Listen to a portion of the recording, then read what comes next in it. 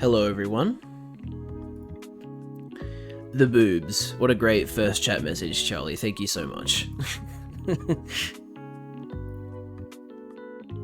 Alright, so week 2 of Concord has started today, which means new cinematic, new weekly challenges, and a new variant to unlock, which I'm very excited for. I already know what they are because they showed them during the beta, but yeah. Still cool. Still very excited.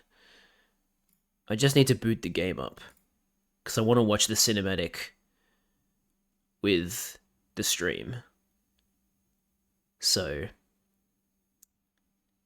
yes, we shall do that right now. And it won't be like last time. Last time I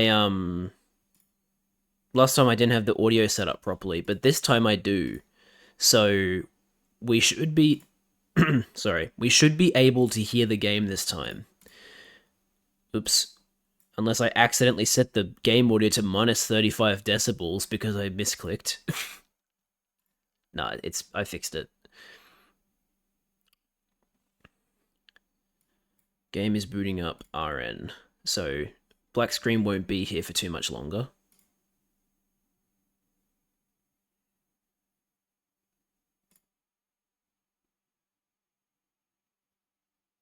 Woo! Hello, Coden. Did you manage to get any sleep, Coden? I sure hope you did, because you stayed up very, very late.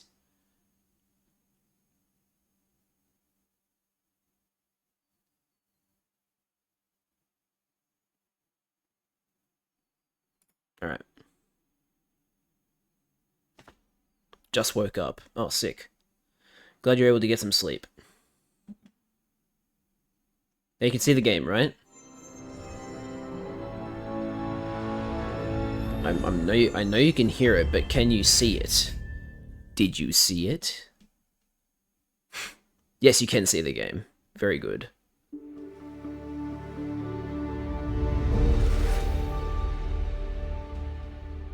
Very good. Can you see what I see? Alright, here we go. Week 2, cinematic vignette. And we got our Galactic Guide entries in. Be good to read those later. Oh, they still didn't get the name. They still don't have a name for this cinematic. Edge of the Smudge, okay. Hello, One-Off. Hello, Vale. Oh, we have received a message from the Free Gunner crew, Dark Cutter. It's an intimidating name.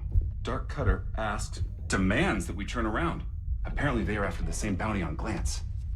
Then it's gonna be a real bad day for them. Perhaps we need a more intimidating name. The Hollow Mirage. Dark Cutter was the crew that warned us about the guild checkpoint, and now they are threatening us. Yeah, that's how it goes. Free Gunner code says we share the stars, but once we're planetside, it's every crew for themselves. Oh my, how dramatic. What if we were the Omen Riders? So, the Dark Cutter crew, they are our enemy? Or our friend? Yeah, both. I find the incongruity thrilling. Hey, you know what else would be thrilling? A successful mission on Glance. Come on, let's do this, people. Hell yeah. You got it, Captain. Dark Cutter, watch your backs. Also, it is a pleasure flying the galaxy with you. Also, you do not stand a chance. And your name does not intimidate us. I'm really hoping the cinematic after this is them actually doing the mission, because that'd be very, very cool to see in the cinematic vignette style. I also hope we get to see more than just, like, the characters that we have seen so far. Like, we get to see... I hope we get to see, characters like Itzy and Baz and Jabali. I mean, we've technically seen Jabali in that style before, just not in the cinematic vignette context yet. I had a 2 to 3 hour nap just a bit ago, making up for some of the sleep I lost this morning. That's good. Glad to hear that. So, yeah, new weeklies. Very nice. Gil, Ropro Salvager. We need someone to secure sites where we can salvage parts for injured sparked robots. We don't need the wrong people sniffing around while we're doing our jobs. I see. Yeah, man. I love that there's sentient robots. That's always fun. Ooh, a new profile icon for this week in the seasonals, and the seasonal jobs are very, very easy. You don't have to remember to ping opponents this time. I doubt they'll do vignettes of them doing missions. Pretty sure they said they'll only be the crew of the North Star just hanging out. Oh, okay. That's a little bit of a bummer, but at the same time, you know, it would be nice, because the reveal vignette was very cool. And there's some new stuff. There's like a new little story bit written here by our like dispatcher. Okay, North Star, time to hydration reminder. All right, sure thing.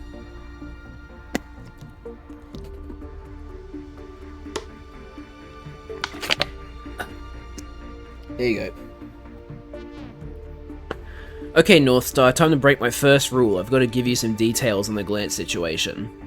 Yeah, because last week you said you're on a need-to-know basis and you don't need to know. The Salt Lord's losing it over the Skimmer's little revolt. So, context, Salt Lord is on Glance. Glance has the salt fuel that is needed to fuel the ships in the galaxy. And the people who work on the salt planes and are being like overworked, they're revolting. They're like doing a revolution, and obviously the Salt Lord's pissed over it. So we're like going down there to quote unquote deal with the revolt. The next vignette will probably be them returning from Glance. That'd be my guess too. In woke Minecraft, they make the Enderman into the Genderman. No, not even gender man, gender person, because man implies male. Anyway, yeah, so just a little bit of like context lore. Salt Lord controls the salt planes on Glance. Salt fuel is needed to do super light travel, so it's a pretty big deal that they're revolting. The Skimmers are refusing to work, sabotaging exports. They even crashed a ship full of salt crystals. For my money, the Salt Lord should be more worried about the guild wedging its way back into the salt fuel game, and maybe he is. Salt's the most valuable resource in the wilds. There's no super light travel without it, which means the whole galaxy stops moving and money stops flowing. That's the kind of thing people kill over, so watch your backs out there. Cool. And the new Haymar variant. Improved reload. Flameshot bow reloads faster. Which is very, very neat. So we've got plenty of stuff to be grinding towards. And as you can see, yeah, I've been playing this game quite a lot off stream. I'm level 30, I have over 1k eliminations. It's just only saying 1.0k because I haven't reached 1100 kills yet. And 895 assists. Also, Shreve Lunam. Lunam is, I think Dom Lunam is Baz's father, who is the leader of a syndicate called the Crescent Moon, and Shreve Lunam is apparently the actual heir rather than Baz, so that's cool. Bit of lore there. I'll read the Galactic Guide entries while I'm waiting for matches. So I'll start with Overrun.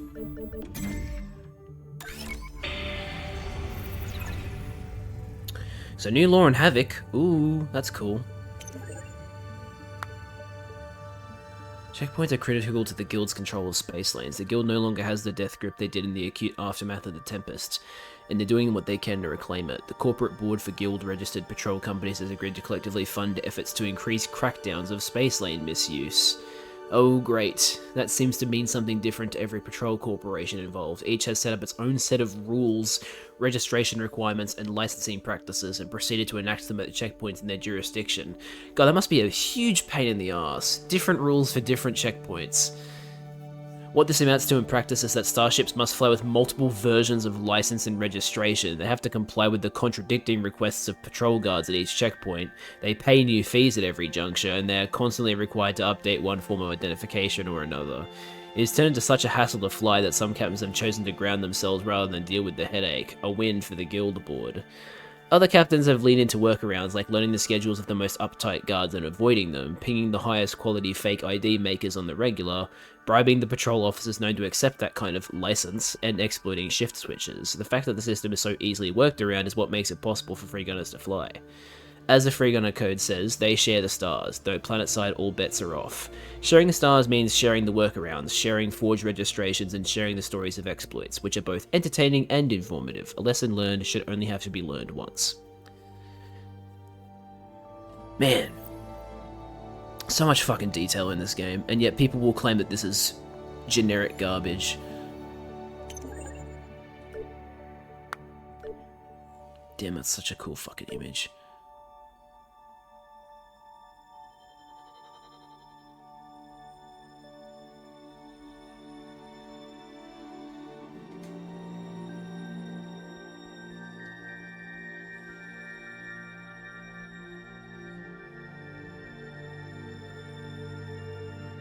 Still do not know how or why salt is formed. Despite intense research, no lab has been able to create or even simulate the formation of salt fuel. Additionally, no commonalities have been found amongst the salt-bearing worlds. The guild continues to spend heavily on R&D, but most funding is focused on finding and exploiting new salt deposits. So they don't even know how it forms. That's cool. Since various elemental compounds can exhibit salt fuel qualities, mining and processing operations vary per location. Interesting. Oh, awesome. We're starting with my favorite map.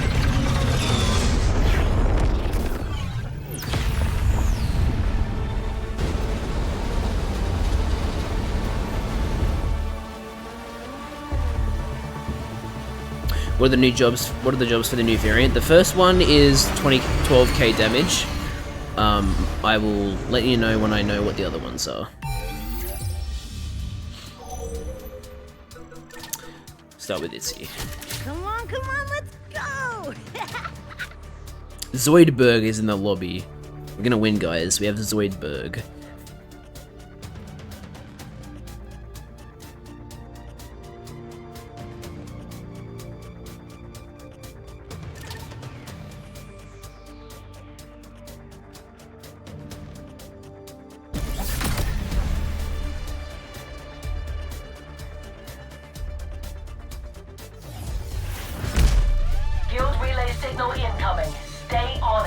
I'll certainly try to, Captain. New gun skin that I haven't used yet. Green instead of blue. Forgot about that.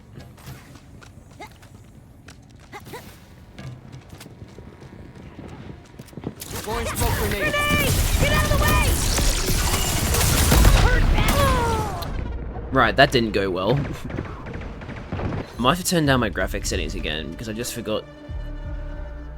I forgot that I turned my graphics down to medium when I last streamed this, because some of my CPU is being put towards streaming the game, so I might have to turn my graphics down a little bit. Rivals have control of the signal zone. Take it back.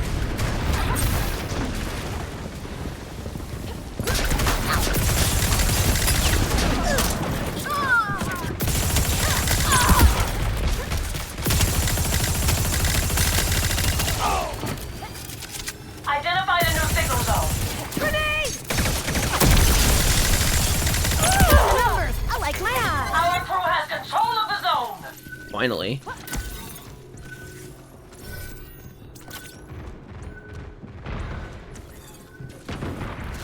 At least the next one's just over here. We've got a new signal zone. Rival crew is right signal zone. Kicking all the butts! Nerd sniper! Sniper's already dealt with. Oh hey, 50 kills with Itzy. Oh, and then I died. Hold steady. I'm surprised I hadn't reached 50 kills with Itzy yet. Very surprising. I got you.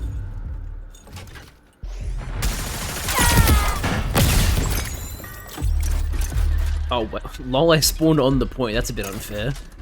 We're leaving them in the dust. Oh, come on. We're only 30 points ahead of them. Grenade! Guard yourself! Oh, that ability also stops you from being able to look at your mini-map. I didn't realize that.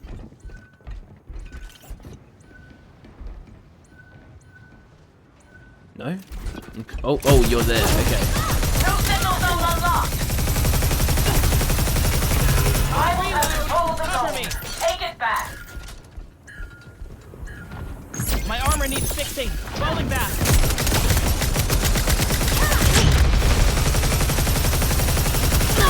Stronger than a mastodon. You don't get to heal at this station, Lark. Reloading. Watch my back. Ooh, there's some frame drops. I want a map that takes up at least 2 monitors worth of space, a macro map. Yeah, because that would go over well, wouldn't it? I know you're joking. It's just...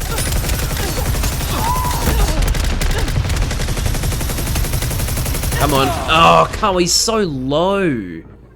Oh, that's very annoying. Let's play Star Child. Final.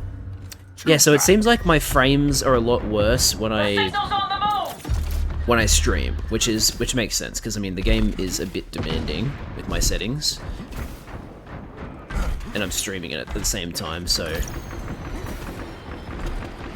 shouldn't be surprised. Rival crew has control of the signal zone. Watch this.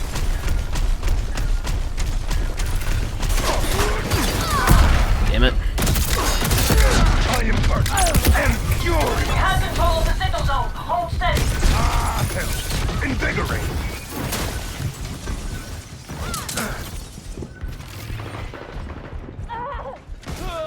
Identified a new signal zone.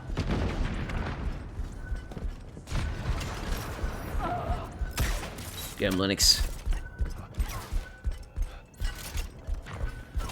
Make way.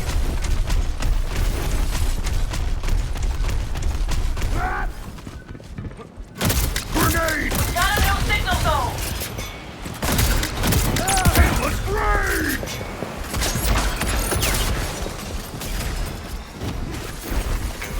Getting a lock on the signal. Hold the zone. Unstoppable.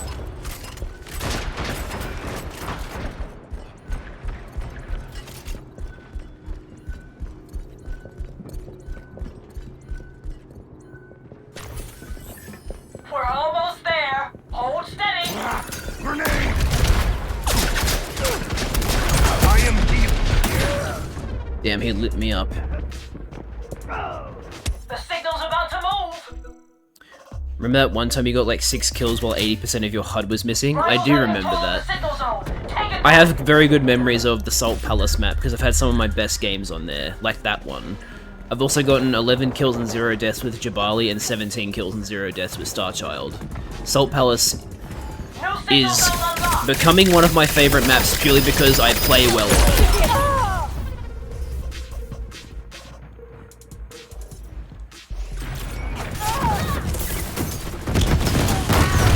Yeah, okay, I'll have to turn down my graphics settings after this match. We have control of the signal zone. Hold steady.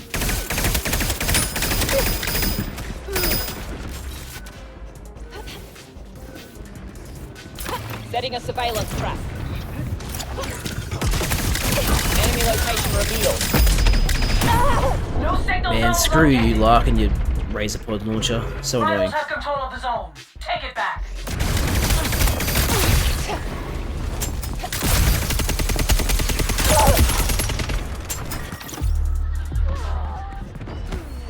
Oh, I'm on the next one. Sick. We have control of the zone. Hold steady. Deploying a surveillance trap.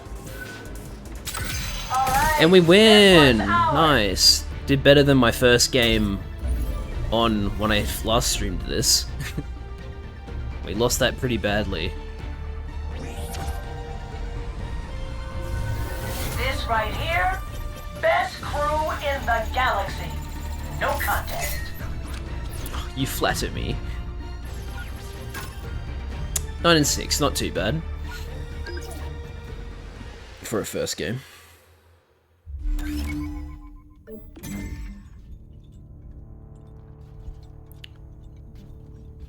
So, fisticuffs hit opponents with melee 10 times.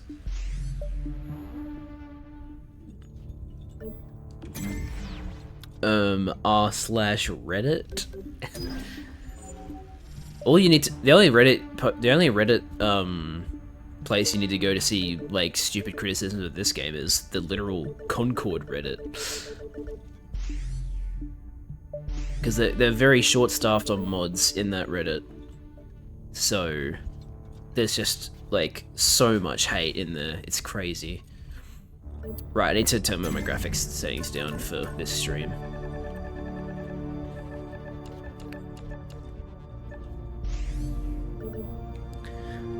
I'll be getting this game once I get paid this weekend.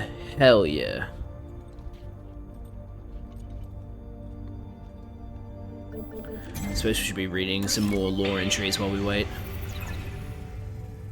So, was it on Havoc that I was reading? I've read that one. Can't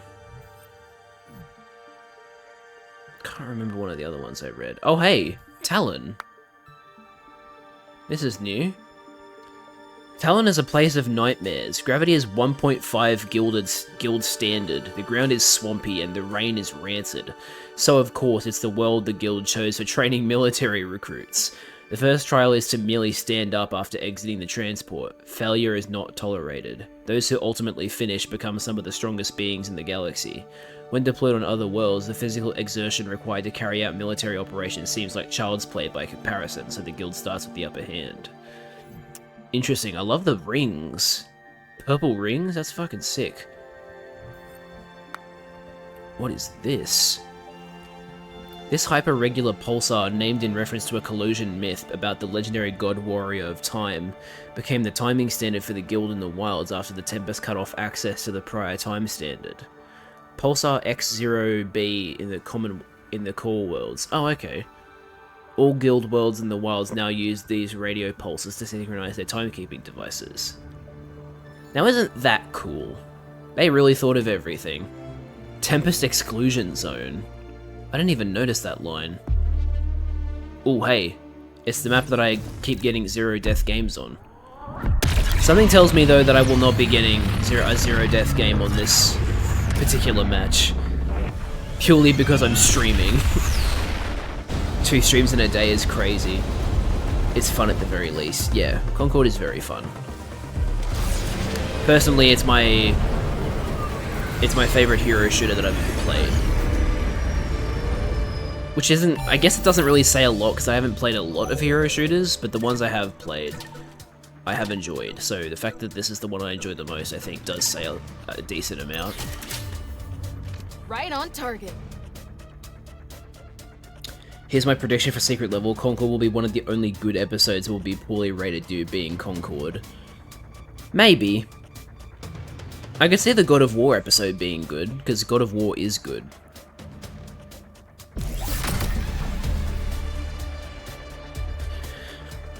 Because I'm assuming they'll bring back Christopher Judge to voice Kratos. I'm hyped for Sifu. Yeah, Sifu should be good too, if it's anything like the game. Let's go. Any problems, you let me know. Most of the other episode properties felt kind of like, what license isn't too expensive? Well, that's what plenty of people are going to be saying about Concord. Like, oh wow, Sony really paid Amazon to get Concord in here. Because Concord is so new. Signal zone identified. Get in there. Deploying a dome. Best medtech on the market.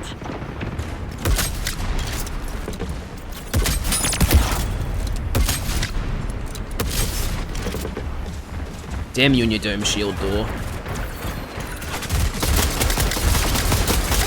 Control of the signal zone. Take it back.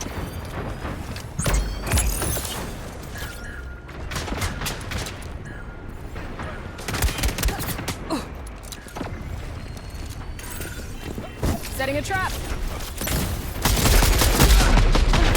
Yep, there's my first death. Signal zone located. I mean, game's in development for like 5 years, so they want to capitalize on it. Control of the signal zone. Surprised Concord is even being featured because of how new it is. Not that I'm complaining. Oh, hey, look, no HUD. Look, Mum, no HUD. We've got a new signal zone. See how I can do with Kips and no HUD. We have control of the zone. Hold steady. I have to guess where the point is again, because I can't see it.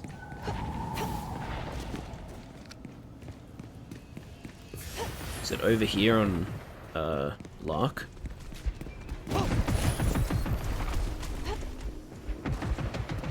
It is. Pay attention next time.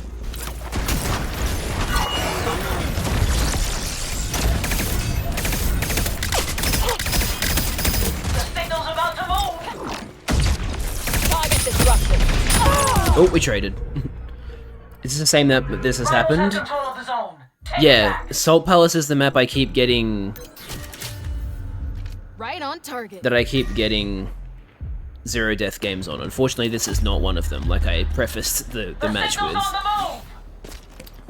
Jad unlocked photo mode. Gamer senses awakened. The weird thing about Concord...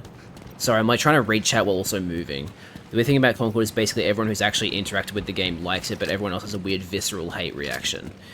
People just hate new things. Also, a lot of PlayStation players only play single-player games, so when they saw that PlayStation's making a multiplayer game, they were like, oh my god, really? Ugh. Which, like, I don't get that. I don't get that reaction. It's like, why would you not be interested in a PlayStation-made multiplayer? That's very different. Like, PlayStation rarely makes multiplayer games, so if anything, it should intrigue you. Nothing can stop me. Placing a trip mine. New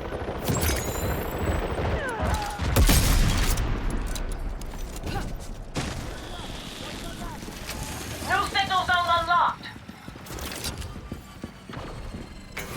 Rivals have control of the zone. Take it Nailed back. it. Putting down a trip mine. Incoming grenade. Setting a trap.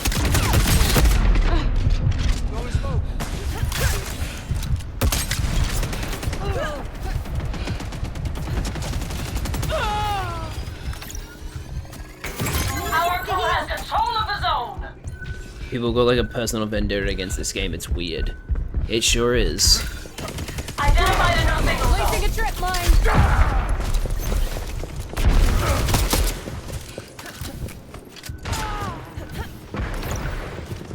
Putting down a trip mine. Ah, look at us go! Don't stop now! We've got a new signal zone.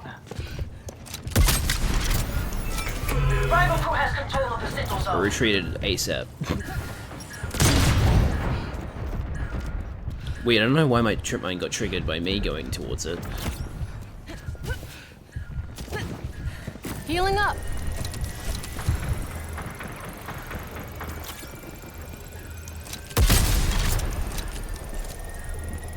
Rival crew's after us. Focus on the zone. Come on.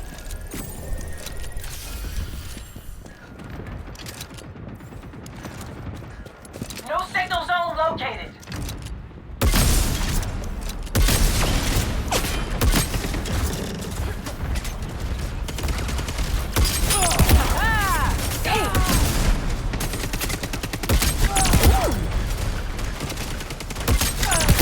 Damn, I'm starting to slay his veil. The signal's on the move. I don't know, I think it's like mostly COD fans or something. I don't get the hate for the designs. The design hate is truly unfathomable. Like, so many reviewers have bent to the will of those people by saying, don't get me wrong, the character designs are ugly, but the game is good. It's like, what are you talking about? The characters aren't even ugly. If Concord came out 10 years ago, no one would play it because they didn't have the PS5. Sometimes they're really fun too, like Star Child and One Off. Yeah, that's exactly it, right? Like, how can you look at a character like I can understand finding Star Child not attractive, but like, an objectively bad character design? How? I haven't seen a character like Starchild in anything. I found the designs pretty meh when the game was reviewed, but they all warmed up to me. I've seen a lot of people say that too. Like, they didn't like the character designs at first, but as they played as them and got to know their actual characters, they were like, okay, actually they fit them. Which I think is what the designers were keeping in mind when they made them. The fact that they would fit. So, yeah. Setting a trap.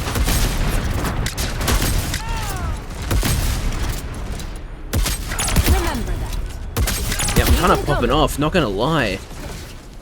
My spores proliferate. Placing a trip mine. That was a bad push though, damn.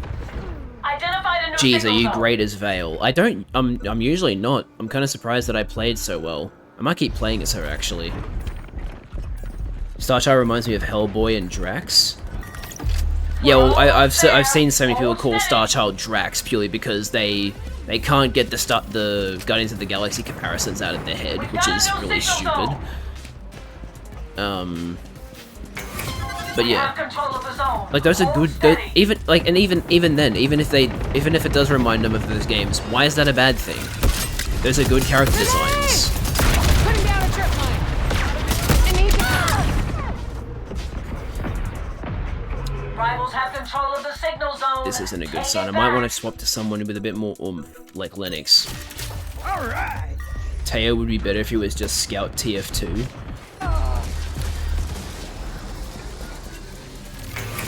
have control of the zone. Hold steady.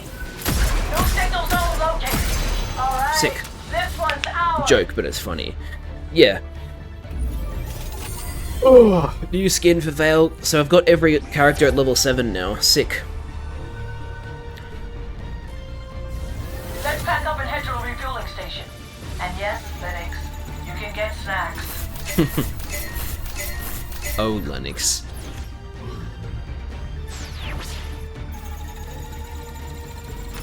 I'm not even gonna read that one out. Oh, a new skin for Amari's coming up next. Cool. I forgot to press requeue. Oops. Still calling him Leanox? Yeah, well, you're weird for that. Alright, so my dailies are already done. Oh, you know what? Maybe I should keep playing as Vale. Long range weekly job. Cool. Also, I need to heal. So, oh, maybe Door would be a better play then, because his gun has pretty decent range and healing. 64 rounds. Interesting. So that's actually faster if you play Rivalry. They're really trying to get people to play Rivalry. Rivalry has the slowest queue time because not as many people are playing it, which is understandable because it's a competitive no respawn mode. But like they've made it so I think you get like 15,000 XP just from playing Rivalry, and then also this weekly job, complete 64 rounds, will go faster if you play Rivalry because those are round-based modes. So interesting. Very interesting. Now, what did I unlock in here? Oh, the stat thing. I can now show how many deaths I have. So my KD isn't too bad actually. I like just hit 1100 kills in that game, and I have 720 deaths. So hey, it's a better KD than I've ever had in COD. So I'll take it. I'll check out this Vale sniper skin, even though I'm not going to use it, because the legendary one's way better. It actually, like, makes the... Is that meant to be a laser at the bottom? A laser that doesn't get used? I never noticed that. Oh, because this version doesn't have one. That's why. Okay. I'm gonna show my deaths and matches lost. Oh, wait, I need to queue.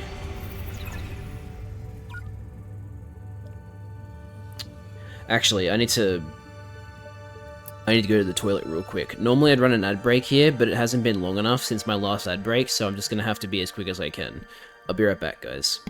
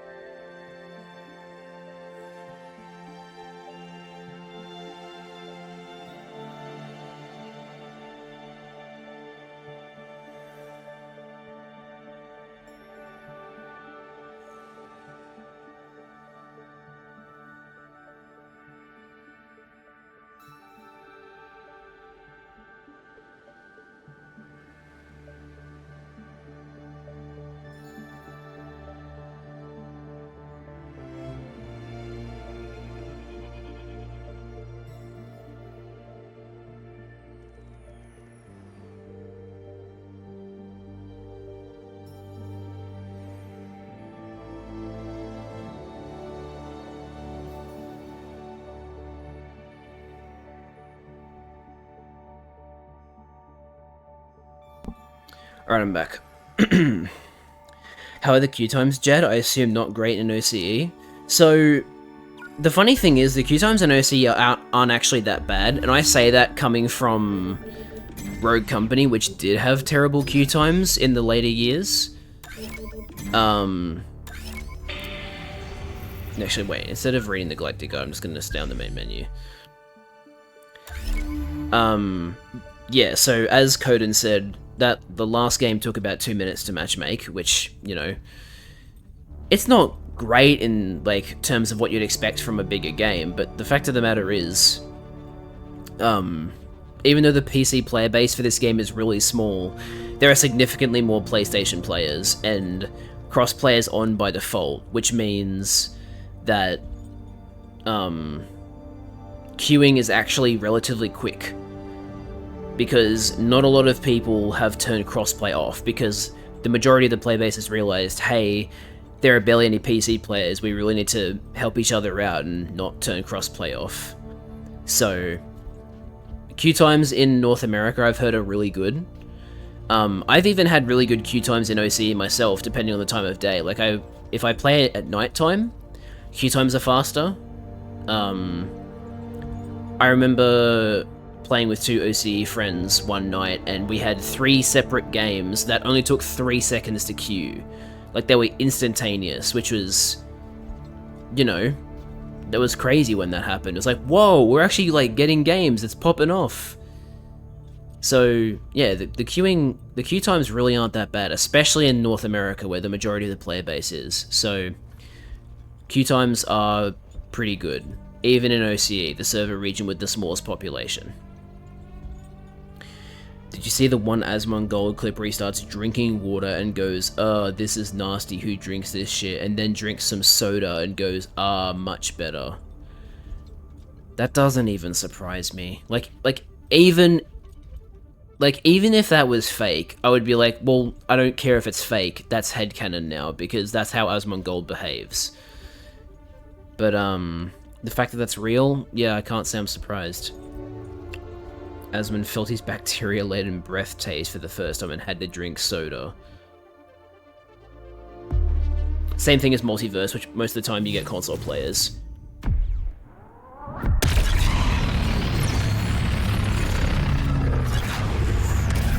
Definition of Concord, lol.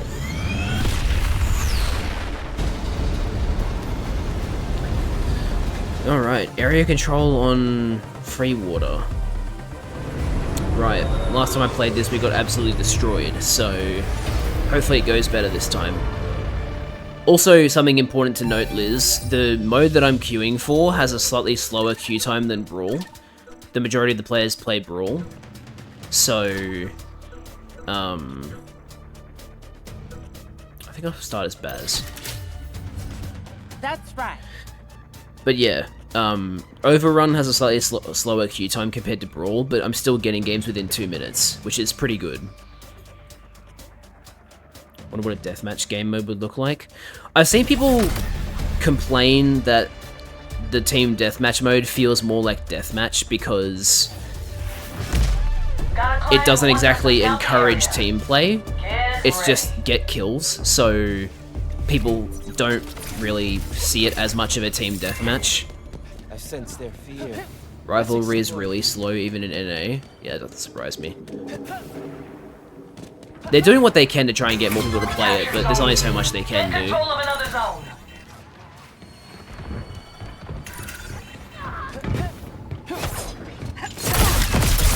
I need a hand. I don't know how I got that kill, but I did. Okay, there we go. Now I've died. Maybe it'll end up on Game Pass. Well, first of all, Game Pass is Xbox. I don't know if PlayStation will put the game on PlayStation Plus Extra or not. It really depends on whether or not the game...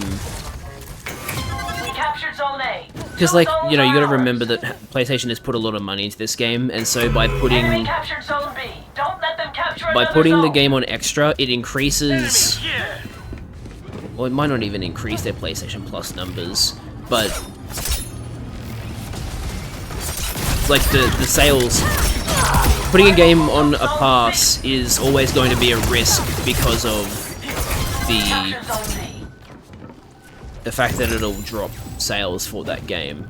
Sure, it'll increase the player count, but it might not necessarily translate to better sales, because you might just get more players and none of them are spending money directly on the game. You're gonna remember me.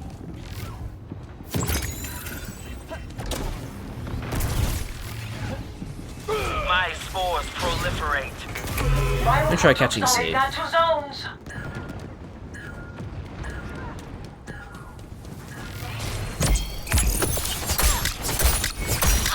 Get it. Of course they're on B. We took Zone C.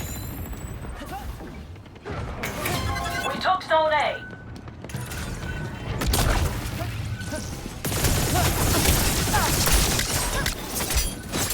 We're leaving them in the dust. Damn. Yeah, fair. It didn't seem like they wanted to make a ton of paid skins. Prudent. Well, we don't know what the extent of the paid skins are yet because we won't be seeing them until Season 1.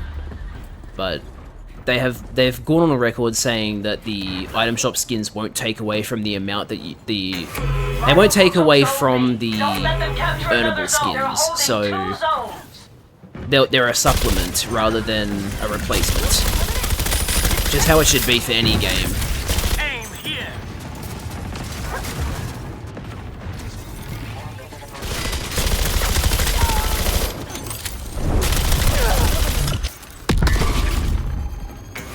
Enemy captured Zone C. Get control of another zone. Just where I want them. Yeah, let me get rid of this wall, it's not helpful. We captured Zone C.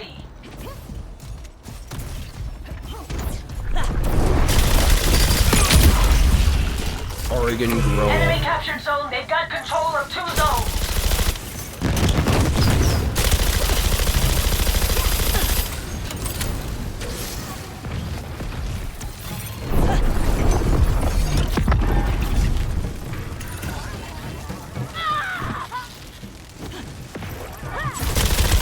The enemy lurks here.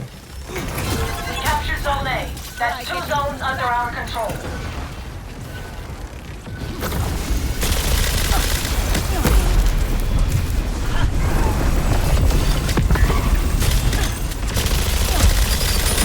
Oh, trade. Again, I like the game because the gameplay is really good. The gameplay is incredible, and really there's no denying that the gameplay is good, because every single review I've read, regardless of what their opinion of the game is, they always mention that the gameplay is actually good. So, at this point, it's objectively true that the gameplay is good, because I haven't seen a single review that said otherwise. And the only people who have said that are people who clearly have an agenda against the game. So, it is a shame that a game with actually good gameplay is being bashed the way it is. Hell yeah. They put a lot of live service games on PS Plus Essential, and it didn't really help in player numbers, and especially in sales. Also, IGN gave the game a 7 out of 10. That is an IGN classic. Oh, we don't want to piss people off by giving it a negative review or a bad review, so we're going to give it a 7 out of 10. That is one of IGN's absolute favorite things to do. And I mean, it checks out that they'd give the game a 7 out of 10, because out of all of the different journalism sites that I saw give previews of Concord, the only one that was like mediocre or was framed as being mediocre was IGN. So the rating doesn't surprise me at all. But that's the thing, people have this really twisted sense of what counts as success. Like, 7 out of 10, you gotta remember, there are 6, like, in terms of whole numbers, there are 6 scores lower than that. 7 if you include 0 out of 10. So, 7 out of 10 is by no means a bad rating. But, for some reason, gamers just seem to have this idea that, like, if anything is 8 or lower, it means it's bad. Which is ridiculous. A game either has to be a 9 out of 10 or a 10 out of 10 to be good. It's just insane to me that you can think like that. Like, when I see a game that I like that not many people like, so, you know, a similar case to Concord, but not like a live service game, like a visual novel or something, and I see, oh, it's getting like 7 out of 10 or 8 out of 10 or like maybe even 8.5 out of 10, and I'm like, hey, that's awesome. You know, like, for a game that isn't very high profile, for it to be getting ratings like that is actually an indication of decent quality. Because the reviewers in those cases are usually actually reviewing the game fairly and don't have any pressure of like, oh, people are going to be pissed if we give this thing a certain score. So, yeah. It's obviously a different case with Concord, because I've seen some reviews that, like, 90% of it seems genuine, and then they mention, like, one thing, like, say, ugly character designs, and it's just like, okay, you're obviously just whacking this in here so that people don't get too mad at you, because there was this, I can't remember who it was, there was a review I was reading about Concord that talked about ugly character designs. The following sentence was like, Lennox just looks like a discount Yondu, Lark is a disgusting mushroom being, and there was one other character they mentioned, but like, the only comment there that was actually like negative was Lark being a disgusting mushroom being. The other two comments were just kind of like, the character designs are meh, not the character designs are ugly. It's like, I don't get it. Like, if you're gonna say that you have such a strong feeling about something, how about you actually back it up instead of just saying like, oh, that'll do. Maybe I'm being too harsh. I don't know how it be being a journalist, but yeah, that's just my thoughts on it. Judgmental much? Yeah, I mean, like, I don't think Lark, like, sure, Lark is not, you know, no one's gonna look at Lark and go, oh man, so beautiful. Or, I mean, not in like the conventional way, I mean. Like, no one's gonna look at Lark and be like, oh yeah, hell yeah, hottest character in the game. But Lark is a really interesting character design. Like, the fact that, and also the fact that Lark is actually like a combination of like spores that are like coalesced into a bipedal being. Like, that's really fucking cool to me. And it makes the putting pronouns in the game actually like much more fitting. because Lark is the only character whose pronouns are undecided, and it makes sense that Lark's pronouns are undecided, because Lark is actually a collection of different spores, and spores don't, they don't have the concept of gender or anything like that, so it makes sense that Lark doesn't know how... It makes sense that Lark doesn't tell people how to refer to them, because they don't even know. They probably don't even care about the concept of gender, to be honest. So, you know... Look, at the end of the day, the people who are getting mad about pronouns are just, you know, not worth engaging with, because if that's really going to impact your enjoyment of a game, that's pretty fucking sad. Okay, the queue time for Overrun is starting to get a little bit bad now. However, I've always been able to find a game when I matchmake, and the matchmaking time has never gone past 6 minutes. So if we do go past 6 minutes, then I will have to probably cancel the matchmaking and start again, or try Brawl instead. So, oh well. It is what it is. You do what you gotta do to get some games, you know? Probably should have been reading the Galactic Guide during this. There we go. See, I told you it wouldn't go past 6 minutes. Star Chamber.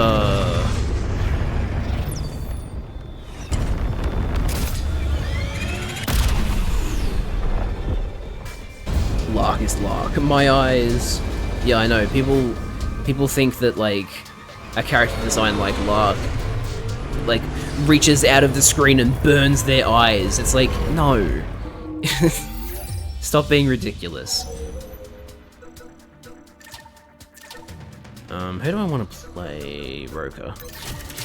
Roka's good on Star Chamber.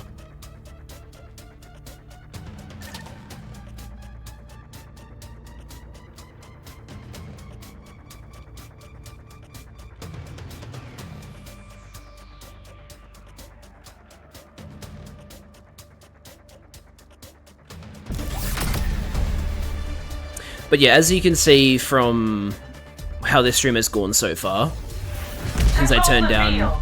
Oh no, it's the door, mask, and arm visual glitch. That's a bad one. If you guys haven't seen that before, you've now seen it. It's pretty bad. But, yeah, now that I've turned the graphics settings down to medium, there's like very little performance stutter actually. Because they've done a very good job optimizing the game since launch. There's obviously still some work to do, but they've done very good improvements already, which is awesome. Enemy captured. They got 2 zones. You got outplayed.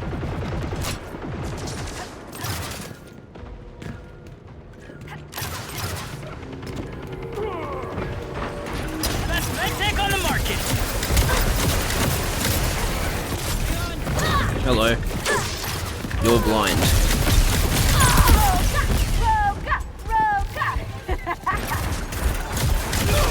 We took zone B.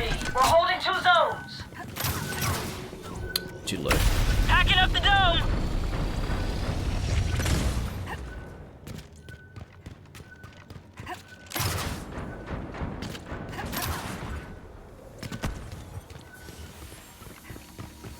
Gotta heal. Hang on. Jimmy, you should run. We took zone C. Oh no, I've got the... My network is too bad for me to sprint at the moment. That's not good.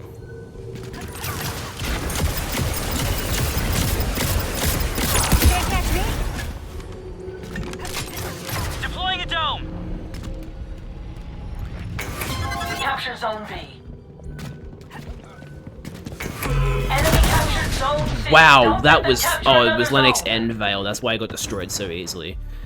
Makes sense. We're pulling ahead. Is TikTok even a thing in Australia? It is, I just don't use it.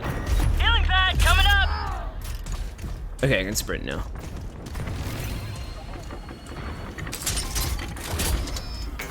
Enemy captured zone A. I wonder if any more people have gotten 50 kills with one off. Captured Zone C.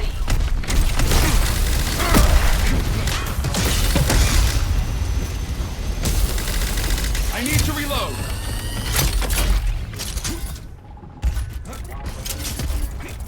I'm very happy for Armin Taylor, the actor for One Off, because he's like One Off in like when it comes to people that don't like Concord, One Off seems to be the one character that people don't universally hate. Like they actually can somewhat appreciate him. So I'm happy for Armin Taylor because it means that he's probably the actor that's getting the least of the brunt of the hate. Regaining help. The fact that there is hate to begin with is pretty shit.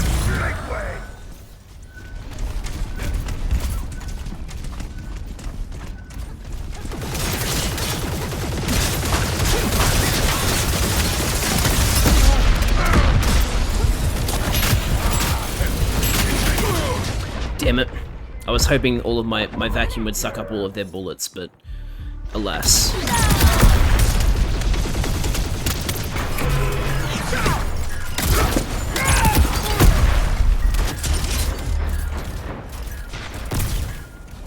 Is that Roka? No, it was Hammer.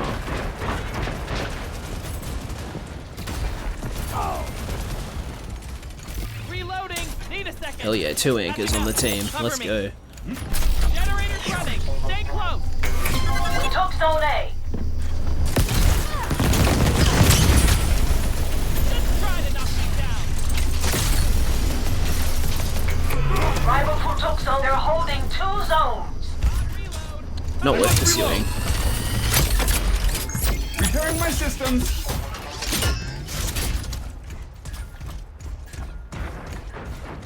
Man, One Off feels so fast when you get that mobility bonus. Doesn't even feel slow. We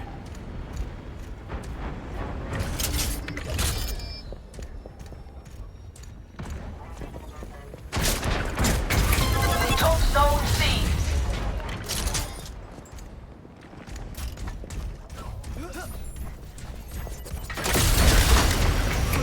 Rival crew took Zone A. I need to reload.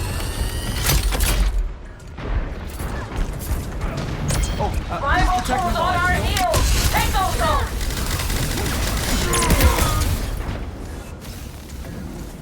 Placing an air barrier. Badly damaged. Reloading.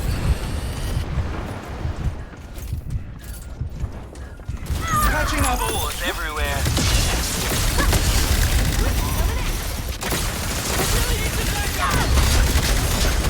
I must reload. Fellow One Off. Deploying healing pad. Shields up. Nothing's getting through this. Reload in progress.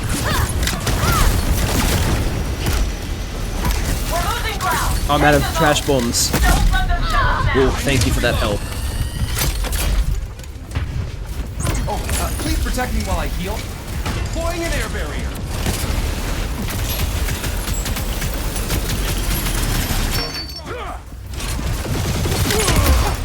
This is amusing. Reloading.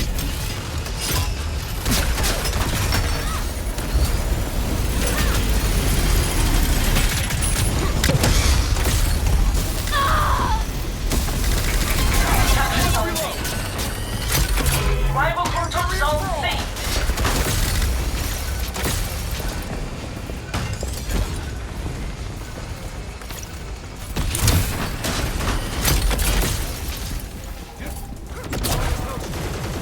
Placing an air barrier. I'm really cleaning up. Enemy captured Zone A. They've got 2 zones. Damn. Rival crew beat us to it. Hey Jed, how the game's going? Well, we lost that game, but I was pretty happy with how I played. I had a good one-off game. Now that I've like learned how to properly play a one-off, he is extremely fun. We're not gonna wallow. We're free gunners. We take it on the chin and keep going.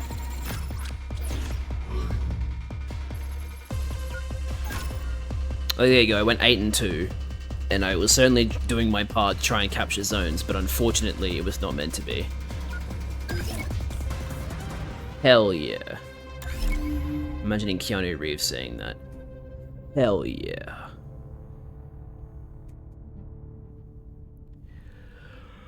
Oh, man.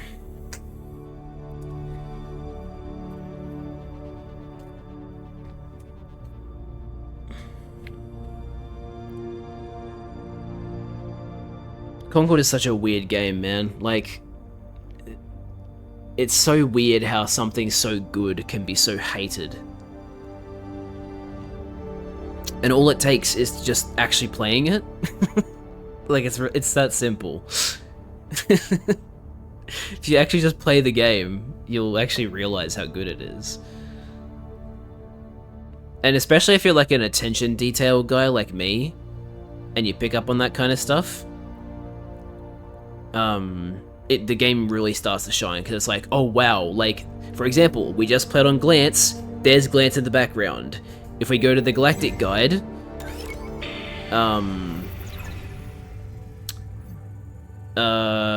where is Glance? I don't know where Glance is. Oh, sorry, Gloom, not Glance. And look, there's our little ship. That's us. We're on the Galactic Guide. How cool is that? Know why the community hates it, Jad? I don't know why. I don't know why people hate it. I really don't get it. You see that Sylvie discovered the hidden ping in the Galactic Guide like 20 minutes after the update? Wait, there's a hidden ping in the Galactic Guide? And this is the God's honest truth that someone said in a comment on one of my live streams. Oh, so someone has like, has written it. West of Overkill. Okay, so like over here. Oh shit! That's the crew we're fighting! The Dark Cutter crew have been free gunning long enough that they have earned a reputation among clients and among other free gunner crews. Every new crew gets a Galactic Guide, a pirate net frequency lock, and a not at all warm welcome from the Dark Cutter. No one appointed them, no one supports their unofficial hospitality post, and they don't seem to care a bit. They let the new crews know who they're flying and fighting against. It's up to the new crews to determine how much of it is bravado. That's very, very cool. And it does kind of make sense that it would be near Overkill, because Overkill is where the first cinematic happened. But yeah, there you go. Very, very cool. Huge shoutouts to Sylvie for finding that. Game has a lot of polish. I know why. Sylvie might have been the first person in the world to find that, yeah. Which is so fucking cool. I'm assuming Griffin's writing a wall of text right now. I'm assuming that's why we haven't heard him mention the reason yet. Oh wait, there are no characters in the game that people can make adult content about. Yeah, yep, that's 100% it. Like, there are so many people who literally, like, one of their reasons for why the game is bad is the fact that there's no NSFW content on the internet. Which is like, how is that a bad thing? Like, that is a testament to the character designers for making characters whose sole purpose is not sex appeal. They made character designs because they look cool and they serve the galaxy, like they actually fit. Like, heaven forbid.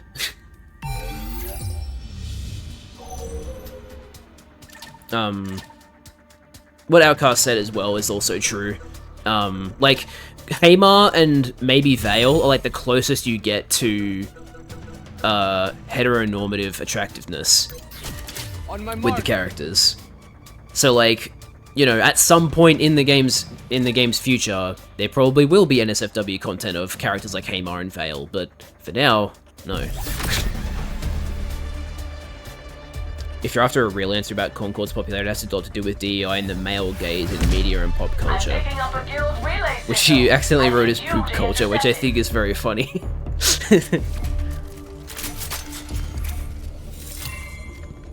I don't look at game characters in that way anyway, so it's a completely foreign concept for me. Yeah, I don't understand feeling like your characters have to be conventionally attractive. What's the point?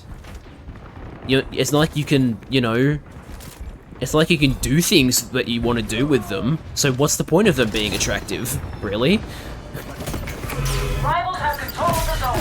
Take it back.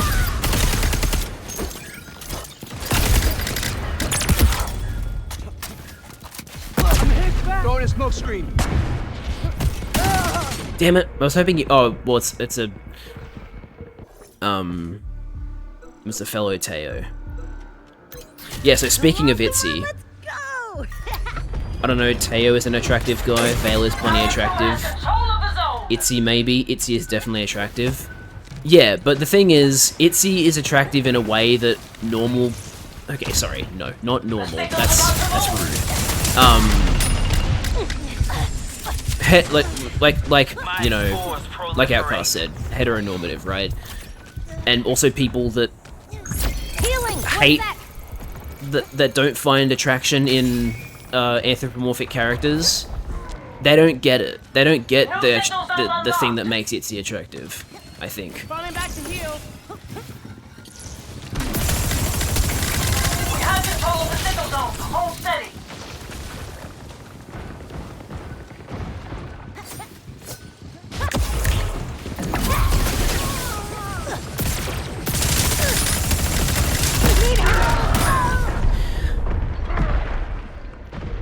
There are a lot of very attractive characters in my opinion. None of them are designed to be appealing to your typical gamer dude.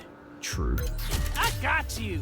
Like, that's why everybody thinks Amari is so ugly. But the truth is, Amari's attractiveness comes from her personality. Amari is like a really good cook. She's a very supportive person. And, like, these people can't comprehend the idea that people might find characters attractive because of their personalities, like real people. They just think, oh, you have to be physically attractive, and only in the way that I want you to be physically attractive. So it's just a cesspool of, like,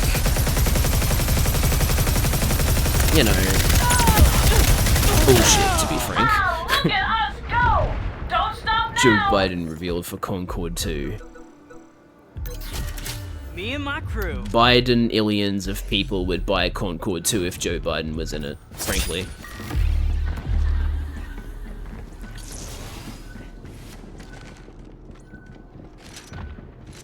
Identify the new signal zone. I'm gonna see how well this goes. We're targeting the medic. Deploying healing pack.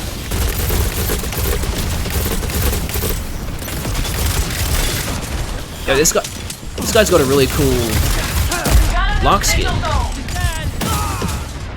It's not the legendary skin, but it's similar. It looks really cool.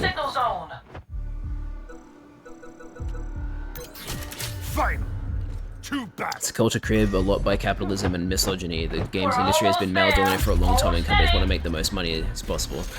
Yep, ain't that the truth? Look at Call of Duty. And look at it, hell, you don't even have to go that far. You can just look at Fortnite. It's statistic fact that the skins that sell the most in Fortnite are the female skins, because the market is just so much like the majority of gamers are men. Doesn't matter if the male character design looks objectively better. No prisoners. The one that's going to sell more is going to be the female version. Getting a lock on the signal. Hold the zone. Make way.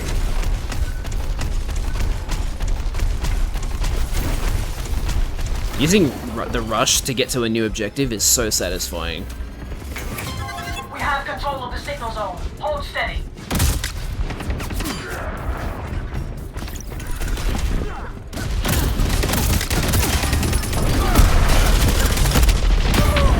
Damn, they really swarmed this point. It's only in recent years they've realized how many gamers aren't white cis-het men and there's money to be made there. Men will say that alt designs are pandering to people, but the truth is games have been pandering to dudes for decades and they see it as the norm. Anyway, sorry for the novel, but I really love talking about this. But well, that's the thing, you're exactly right. So Hold steady. I'm not gonna like have a go at you for spitting facts. Horny sons of bitches. Son, you said sins, son, but I guess sins works. Yeah, it's crazy. And that's the thing, right? Like, It's like looking too long at the tempest.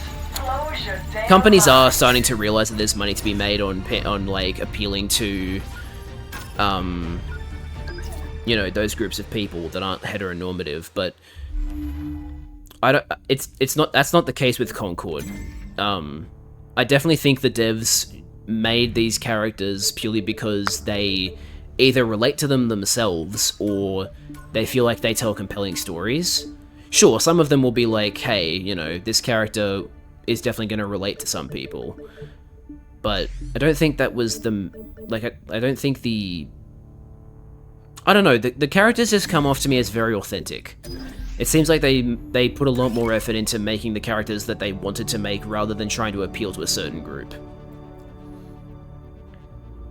It's such a wild thing for me. I don't look at fictional characters in terms of attractiveness. I look at them as how do they play, what do they offer in game. It makes sense why you have games with characters that are absurdly busted and the devs refuse to balance them. Yeah. Sony definitely let these devs cook, because they'd been working on Concord for I think 2 years by themselves, and then Sony saw what they were making and went, hey, we want to buy your studio and give you a bigger budget. And obviously they accepted, because like, why wouldn't you accept one of the biggest publishers in the industry offering to give you a bigger budget? Like, absolutely. Like, I think a lot of the dev time can be attributed to stuff like cinematic vignettes, which would have taken a long time to make and a lot of budget, but you know what? It's worth it, in my opinion. I love that they've actually committed to telling a story with their characters. Some certain games can't be bothered. They certainly can't be bothered to keep up the consistency and actually make it make sense. Looking at you, Overwatch. I've barely even played Overwatch, but I've seen plenty of posts talking about timeline inconsistencies to know that they probably don't care that much about Overwatch 2's lore. It's a fellow perspective, character design is really important to gameplay too. Yeah, I mean, the character designs, you know, if we're talking from purely an aesthetic perspective, I think the character designs fit their playstyles extremely well. Like, I can tell from Teo that he is a more stereotypical soldier character. I can tell from Kips that, okay, she works with mechanics because she's a robot. So, and she does. She has like a disruption grenade and a camera.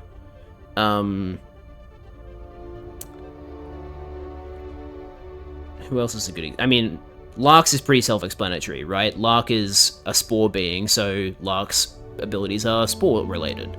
And, like, mushrooms and stuff. So, I think the character designs really help to serve how what they do in gameplay. Like, I think it's good.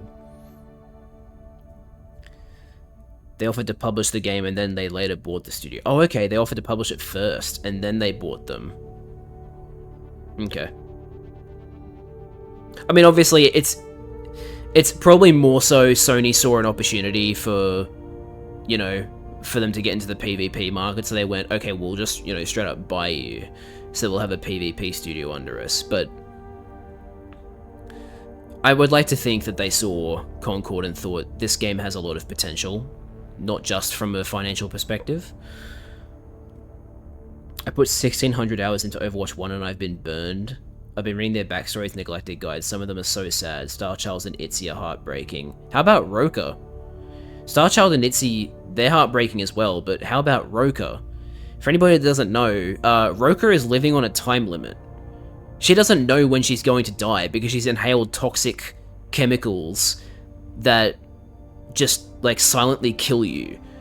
The reason Roka is, like, part of the Hooded Bandits and the reason she's, like, doing so much at such a young age, I would assume a young age, she seems relatively young, is because she actually doesn't have a lot of time left. She's trying to do as much as she can before she dies, which is heartbreaking. And I think increasing banter between the other characters in match would help bring that design more into focus. I agree. I do think there needs to be a bit more banter between the characters. It's no shade at anyone that is into all that stuff, but for me personally, I just don't understand it. I would play as a walking turd in a game if I connected with their kid in playstyle. Yeah, I mean, walking turd, one of his abilities is he drops a slow pool, which is good for objective modes, right? Like, as long as it makes sense and it's like actually fun to play with, who cares? I haven't read Roka's yet, but Sylvie's been telling me about it. Yeah, it's fucked up. She's from the same planet as Door. Here, let me bring it up.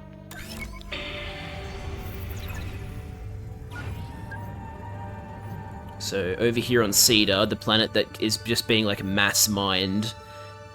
Oh, well, won't be able to read it now. But yeah, she has been exposed to lethal doses of toxic chemicals from the mining operations, so yeah. That's why you may have seen some people say, I just read about Roka's backstory and don't you dare take her away from us, Firewalk. That's what they mean.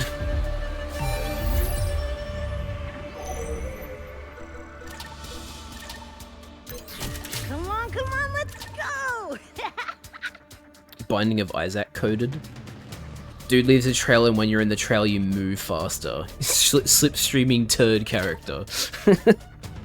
One of Starchild's accessories is a blood tree sampling from his home world. I could cry. Yeah, I know, right? Because he's been exiled from his planet for, you know, messing up a little bit. It was a pretty bad mess up, but you know.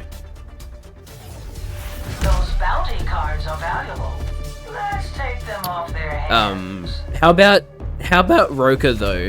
To really emphasize that, sorry, not Roka, Lark. To really emphasize that Lark is an extremely curious being.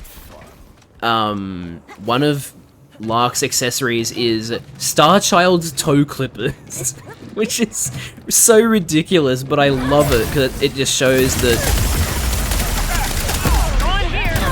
It shows that like Lark maybe doesn't understand boundaries and is just curious, too curious, and so Lark like steals other people's things, and that's why Starchild's toe clippers are one of their accessories. How do you unlock more story? I only have part 1 of Starchild's story.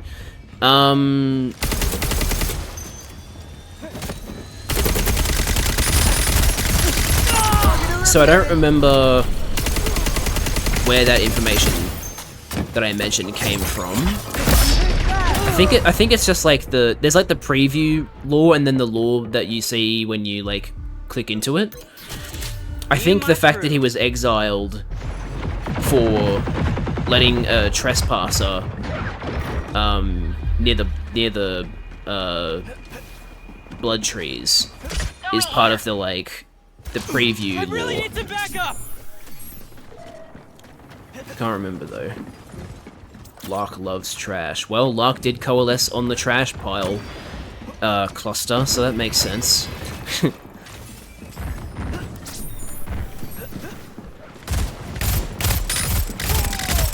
I love Door's burst rifle so much. Door is, like, I don't usually... Like, there's plenty of characters that I enjoy playing in this game. Like, I have 7 that I always kind of fall back on. But if I had to pick a favorite character to play as, it's probably Door. Because I love burst rifles, I love playing support.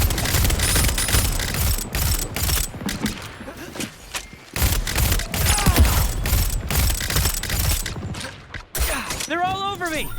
Dodging into heal is a very nice passive to have, even if it's only 20 and it's fixed.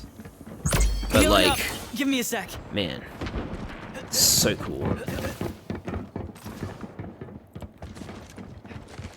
Ah, got it! Rival crew!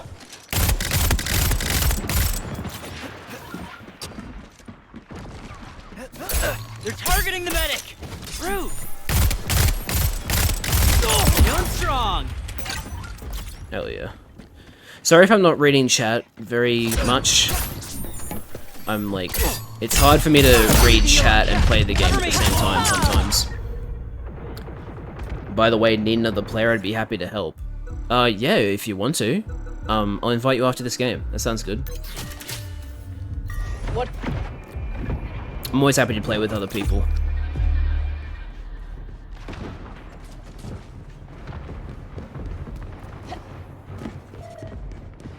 Thanks for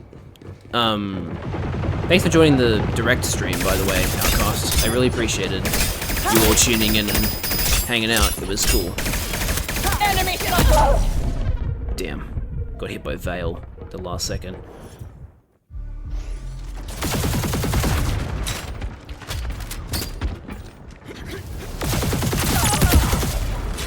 Nice skill.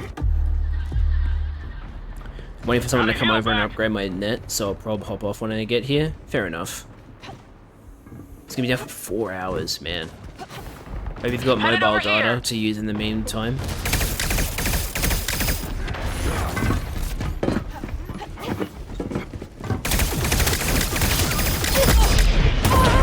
Damn.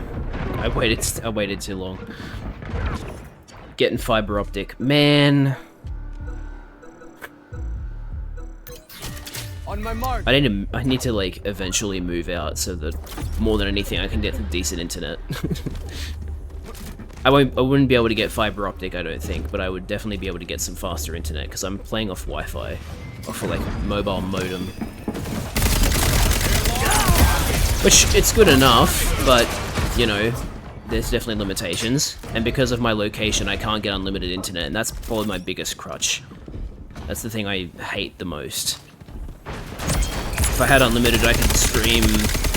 I could put my stream quality at maximum. I could stream as many days as I want. I could upload my VODs just as soon as I finish making them. As soon as they're finished recording, I mean. Like, there's just so many things that personally annoy me that would be resolved by having unlimited, but I can't. Well, technically I can get unlimited, but it would slow my internet speeds down, and that's not ideal. Right on. I'm sorry, that's all good. BRB. No worries, man. Dome's up! Nothing's getting through this!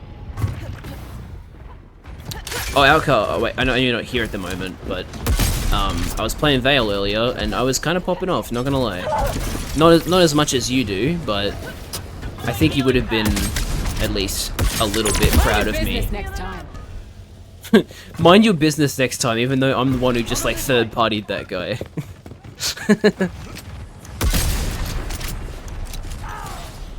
Nice. Damn, alright. I see how it is.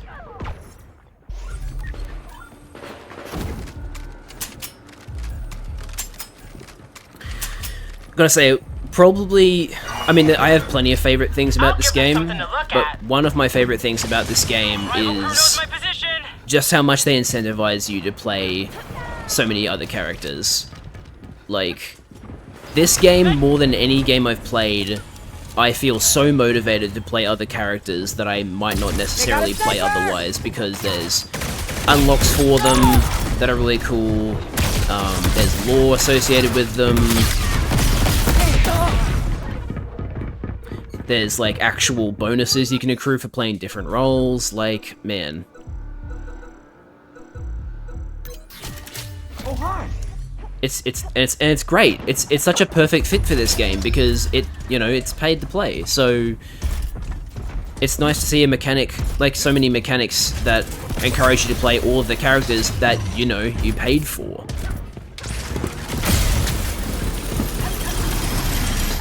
I must reload.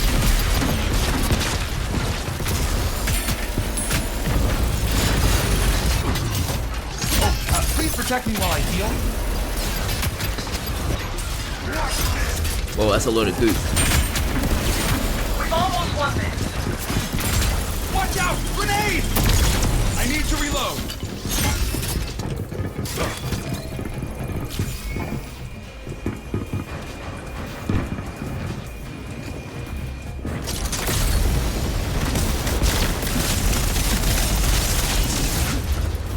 Reloading!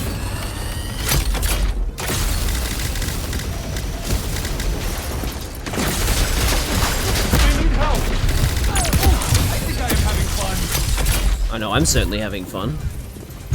Repairing my systems.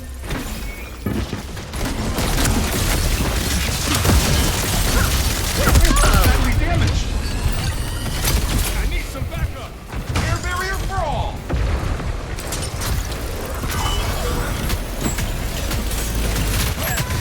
I must reload.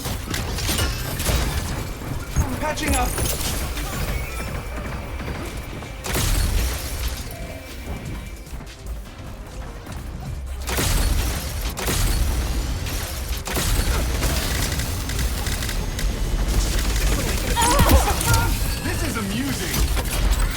Let's go.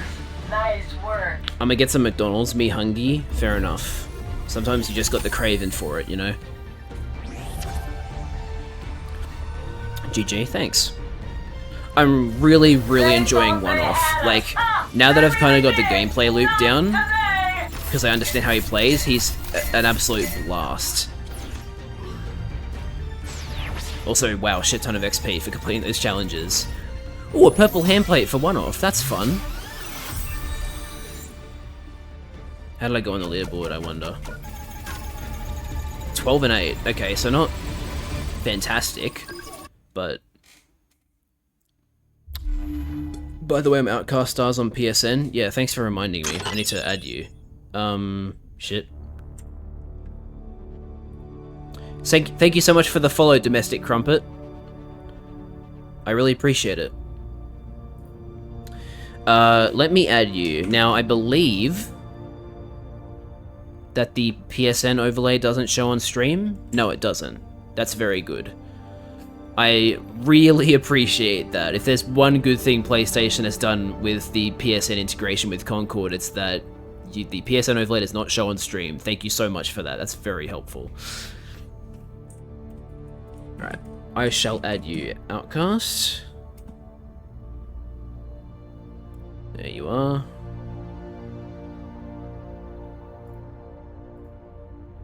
Accept.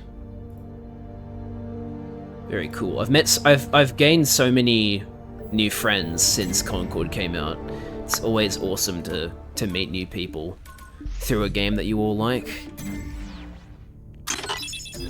Oh, hang on a minute. Something else happened. Game PST Cow G.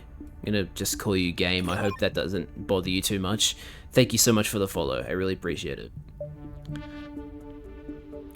Oh yeah, Crumpet! Hang on, I've seen Crumpet on your streams before. Now I recognize Crumpet. Cool. So there's a new skin for Amari. I'm obviously going to keep using Free Gunner because I think it looks so much better than our other skins that I have at the moment. The Legendary skin is pretty cool though, not gonna lie. It might hide her face, but it's very cool. Yep, that's me. Very cool. Alright, so, Outcast is in the game now. Let's see if we can get some overrun games. Last time we queued it, we had to wait, I think it was 5 minutes, 20 seconds, so... Hopefully it's not that long, but we might have to wait that long. I really want Kips and Itzy's legendary outfits. Itzy's legendary outfit is so fucking good. I want it so badly. When I was looking at the skin previews that they showed in the roadmap blog, I saw this skin and I was like, oh my god, this is such a good skin. Like the hair, the little like beanie hat, the clothes. Oh, it's so fucking good. Itzy already has a great character design, but that was like, oh, chef's kiss. So good. My queue times are usually like a minute. Well, I think the queue times are faster when you have other people in your party because the game doesn't have to account for adding people to your party. So, that helps. But hey, check out this new art of Starchild. As a kid, I think. That's very cool. Most worlds in the Concord galaxy that support sentient life first went through an age of monsters, during which massive beasts roamed the land and plagued the depths of the seas. Almost universally, these worlds then trended toward evolving smaller creatures that over time developed sentience. Almost like Earth. From there, things diverge significantly, with sentient species on some worlds progressing rapidly toward use of tools, development of language, and harnessing of fire, which then led to industrial and technological advancements, while others lagged behind, lingering in the primal hunting phase.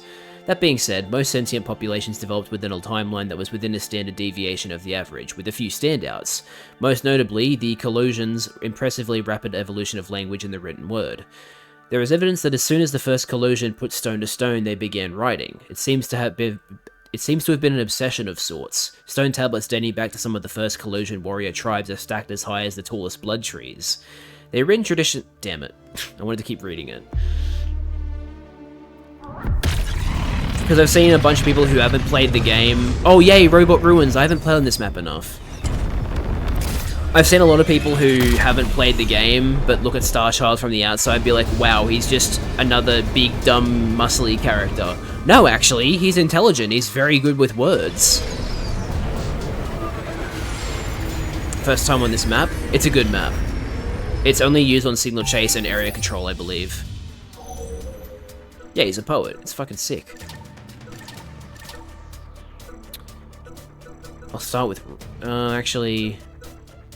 I'll start with Lark. Fight is won. Because area control, signal chase, they're pretty good modes for, Lark.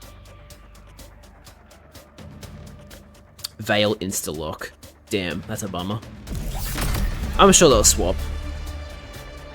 You need some milk. Surely they'll swap. I'm picking up a guild relay signal. I need you to intercept it.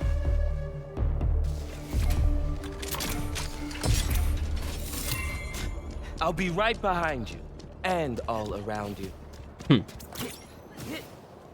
I get it. It's because Lark spores are everywhere.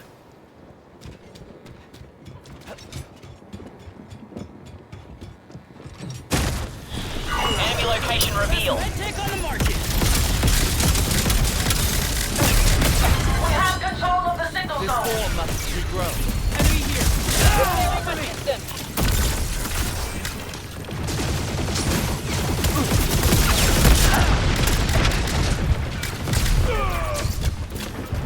Restoring my body. Enemy position revealed. Damn. Thought it would go a lot better than it was.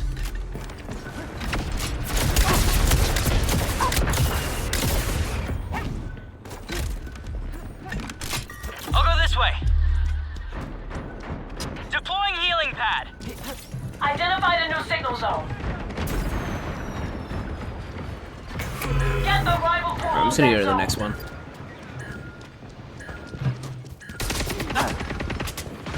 Healing. Be patient. My body is damaged. We've got a new signal zone. Oh well. I'm gonna keep playing as Lark because Lark is just insanely good for modes like this.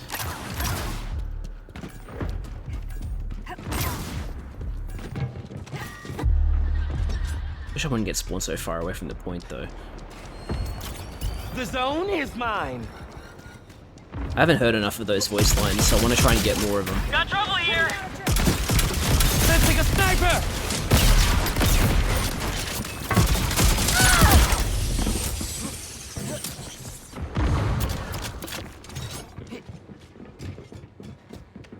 New signal zone located.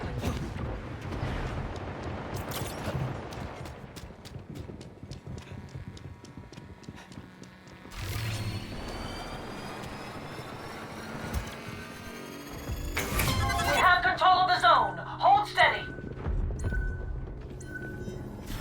The signal zone. Ooh, I got a Right few here. points because no one, for some reason, bothered to try and catch that point. One of our teammates left. That's kind of a shit. Deploying a dome. Healing pad right here. Come on, projectiles. Yeah, thank you. That counted as a long-range elim for some reason. Getting a lot of lag. Yeah, that's probably because of me. I don't really know why I get so much lag, to be honest. Like, there's nothing wrong with my net. It's not ridiculously good, but like, it's not that bad.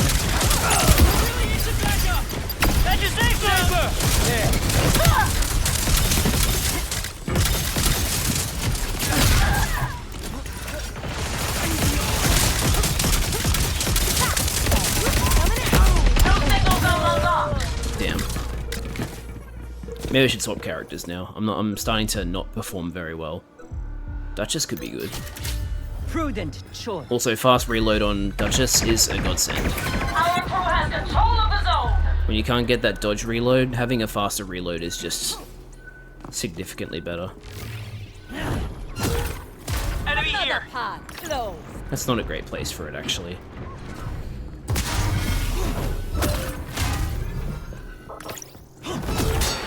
Come to me, silly fools! Identified a new signal zone.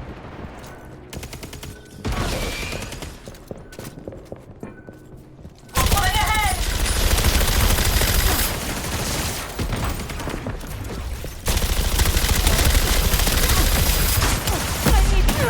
That itsy orb knocked me off balance so badly that I couldn't hit my shots. That was shocking. Why not? We have control of the signal zone. Hold steady. This Itzy is a jerk, yeah.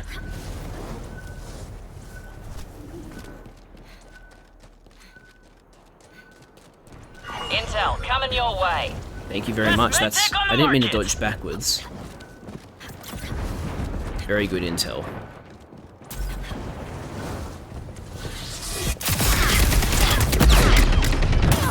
Dude, come on. Far out. I know I was up in the air, but New signal zone located. damn. Screw it. I'm whipping out the big guns. Control of the signal zone. Take it back. It's totally like when I give them a taste of their own medicine.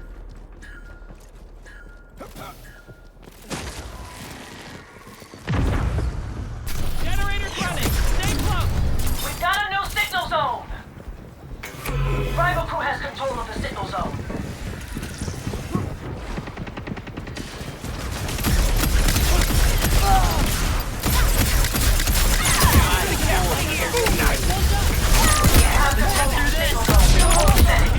Restoring my body. Need a second to fix myself up.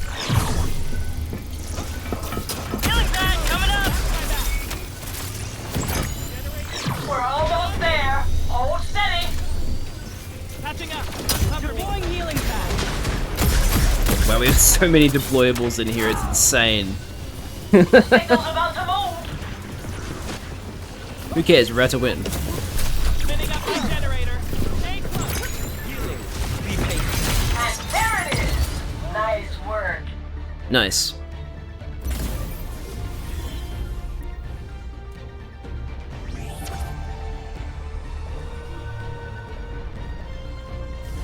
That was glorious. They were so kill focused. Well, Yeah, I'll no kidding. Star Child. But yeah, I liked it. Alright, I have to do 4,000 ability damage now for the variant job. So who would be best for that? Baz maybe? Or who's got really good ability damage output? That's fairly consistent. She got 15 kills and lost. I didn't actually look at the leaderboard. Or at least, no, I did look at the leaderboard, but I didn't pay much attention to it.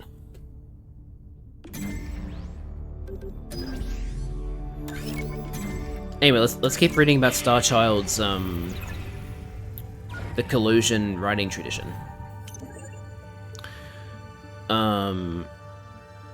Ice tall bud trees. Their written tradition has served the collusions well in their effort to remember their ancestors. There's not much that can be forgotten when it's all recorded. From the most glorious battlefield victories to the gut-wrenching moments of defeat, every moment is captured in words, and in this way every warrior is remembered. With this kind of emphasis on the written tradition, it's no surprise that collusions are very particular about word choice. They have been known to spend hours crafting traditional battle poems that are only 3 lines long. It's an exercise in precision, and they task themselves with making every word perfect. While collusion battle poems may not make for the most compelling reading, they are evocative and dripping with honourable sentiment. Yeah, I remember watching a Vsauce video about, like, what's the world's shortest poem. It was interesting to me because it's like, you can actually convey so much with so few words. That's cool. Leviathan is a world of endless sea. A single body of water covers the whole planet, violent and raging. The weather system on Leviathan is a deadly mix of warring hurricanes and massive tidal shifts, both of which are triggered by the heavy red moon that hangs so low in the sky that it breaks atmosphere and draws water from the sea up into its orbit. That's fucking sick! As it moves across the horizon, the red moon takes the tide with it, pulling the sea along with such force that on the opposite side of the world is a small mass of exposed seabed. Fucking hell, man. I didn't realize we were playing Overrun. Sorry. This ever-shifting dry land is surrounded by towering walls of water, supported in their unnatural position by the gravitational might of the red moon. The pace of the circling landmass at low tide has increased in recent years as the red moon gives into Leviathan's gravity bit by bit, dropping closer and closer to the planet, making its trip around shorter every day. This ticking clock is one the Guild has its eye on, as the Sea of Leviathan is one of the most critical cornerstones of the galaxy. It's brimming with the fuel salts that can be processed to make salt fuel for superlight travel. Leviathan is one of the only worlds in the wild known to contain this fuel salt en masse. Before the Tempest, salt fuel was shipped to the wilds from the core worlds, but in what remains of the galaxy, Leviathan seems to stand alone as a fuel salt stockpile. The Directorate of Salt Fuel Resourcing is in the midst of research aimed at developing better tools for detection, environment replication, and synthetic production trials. Until any of these measures succeed, Leviathan will continue to be the principal source in the salt fuel production pipeline. That pipeline spans worlds, as extraction and processing are nearly impossible tasks to complete on Leviathan thanks to the brutal waters and vicious weather. Instead of engaging in a constant battle with the massive sea, the Guild ships the valuable salt-rich waters to the world of Glance, Leviathan's antithesis. There, two scorching suns do the work of evaporating the waters, leaving behind the salts that are then processed into salt fuel, which is where that revolt's happening, that we were talking about earlier. It's very cool. Like, they've put so much thought and love into this game, both from the story and lore perspective and gameplay. Like, it's just insane.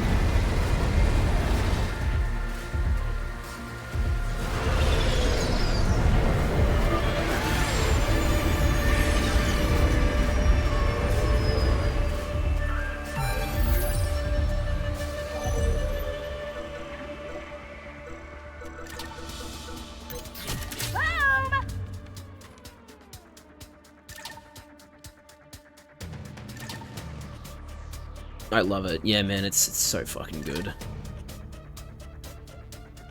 Like, one of my biggest complaints about Rogue Company, the last hero shooter that I invested so much time into, was that they did nothing with the characters in terms of a story. They tried doing narrative events, but they were just so lackluster. Like, they really needed... I feel like they only had one writer, and they weren't that good. So it was just really disappointing. So to see so much of a focus on the story in Concord is just... I've been itching for a fight all day. Speaking of itching for a fight,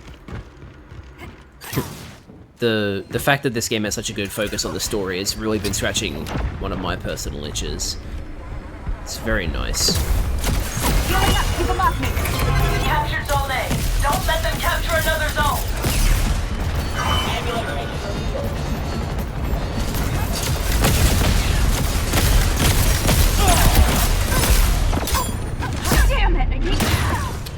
Oh well.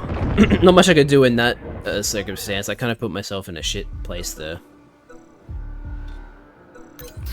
Final. Too bad.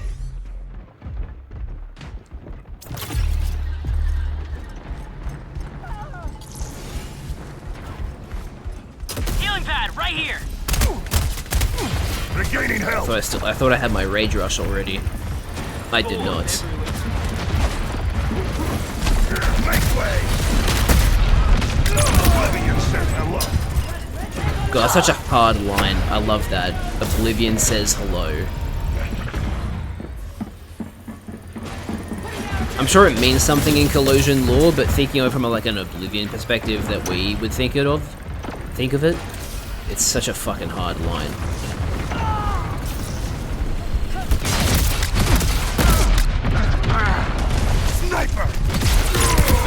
Beneath the destruction. Ah, hell. Invigorating. Hardly a challenge. Capture Zone B.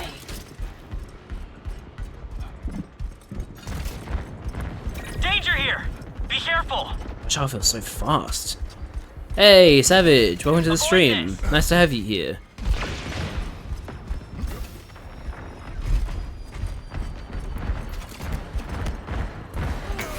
Enemy captured Zone B. Oh hell nah! Get off my point. No surrender. I'm really looking forward to Variant 2 Star Child because Variant 2 Star Child is faster reload speed. Stack that with the Tactician crew bonus. No prisoners. Star Child is going to reload so fast. It is It's going to feel incredible. Healing bag coming up!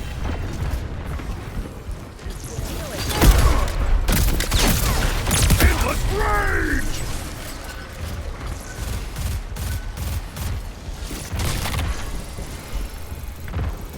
Hey! No, not A. Watch this. Regaining health. Enemy captured. They're holding 2 zones. It doesn't reach far enough. Damn. You were right to post your link in the Discord. I've been lurking for 10 minutes. I appreciate it. Don't feel pressured to message in chat if you don't want to. By the way, lurks are always appreciated.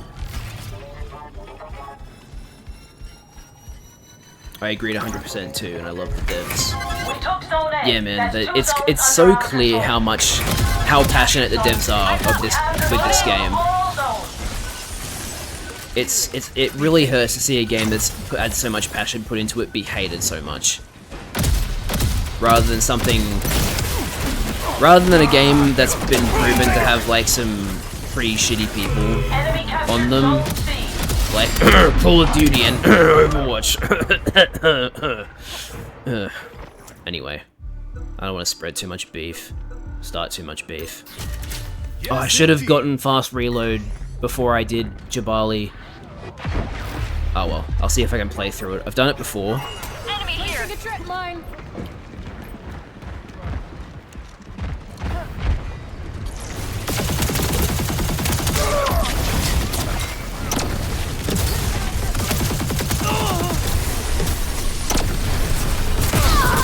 I need to stop reloading so much. Danger here!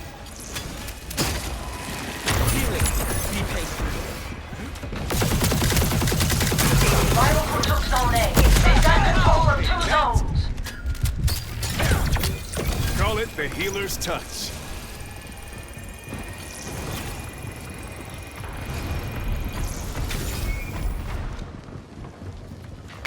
We took Zone C. 2 zones are ours.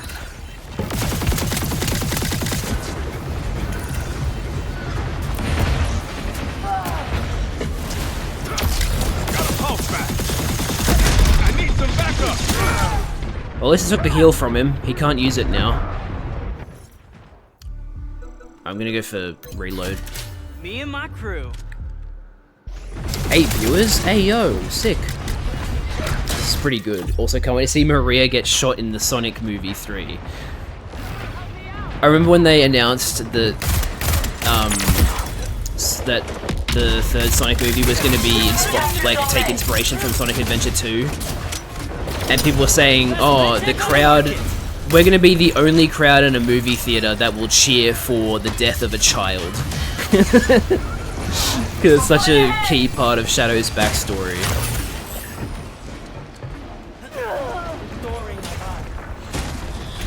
I haven't dug into the lore, not even touched on it, but you can clearly see all the content of the game in every corner, and of course what I keep repeating, all the animations and the physics, the effects and the reactions in the game. I was too busy reading chat that I got killed by Starchild.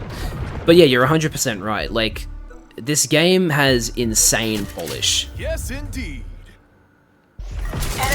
The sound design, yep, sound design is incredible, like, the fact that you can tell which character is coming around a corner based purely on their footsteps, because every character has unique footsteps, is so nice. And then like, We captured Zone C.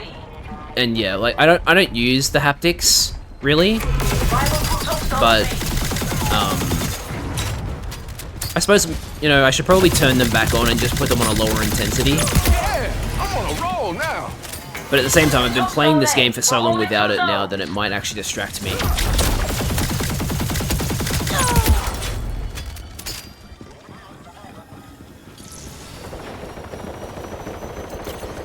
Heaps of danger here. Capture Zone B.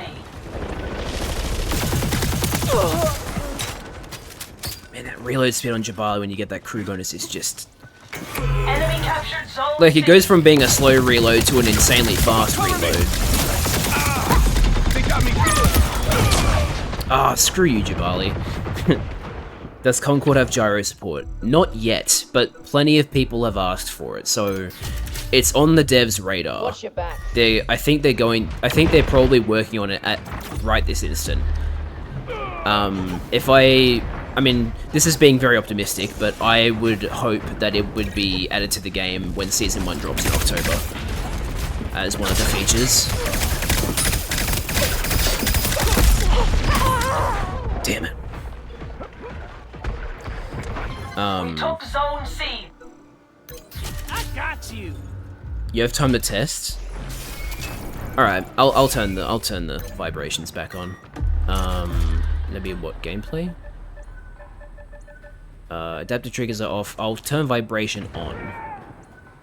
And then I'll set the vibration strength to like 5 for everything. Rival crew took Zone A. Don't let them capture another zone. We've Oh, almost won whoa, this. the footstep vibrations. Whoa, that's crazy.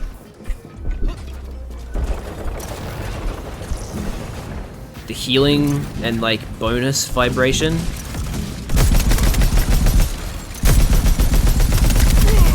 Reloading. Need a second.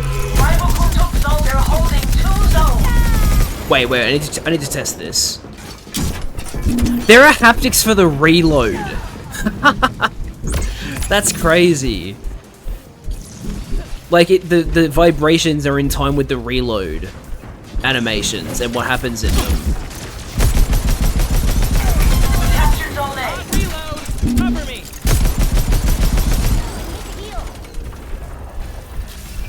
Real-time reaction. Yeah.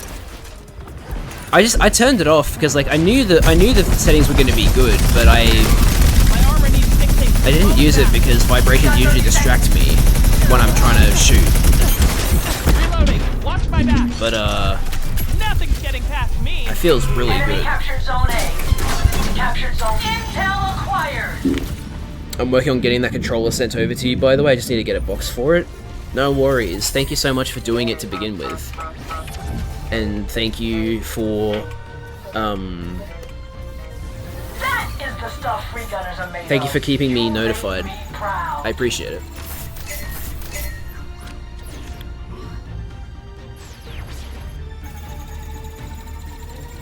Oh, it's weapon skin for Baz on next level up. I knew you don't... I knew you didn't used to use that to play pro. Not necessarily to play pro, it's just... It just distracts me sometimes.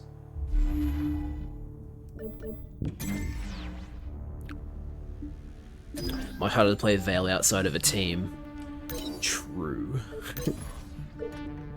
Look how different the purple handplate is compared to... Wait, all of them are really different. Whoa. The free gunner one's just like a recolor of the classic one, but then like the purple, secure, and industrial are very different.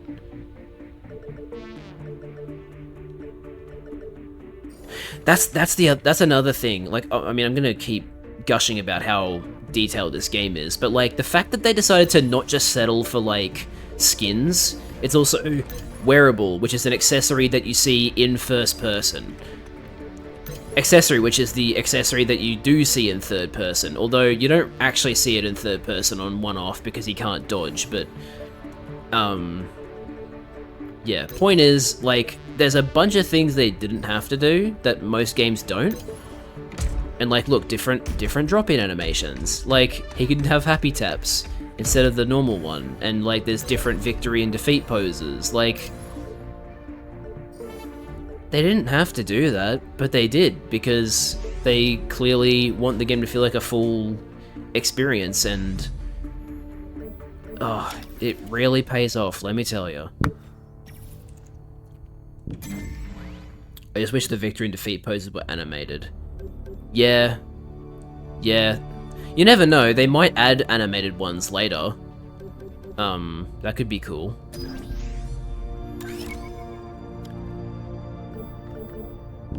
Nothing is out of the realm of possibility.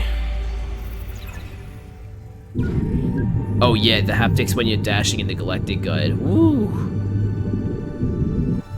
Oh, hey, they're nothing. A star graveyard, maybe. This one's a bit of a misnomer. It may look like nothing, but really there's more matter here than anywhere else in the galaxy. Okay, I actually wanted to read that, but whatever. But yeah, just...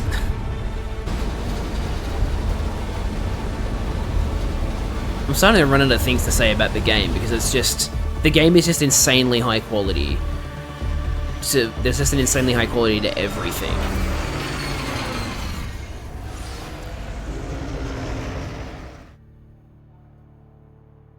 So many emotes. Gamer. Alright, let's start with Itzy. Come on, let's go!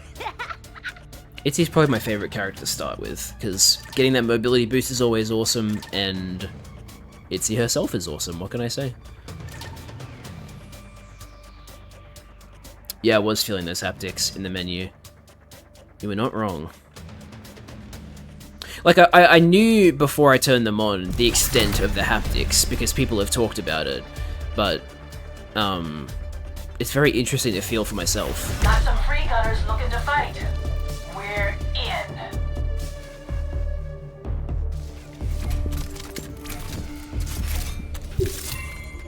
No one tougher than my crew.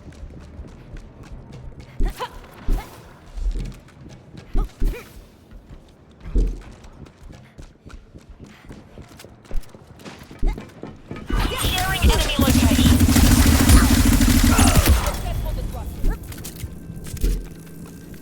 Chill, I need to heal.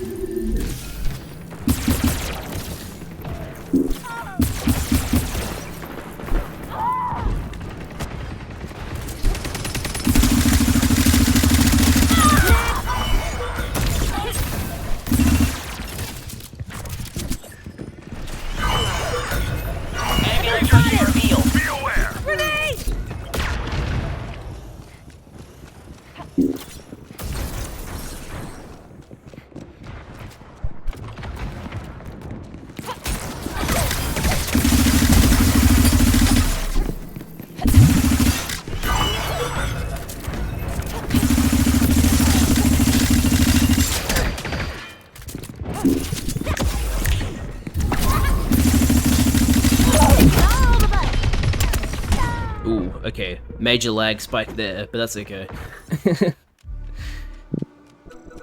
I think it's one-off time. Oh, hi!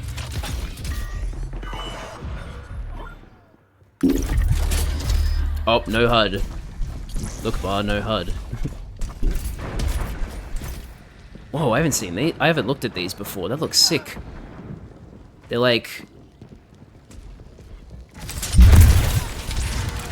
They look like comic panels or something. I must reload! Follow me!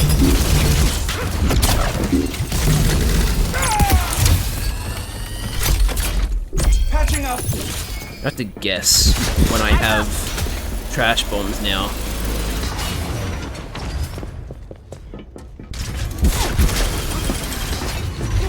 Damn it, messed that one up.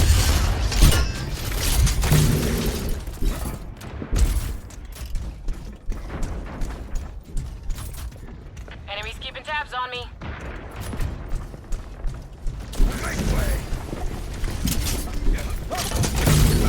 Oh, look at us go! Don't stop now! Grenade! Take shelter!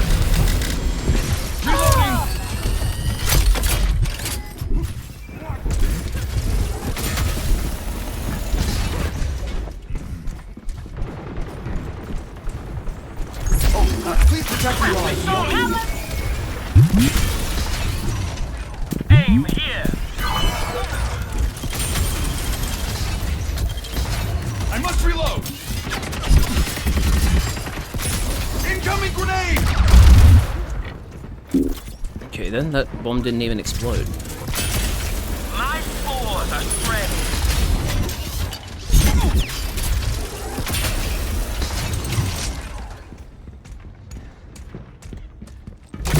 Threat here. Badly damaged. I'm really cleaning up.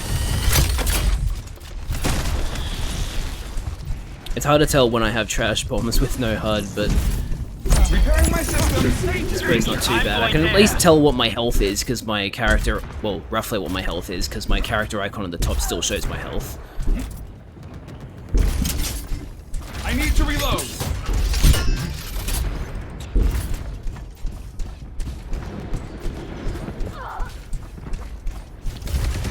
Danger. Watch yourself.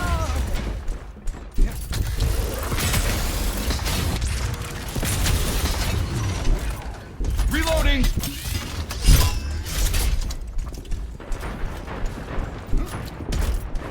We've almost won this.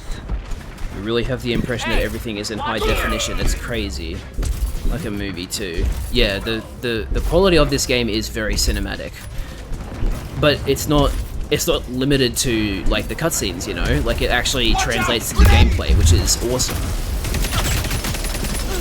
Alright, this one's ours. And yes, one-off does go very fast when you have the mobility bonus. So does Amari, really.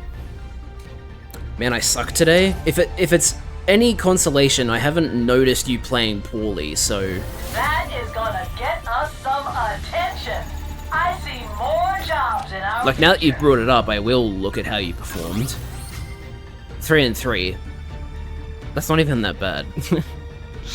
For your standards, it might be, but I don't think that's bad at all.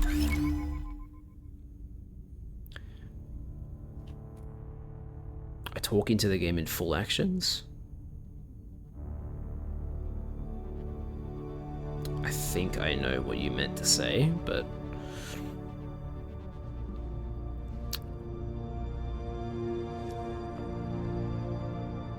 You mean like voice chat, right?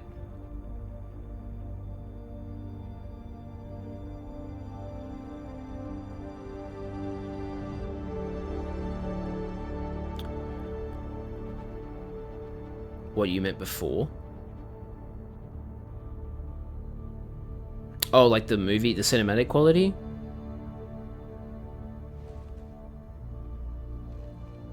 Yeah, it's alright, Savage. I know you're using a translator to talk. It's all good. I understand.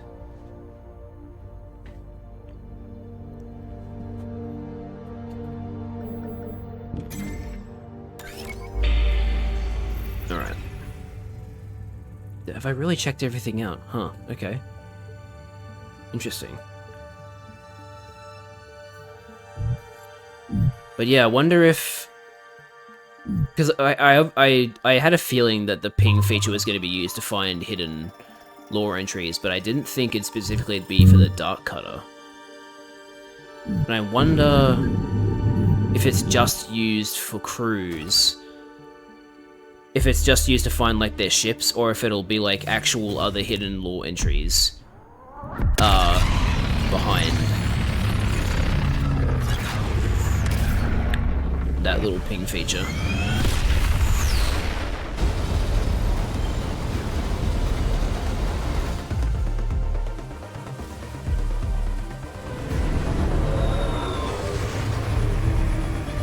Yeah, I know what you mean, Savage.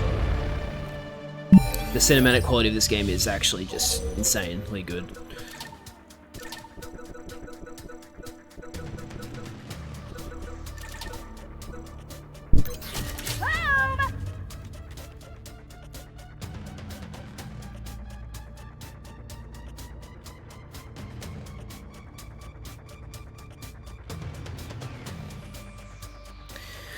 Oh man, if we get a helmetless Roka skin, or at least a Roka skin that shows her face, it is going to be so over for so many people's wallets. Take down assuming the skin costs money. I'm assuming a showing your face Roga skin would cost money. I guess it would be more of a question of how much it would cost. But yeah. Going for a walk? No worries, Savage. Hope you have a good walk. Walks are really great. More people should get out and walk. Snipers watching us! Grenade!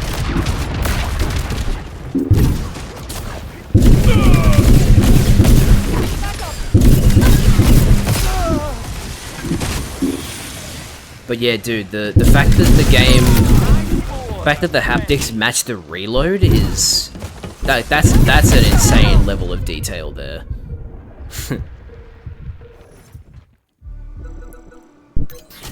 Final. Too bad. Incoming grenade!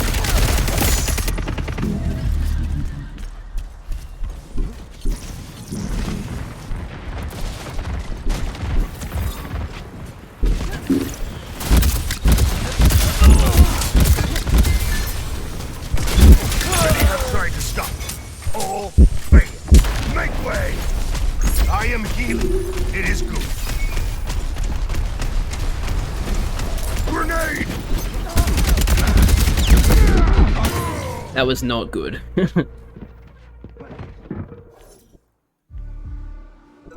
Yeah, I'm sure that there will be a good range. Like, there'll probably be cheap skins and like more expensive skins, but I do hope that there's a reasonable price ceiling.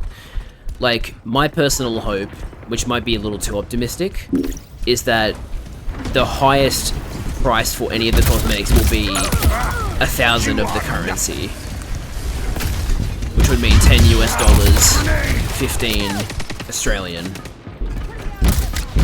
But I would also understand if that was not the case.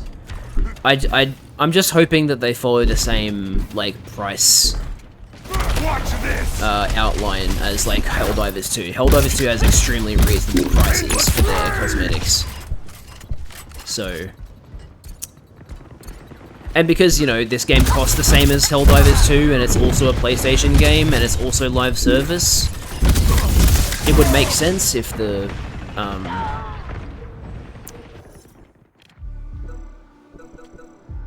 sorry, I lost my train of thought reading chat. You know what I mean, though.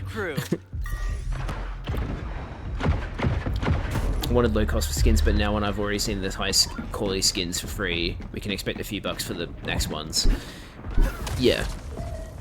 I mean, some people have argued that some of the skins don't really... Like, I've seen people who have played the game and have given, like, a genuine criticism in their negative review, saying that the cosmetics that you earn aren't as...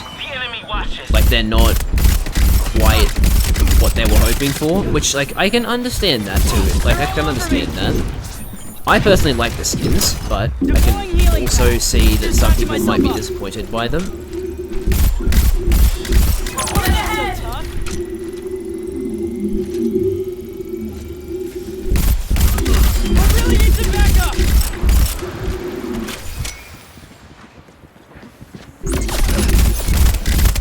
Are you seeing this?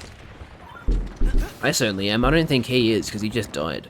It's not really important to us now. Yeah, it's true. We shouldn't be talking about it until October. Targeting the medic. That's when it's coming in.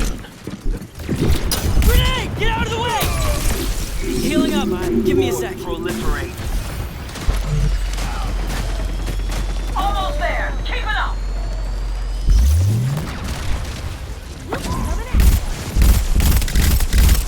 Guess it's just my day. They're all over me.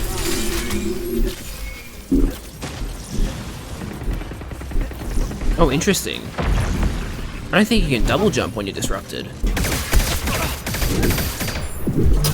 Best medtech on the market.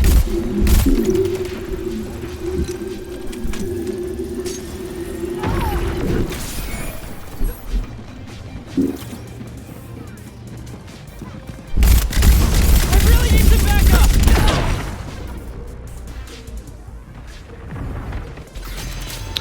Round 1, let's go. You guys can't hear the sounds of the vibrations in the microphone, right? I need a dip for the day. No worries, Outcast. Thanks so much for joining me, man. It's always a blast having people to play the game with. So thanks. I really should be thanking you more than you should be thanking me.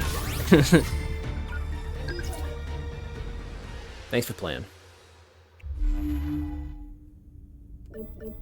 I think I'm gonna turn the vibration. Ooh, excuse me. I think I'm gonna turn the vibration down to like maybe 3 for everything, because it does get a little. Oh wait, player state vibration strength. These are even higher. Might make these 3 as well. Maybe we just need to make these 5.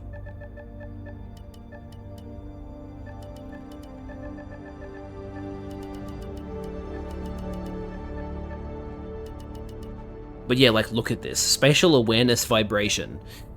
Like, there's even a vibration for, like, yeah, enables and adjusts a pulsing vibration that plays when an interact prompt is available to use. Like, that's insanely good.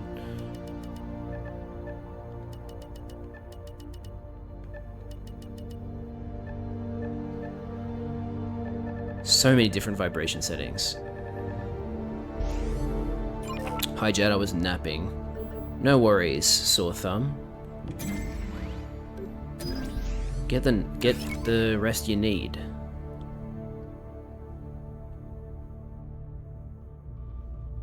The vibrations were loud and clear. Okay. I will keep that in mind.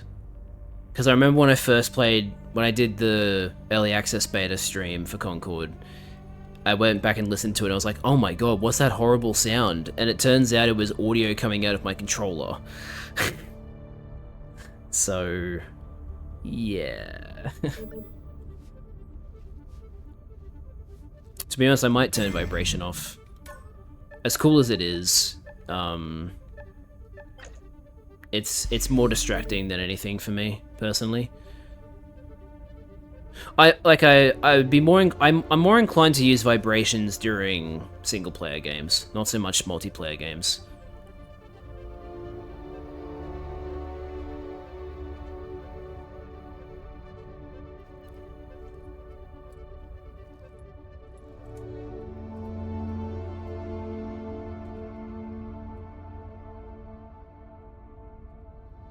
It's very, like, I will not deny it though.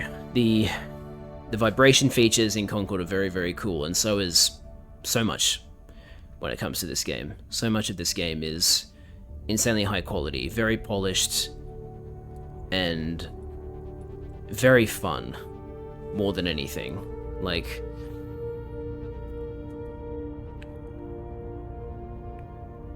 I don't think there's any denying that Concord's biggest hurdle at the moment is actually its price point. It shouldn't be, because Concord is cheaper than most most AAA games, so it shouldn't be a problem, but it is for a lot of people. Thank you so much for the follow, Wormo, I appreciate it. You had me at chocolate milk. Yes, I am a very avid chocolate milk enjoyer. I might have some chocolate milk after this stream, actually, now that you've mentioned it. How have the games been? Games have been pretty good. There's still ping issues, but that's probably going to be the case for a while. And thankfully, I think the game has good enough netcode that the ping doesn't feel too bad.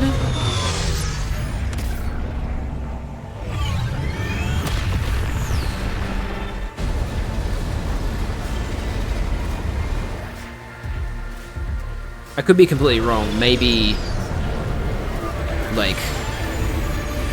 the game doesn't actually have good netcode. Maybe it's something else.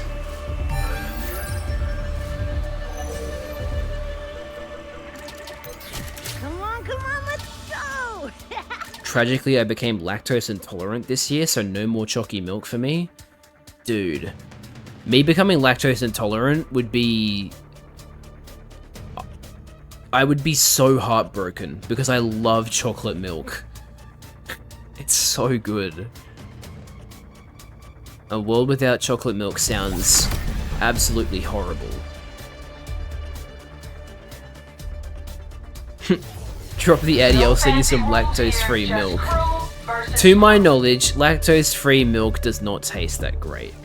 I have not tried it, because I don't want to drink lactose-free milk, but from what I've heard, it's not the best. Oh, our Amari has that audio bug with a shield generator.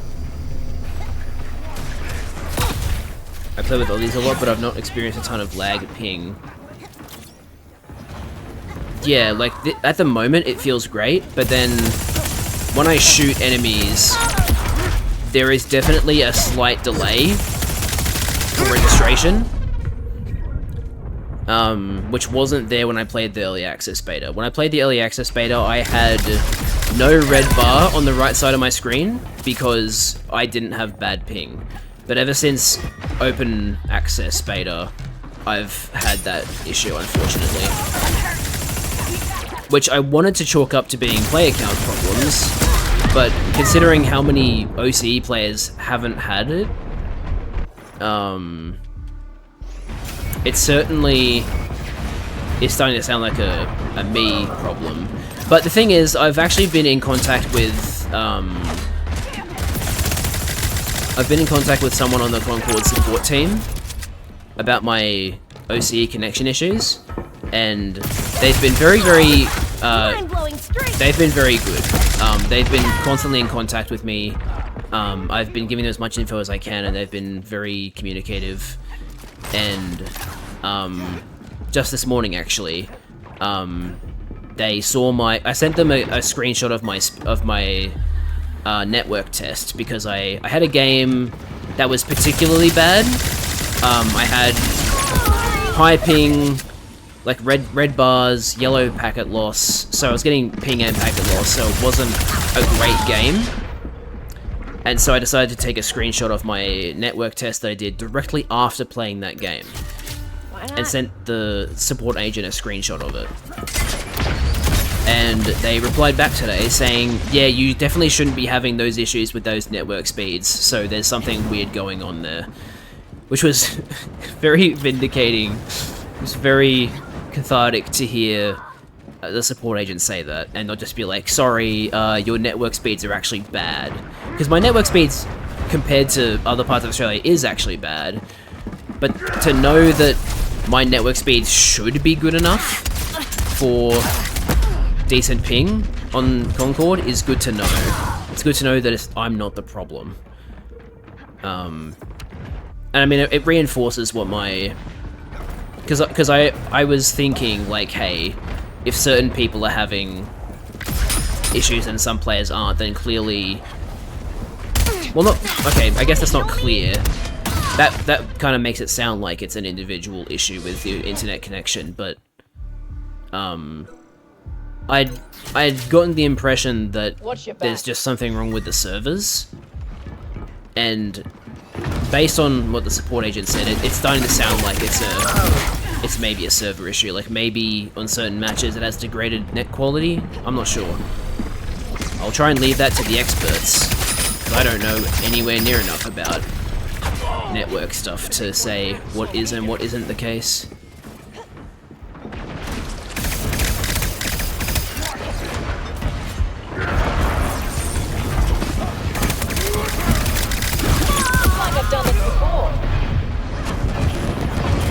Man, Kips, it's almost as if you're a robot from the Robot Wars. It's almost as if this is what you were built for. Make sure they you need me? I'm going here.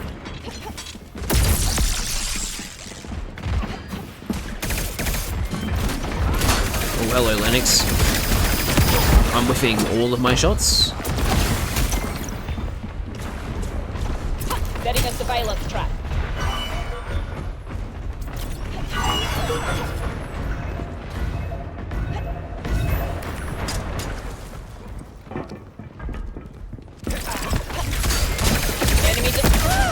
Damn.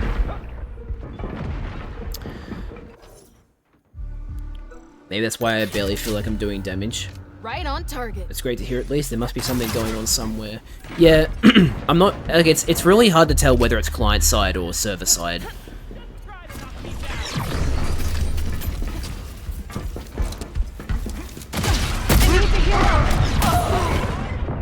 Oh, well, I got the assist. I'll try playing as Tobias for a bit. The expert's on it. Find me here.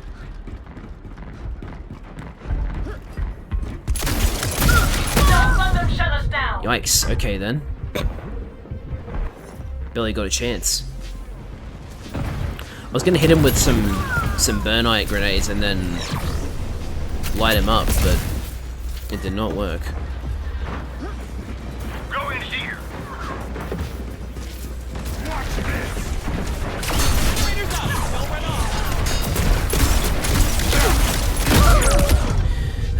Jeez. Of all the people for me to die from that interaction, why did it have to be me?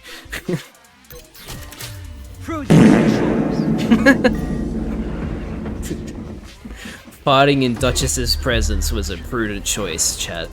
Another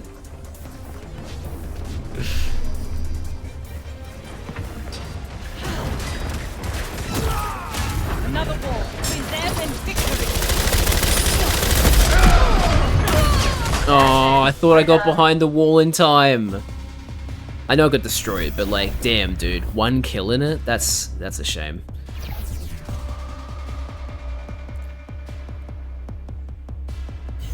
Hey, at least we gave them a run for their money. We sure did.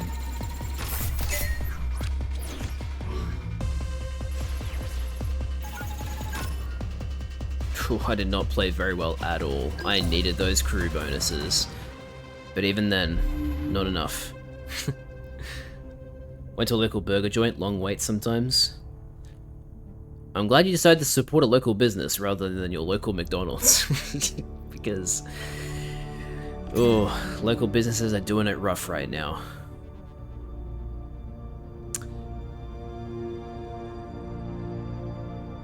Alright, I'm gonna see if I can get a game of Rivalry. I'm not banking on it, but I'm gonna see.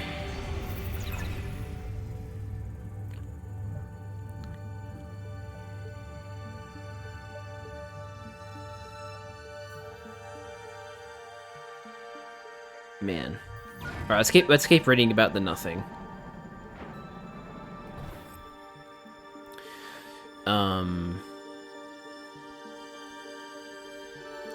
It may look like nothing, but really there's more matter here than anywhere else in the galaxy. However, that matter, mostly dust, gas, and powdered debris, is so dense that light can't penetrate it, so it all winds up looking like a giant swath of dark, empty nothing.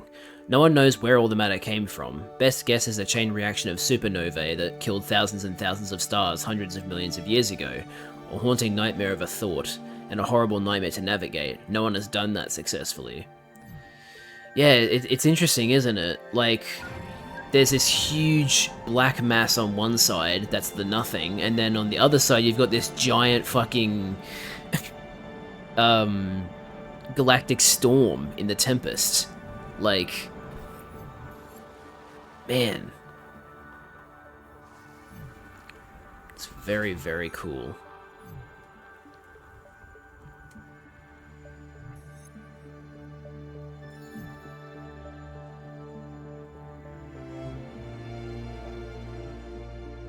I love the fact that, like, Lennox's whole thing is like, my people literally just lie down on rocks all day, but that wasn't for me, so I decided to become a fucking space outlaw. Good for him.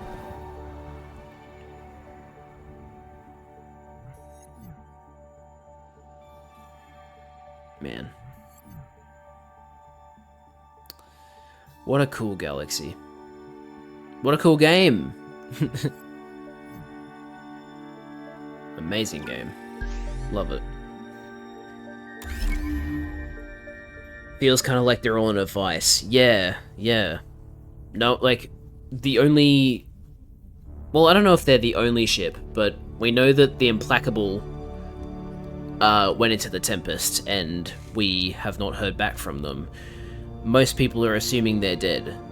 But it's entirely possible that some of them, or one of them, has survived. Yeah, we really don't know. I'm excited to find out more because the first season of Concord is called Season 1: The Tempest.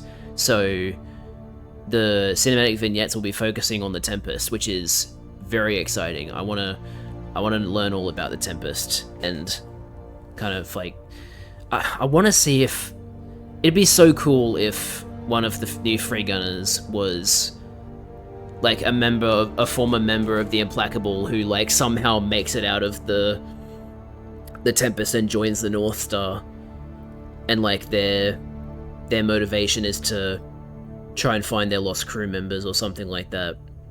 That'd be really cool.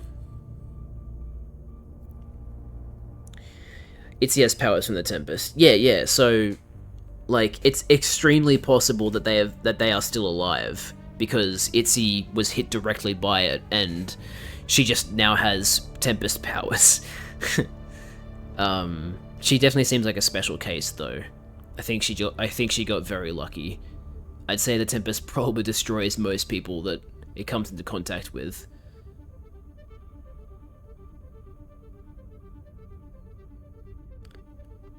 I'm gonna be so mad and pissed if I see videos 5 years from now titled Concord Underrated. Yeah, look, I don't know when it's gonna happen, but I feel like it's inevitable that a few years after Concord comes out, we're gonna start seeing videos that are like, either I was wrong about Concord, or Concord is actually good. Oh, I'm joining a backfill game. Wait, no? Okay, I thought I was joining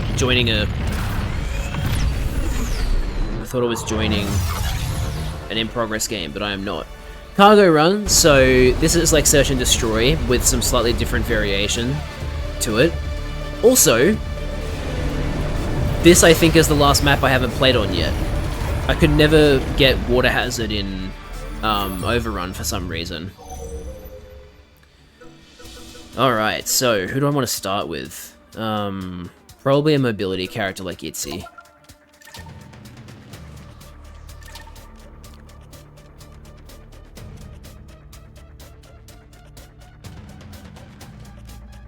I actually got a rivalry match. I know, right? And I don't think it took longer than 6 minutes. Just like all my other games. Keyjaw appears to be AFK. Come on, let's go! Right, I literally have not played Rivalry since the early access beta, so I'm probably going to be a bit, rusty. It's single life, so I have to remember that.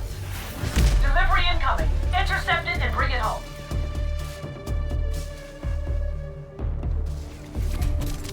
Galactic Guide entry unlocked. Water Hazard.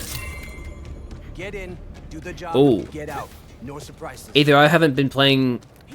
Either it's been too long since I last played this, or they've updated the UI. The UI looks a lot better for this.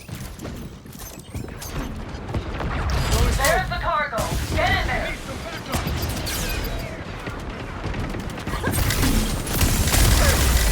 There's two of them. Heading to south. Okay, De Beers is dealt with. So's Roker, apparently. That's good. Bro, what? She must have hit a headshot. Enemy crews holding the cargo. Shit, that's not good.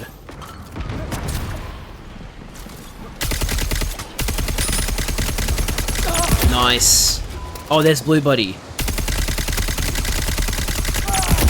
Oh, dude, Teo, you're about to... We've got 30 seconds. Hell yeah, well done. He clutched the fuck up there.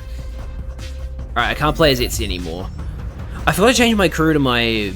I actually have a crew built for these modes, but I forgot to pick it, so now I just can't play Itzy anymore. Okay, if Amari doesn't... Oh, I'll tell them that I want Amari. Yeah, so Keyjaw is just AFK. They're not playing. So... back, I think it had a little updating. Yeah, it seems that way.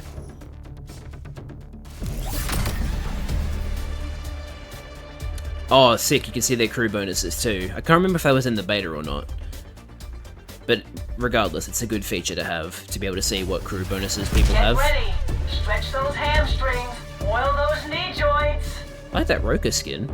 Also, Starchild's arms were missing in that opening part. Let the experts take care of it. Generators up! Repairs it down. Damn, Devere's got lit up. Grenade! Guard yourself! Rival Corps has cargo. Nothing's getting past me!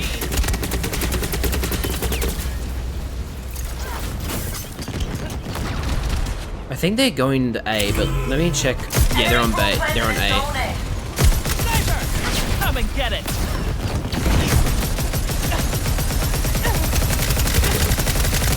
Grenade! Watch out!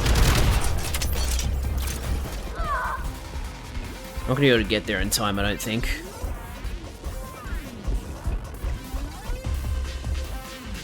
Patching up! Cover me! Trapper coming through! Trouble at Zone A.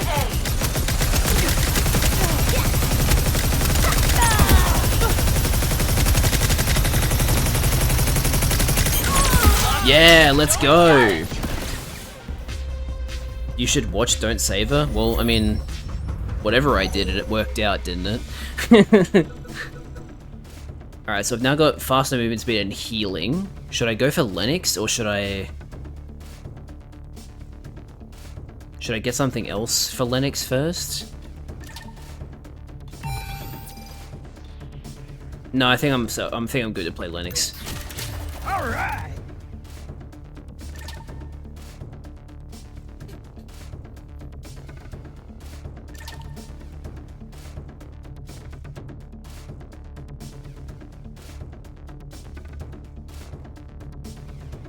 Oh no, is Slice Sinatra also AFK? Don't Save Her as a music video. I see.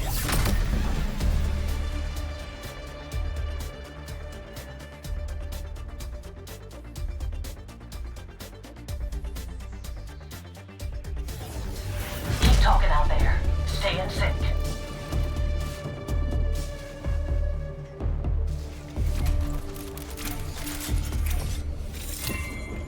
Squat's in sync. Feels good. Let's keep it going. It's so awesome that there's still new voice lines voice lines I haven't heard yet. Heads up. Bro, what? Need a second to fix myself up. Sniper, watch yourselves. The other crew's got the cargo. Need a hot minute to heal. Enemy crew's holding the cargo. My force proliferate. NC is down.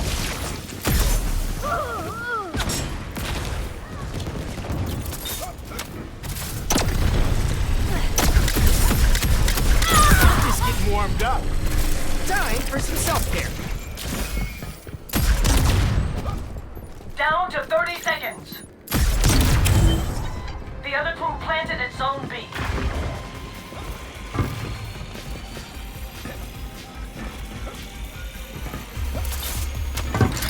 The other crew's after Zone B.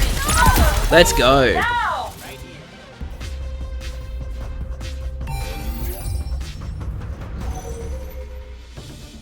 Alright.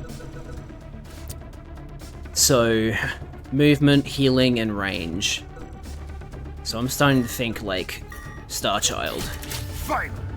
Two back.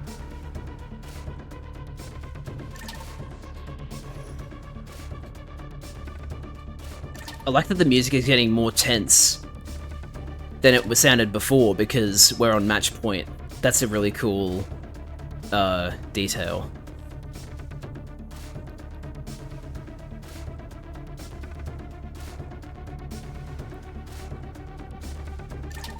I'm really surprised that there's no AFK kicking in this game. Because Keyjaw definitely should have been kicked by now. I'm pretty sure they're not playing.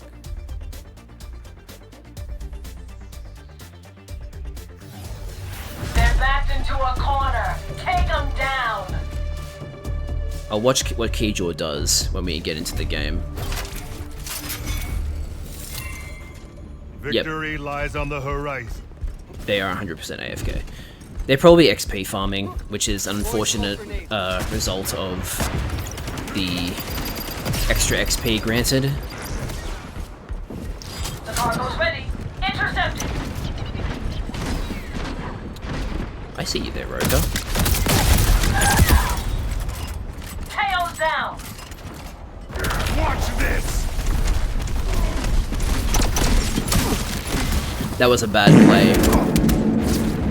Yeah, I was fun after that interaction. I am weakened. Where's the next heal pad? Duchess is out. I haven't played this map enough. There's a heal pad here, right? Yes, there is. Good. Ah, hell. Invigorated. Lennox is down. It's a 1v2 because I'm by myself. Amari's not here. Rage! Rival 4 has the cargo. Just 15 seconds. Make way! Let's go! Enemy dropped the cargo. Even if it's a 4v5, we still win. To quote Ice Spice, I'm as people. We get to fly Like a- wait, what? another day. Let's fuel up and get to the next job. I'm confused by that sentence. Okay, I've obviously missed a lot in chat. I need to go back and have a look.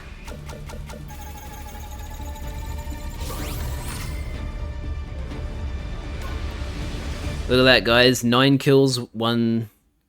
Oh, hang on. Keyjaw had really bad connection. That might be why they weren't playing, but they also could have just been farming XP. Who knows? Well, I'll tell you what. That was a really good first rivalry game. I'm happy with that.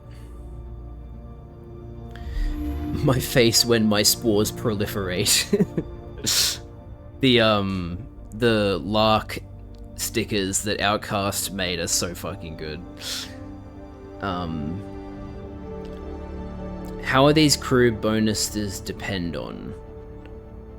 So do you mean like, is it random? No. So the way crew bonuses work, and I think the best way to demonstrate this is to go to the Free Gunners menu. So each role has a dedicated crew bonus. So the roles are, you know, your classes, right? Each character falls into a certain class.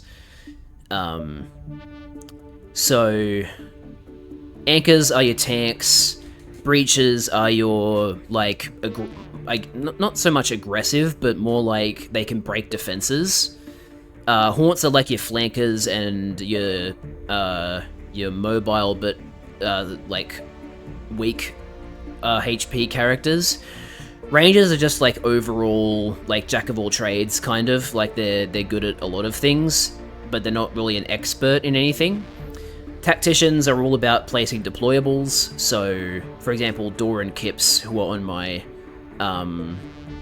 crew, they are they're tacticians because Dor has a dome shield and a heal pad, and Kips has cameras and a disruption grenade. So they're all deployables. So that's kind of like where that falls into. They're all about setting stuff up before they get into the fight, or like setting stuff up and then engaging. And then Wardens are all about range, all about like, you know, spotting someone down a hallway or finding them in like a rotation spot and getting them. So yeah, that's summarizing them very basically. there's a bit more nuance to them, especially when you get to like specific free gunners in the roles, but that's basically how it goes. And then depending on the role, they have a different crew bonus attached to them. And crew bonuses are applied when you respawn. So let's say I start the game playing as Itzy. It's something I do very often. I should probably go into this menu. So Itzy is a haunt, a character with lower HP and quite speedy. She can teleport. She's got an orb that she can throw that she can teleport to, and she also has an orb that she can hit an enemy with that then boosts her SMG fire rate and damage output, I think. So yeah, she's very fun. And the crew bonus associated with haunts is that they give you gain better mobility, better movement speed. So when you die with Itzy, the next time you spawn, you now have that crew bonus of extra mobility. And this also applies to playing Itzy again. Like, if you just decide to play Itzy again, then now the Itzy you're playing as now has better movement speed than she did before. And basically, the more roles you play in a match, the more they start stacking, because only the unique ones stack. You can't have the same one stack multiple times. So if I went to Itzy, died as her, and then I went, okay, now I want to try and get, like extra healing. So I'd play as a Mario one-off, because they're the anchors, and their crew bonus is extra healing, which means that when you go to a heal pad, or one of those regen pods that you can go over to and get healing from, those now heal you for a little bit more HP on each tick, which is really, really helpful. And you don't have to use the system if you don't want to. It's very much optional. If you just want to play as one character and them only, that's perfectly viable. Like, the game doesn't force you to use crew bonuses. It's completely up to you. And I like that. I like that it isn't being forced on people, because when you get down to it, it's actually a very in-depth mechanic, and it's not for everyone. Especially the people who just want to play one character, right? So it's just the way I like to view it. I like to view it as a comeback mechanic, because they only apply on respawn, which means you have to die to gain a crew bonus. So if you manage to play a game and you accrue every single crew bonus on one character, that means you've died 6 times at minimum. So typically, if you have all of the crew bonuses, that means you're dying enough to actually get them to begin with. So I'm not trying to say that if you get all of them, it means you're bad. I'm just saying that clearly you are dying if you're getting all the crew bonuses, and so the crew bonuses help to kind of give you a little bit of a boost, right? Every time you respawn. So I don't think its main intention is to be a comeback mechanic, especially in... although, actually, you could... I think the devs do kind of view it as a comeback mechanic of sorts, because with the crew system, there's also that extra nuance with characters you just won with not being able to be played again. And so that doesn't happen if you lose.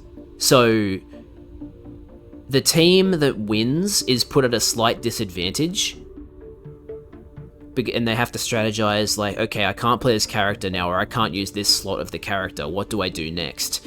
Whereas if you lose, it's like, hey, if you want to play that character again, you're more than able to, because, you know, we shouldn't be putting you at a disadvantage because you just lost. But there is a system in place that you can take advantage of if you feel you need a little bit of a boost. So I use it because I find it fun. Like, regardless of whether or not I'm dying a bunch, I tend to use the crew system. But I think it serves itself well as both a mechanic that you can just choose to use every time you die, just to, like, give yourself a bit, like, just to make your character feel more powerful. But it also serves very well as a comeback mechanic if you're having a hard time. So that's what I like about the crew system. I need to keep reading through chat though, because I have spent a lot of time explaining that. There's 6 classes and each class gives a different bonus. On your next respawn you get the crew bonus, yeah.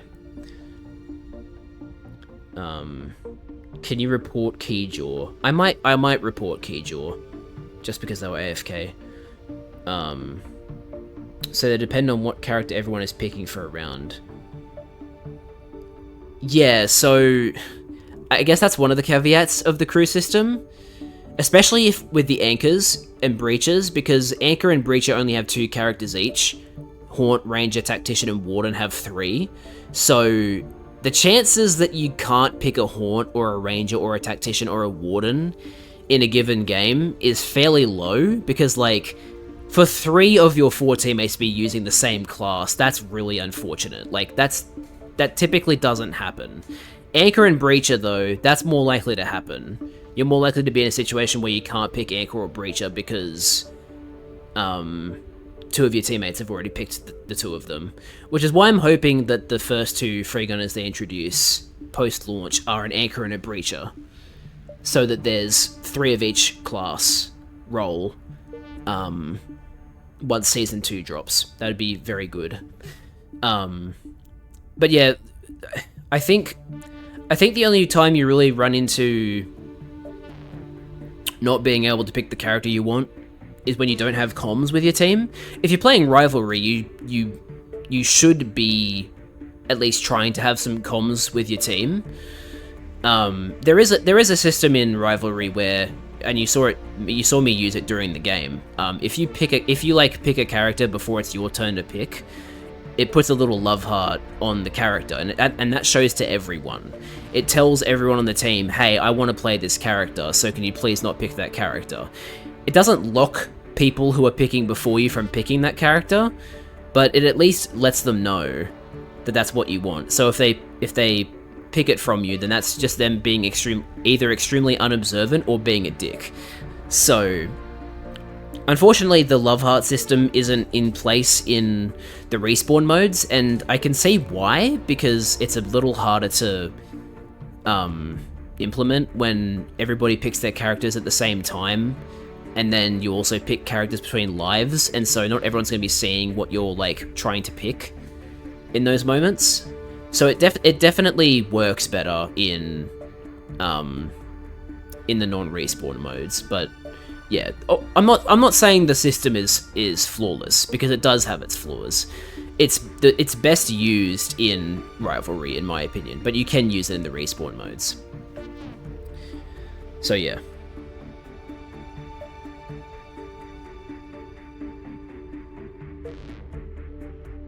Oh, you were saying Miss Poopy. Fuck's sake. Okay, I thought you were saying... Right, okay, now I understand. Outcast is insane, I love them. Whoa, Tiny. BRB, Twitch being weird, that's better. It might have been my net, to be perfectly honest with you. That orb makes them more vulnerable, right? Yes, it does. Powers up a gun when it returns to her. Wasn't sure if there was a debuff when it hits an enemy. Yeah. The orb weakens their gun and powers up yours, so it creates quite the disparity between your firepower.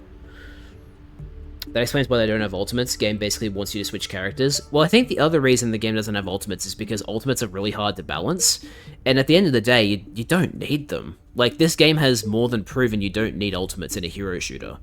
I think the game is significantly better not having ultimates.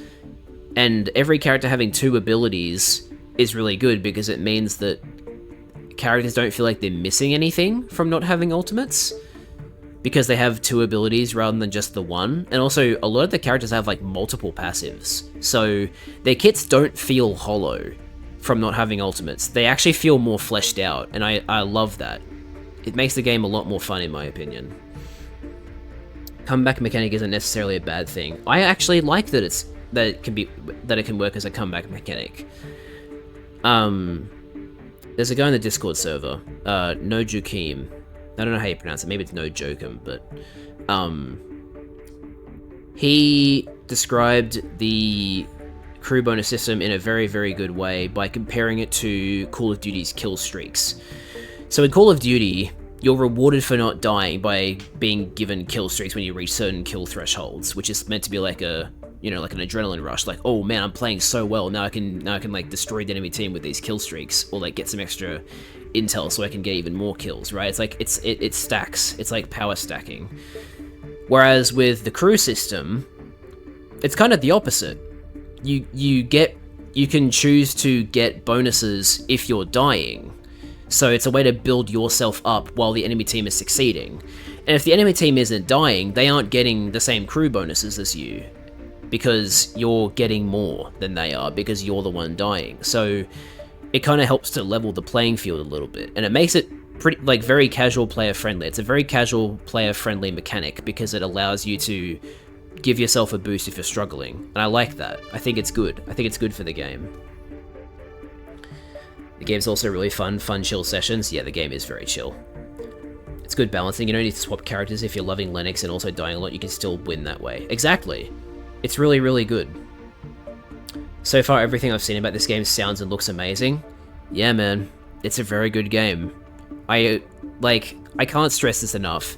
The people who haven't played the game need to either watch someone who likes it play it, or play it for themselves, because the majority of the people shitting on the game haven't actually played it, because some of them just straight up lie about what's in the game. Like, there was a Steam review, which I think has now been taken down because of it's just straight up false, because people were reporting it. There was a review that said one of the cons of Concord is focuses on microtransactions. There aren't even any microtransactions in the game yet. They aren't going to be in the game until Season 1, and it's literally just going to be an item shop. And by all accounts, the item shop is going to be put right here where the unavailable window is right now, which is in a sub-menu. It's not even going to be on the main menu unless they decide to put it there. We don't know that for sure, but I'm assuming it's going to be put here in this not available at this time section. So, like, focuses on microtransactions? What are you talking about? They're not even in the game yet. And when they do come to the game, we don't even know if they're going to be on the main menu. Really bothers me. Thank you for being so open-minded. Yes. How do you pronounce your name? Guziolek? Sorry if I butchered that pronunciation. It's nice to have you in the chat. Works as communication, which only works if everyone uses it. Yeah, that's the unfortunate caveat of it. Honestly, first game to make a non-respawn mode fun. I'm glad Concord was able to make respawn non-respawn single life modes. That's what you're talking about. Yeah, I love it. I like the crew system, like crew builder, making crews and crew bonuses really shine in Rivalry, which is a little unfortunate because not a lot of people play Rivalry, but like the single life modes in this game are very, very fun, mostly because of the crew builder and crew bonuses. It's very, very fun. Sometimes Twitch thinks my window is resizing. It's weird, it's not you. Okay. Yeah, that's very weird. Wonder why it does that. That's a real Ice Spice quote, Jad. The Miss Poopy is in one of her songs. That doesn't even surprise me at this point. And each character has multiple combat variants or passives. Yeah, I forgot to mention variants. So, if I go to this screen, you'll see that Teo has 1 and 2, Lark has 1 and 2, Lennox has 1 and 2, and the current variant unlock is Haymar, so there'll be Haymar 1 and 2. So if we go to Teo, for example, his variant 1 trait is that he gets increased mobility for a brief duration after dodging.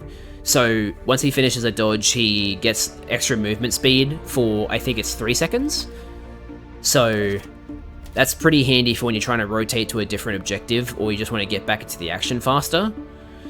It also is just, it's nice for when you're trying to, like, you know, it's just a nice movement thing to have. But his second variant, which is the one that I prefer using, gives him extended magazines and additional grenades, which means that rather than having 25 bullets in his assault rifle and 15 bullets in his pistol, he gets 40 bullets in his assault rifle, 21 bullets in his pistol, And on top of that, he gets one extra use of both his smoke grenade and his cluster grenade. So it's very offensively oriented, the second variant. It's not about movement, it's about making you more effective in combat. And I much prefer that, to be honest. As good as extra movement speed after dodging is, especially for objective modes, I do prefer Variant 2 Teo a lot more, because he just feels a lot better in combat. So yeah, it's very cool. I'm hoping that they clean up this menu a little bit, like, in the future. When there's multiple variants of every single character, I hope they just make it so you click on one character and then it opens a sub-menu with their variants in it, and then you can customize them, because, you know, that would be, it would look a lot better. Because normally when you don't have variants, there's one slot for every character. But since I have a variant for Lennox, a variant for Lark, and a variant for Teo, and soon a variant for Hamar, it's going to start getting very messy. So I hope that they introduce a bit of tidying up, at least at some point, to make it look a bit better. And just be easier to navigate. They've been working on this for, what, 6 to 8 years? Yeah, so the lead character designer, I don't know how you pronounce his last name, but it's like John Wisniewski. I don't know if the W is pronounced with a V as a V or a W, but the lead character designer said Concord has been in development for some form for the last 8 years, and I've been there for 5 of them. So yeah, like, this game has been worked on for a very long time, and honestly, it shows. The attention to detail, the mechanics, the visuals, the sound design, almost anything I can list about this game is insanely well detailed. And, like, you can tell from those that the game has had so much love and effort poured into it. It really shows. They're parroting crap. Yeah, hidden in a sub-menu. Such a great plan for that. Well, we don't know for sure that the item shop is going to be put in a sub-menu. I just think that not only makes sense from, like, a menu perspective, because it's like, hey, if you're going to the Free Gunner menu, it makes sense to put the Free Gunner customization item shop in the same menu, right? But also I think it makes sense for Firewalk in particular, because their big thing is that you own Concord, Concord doesn't own you. So it would make sense then that they wouldn't put the item shop on the main menu as like a, see, look, it's the first thing you see, item shop. Putting in a sub-menu focuses, like, it reinforces the idea that this is a full game that you have paid for, and the item shop is purely optional. You do not have to feel like you are being pushed to buy stuff from it. So I'm hoping that's what happens. I'm sure that's what's going to happen, but it'll be interesting to see.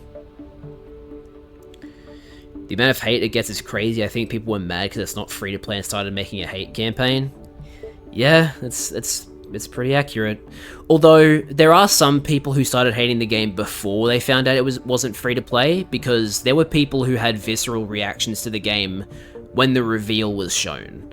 And they didn't announce that the game was going to be pay to play until after the presentation. So there were definitely some people hating on the game before they even showed it, which, I mean, that's going to be the case for every game, to be honest. But I think it was definitely amplified when they found out it was going to cost 60 Australian and 40 US. Because they already didn't like the look of it, and now they're like, oh, they would have paywalled this? This is bullshit. I can't believe the game industry has come to this, when it's not even a negative.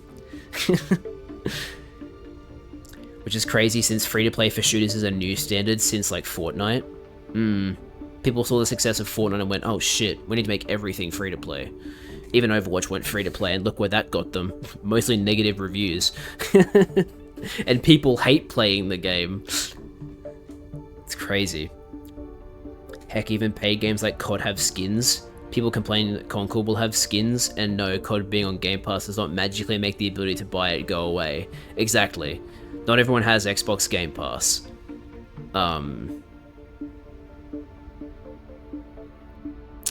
Yeah, like, the people who say, I can't believe Concord has the audacity to have paid skins in an item shop when it's a paid game, are the biggest hypocrites ever, because they're not saying the same thing about Call of Duty. Call of Duty not only has an item shop with egregiously priced cosmetics, by the way, the game costs more than Concord, and they release a new one every year.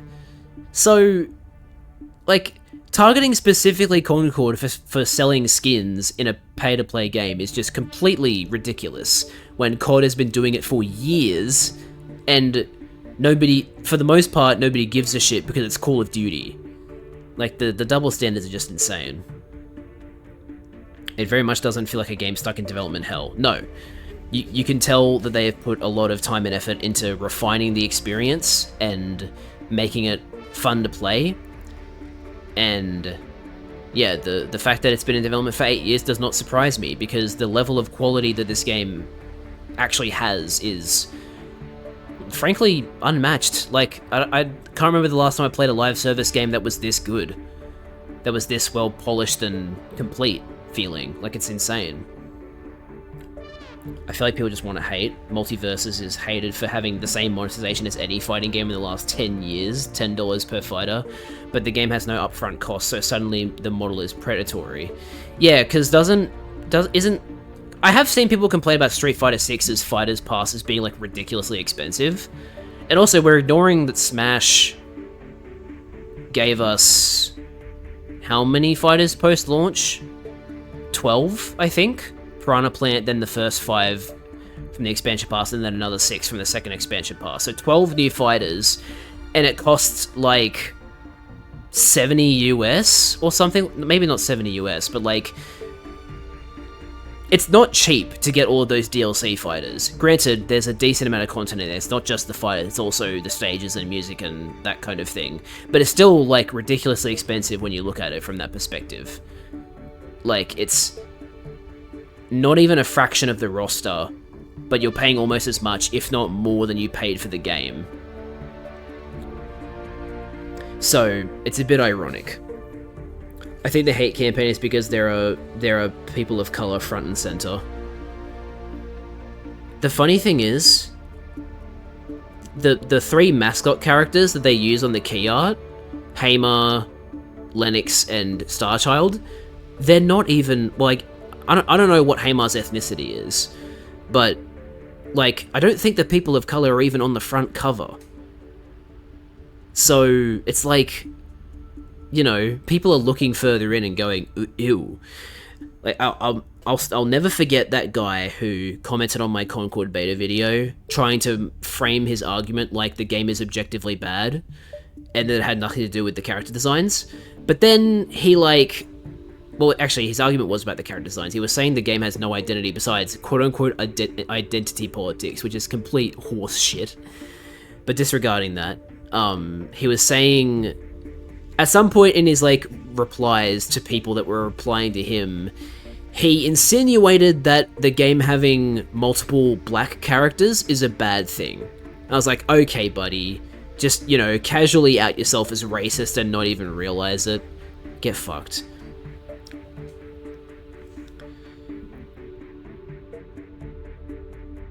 People just kind of want to hate the games that aren't the biggest now.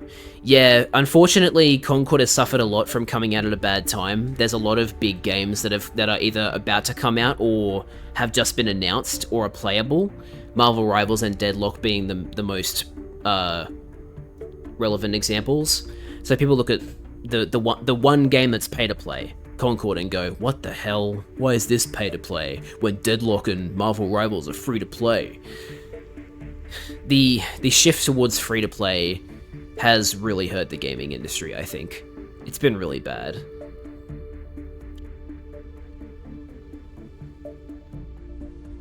I know For Honor has a paid battle pass. Yeah, I do remember you mentioning that. Coming for Jad to become an official ambassador of the game? Well, just quietly, I am what's called a navigator in the Discord server. To help combat trolls in the Discord server, there are a select few people that the mods have deemed trustworthy to, like, there's no real obligation. It's just like, if you see someone being disruptive or engaging in bad faith arguments or just being a general dick, navigators have the ability to ping mods. so that they can be notified of them if they aren't around. And I was invited. I'm a navigator in the Discord server. So if I see someone being shitty and just being like, DOA, woke, go broke, that kind of bullshit in the server, I can just go, @modcrew, this guy's being a dick. And yeah, it's very cool. I'm not going to take that position for granted, because it's, you know, they're putting their trust in me. It's, you know, they tell me I didn't have any obligation to, like, actually, like, try and find people that are being disruptive. It's just if I see it happen, then they'd like me to let them know. But it's nice. I like it. $60 total for the Smash Fighters passes? That's insane, man. But in Multiverses, also all fighters are free in training and local. Not even Street Fighter does that? Yikes. That's pretty bad. That's the other thing I think a lot of people need to realize. More games are starting to do this now. Like, Marvel Rivals just announced that all of their launch characters and all the characters coming out later are going to be available to play from the get-go, which is huge for a free-to-play game. Which is also hurting Concord as a result, because one of the selling points of Concord is the fact that all of the characters now and in the future will be available at no extra cost, because the game is paid, but even Marvel Rivals is doing that. But I think that's because Marvel Rivals has the very fortunate position of having a huge IP attached to it. Marvel. Like, they will absolutely sell cosmetics like hotcakes because it's Marvel.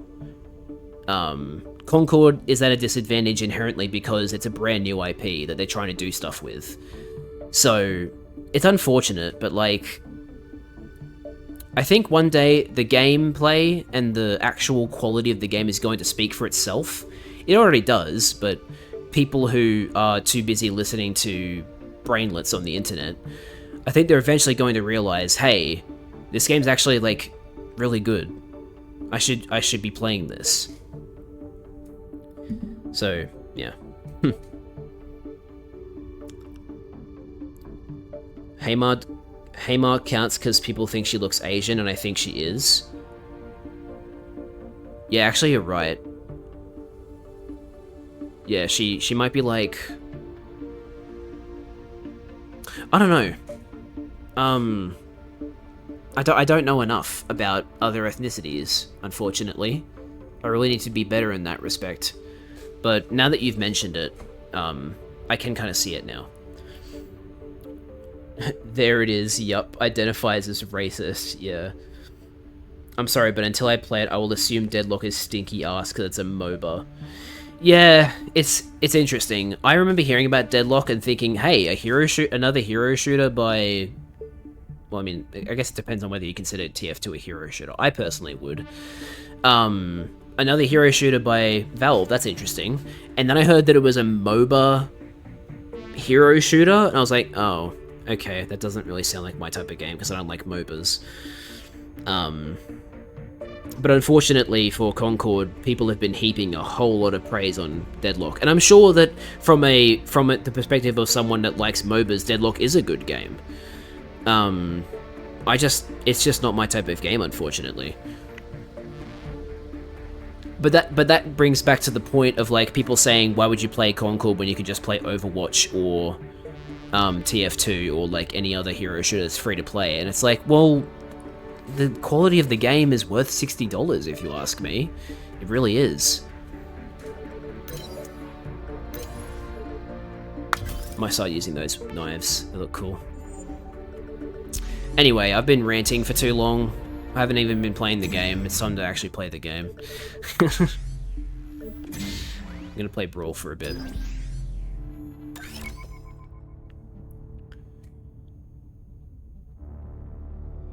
Finally on PC, I have excess money, so I'll be buying Concord Digital Deluxe right now. Really?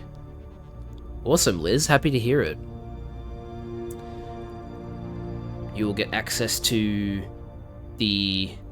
Oh, you just got it. Nice. You now have access to the Veil Legendary skin and Legendary Sniper skin, and then all of the Free Gunner outfits for all the characters. Which is very cool.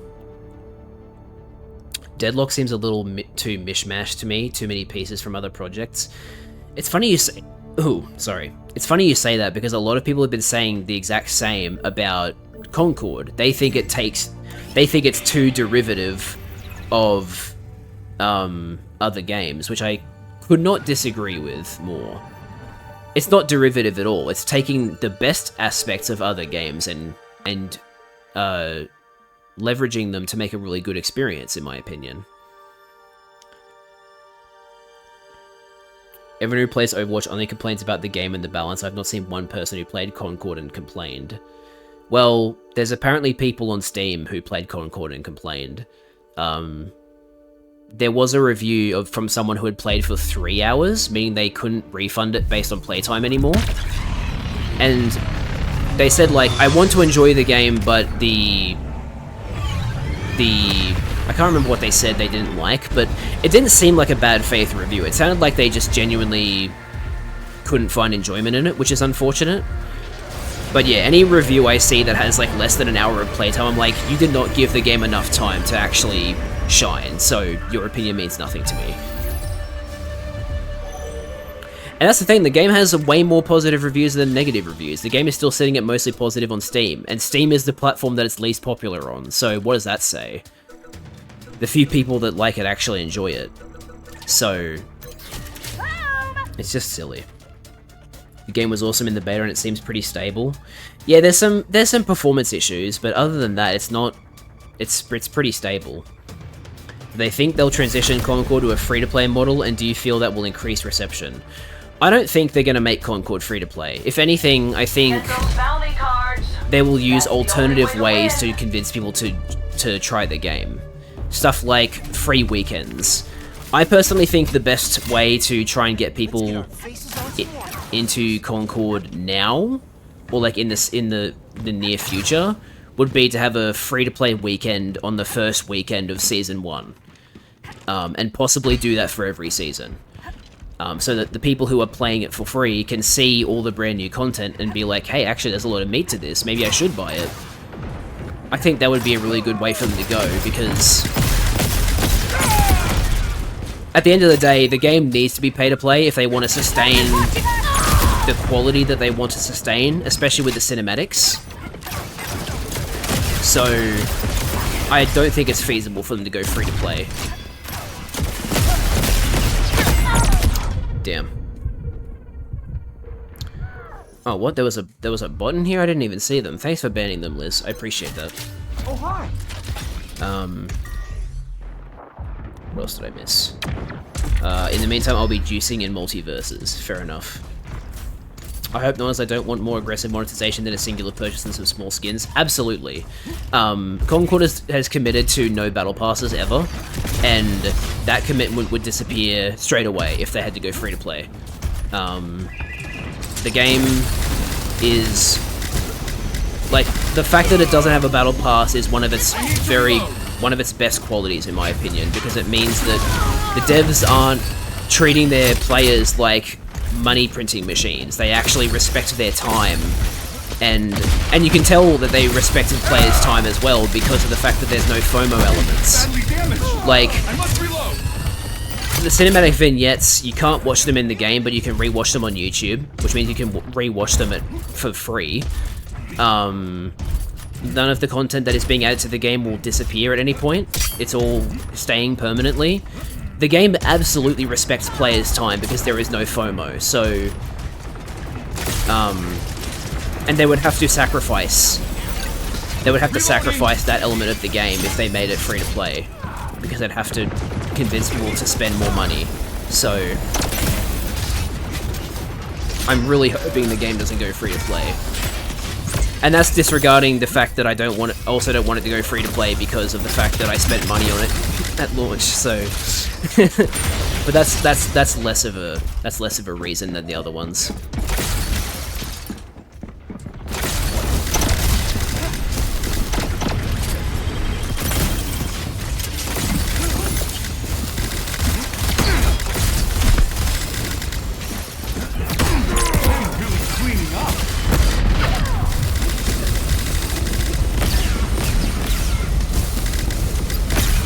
Damn you, Roka.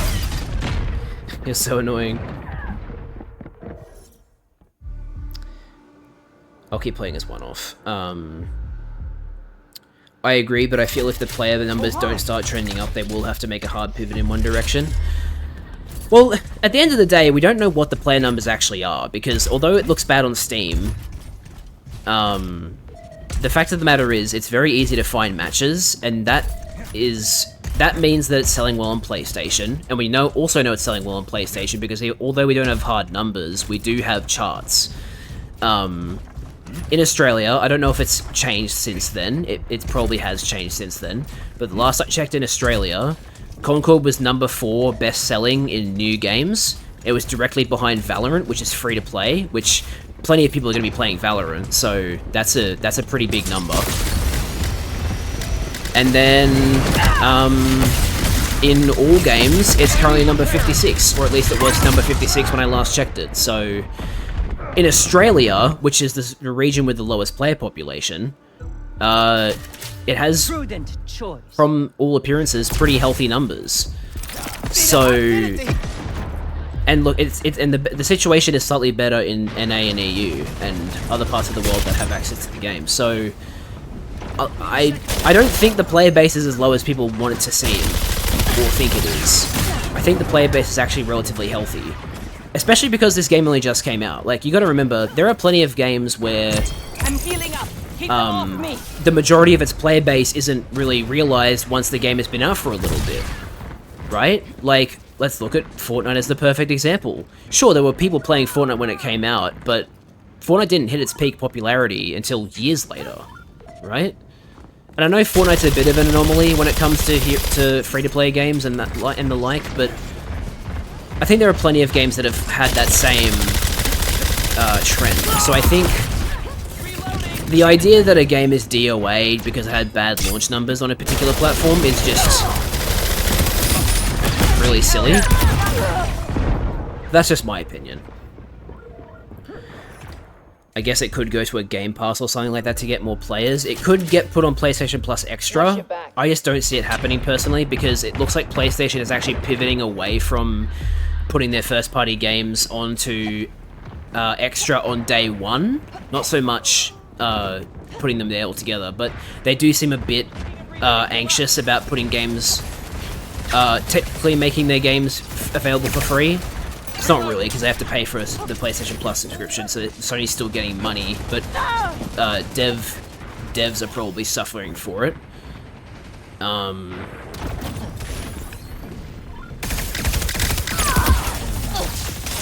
Yeah, I don't know. It's hard to know for sure at the moment, but I just think it's already very rash to call the game DOA when it's only just came out. When it's only just come out, sorry. But even then, I still think the player numbers for Concord are actually a lot healthier than people want you to think. There aren't really that many competitive TF2 players, and they do scrims every day of the week. This game could have a very, very good competitive scene. Like, this game has the tools for a really interesting, unique, and fun competitive scene, but they're not focusing on competitive at the moment, which some people might argue is to its detriment. But also, when there's no ranked, the game is instantly more appealing to casual players. So, Almost there. Keep it yeah, up. I guess it depends on your preference. Looks like I've done this before. But yeah, I'll try and read every chat message that I've missed once this game's finished. We're about to win, assuming we don't choke.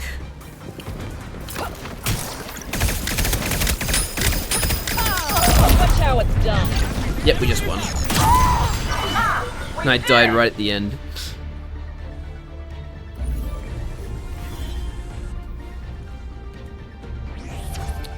Hell yeah. I think they should make it free-to-play for PlayStation Plus users and give players that purchase the game access to things that the free-to-play users don't. See, I don't know how I feel about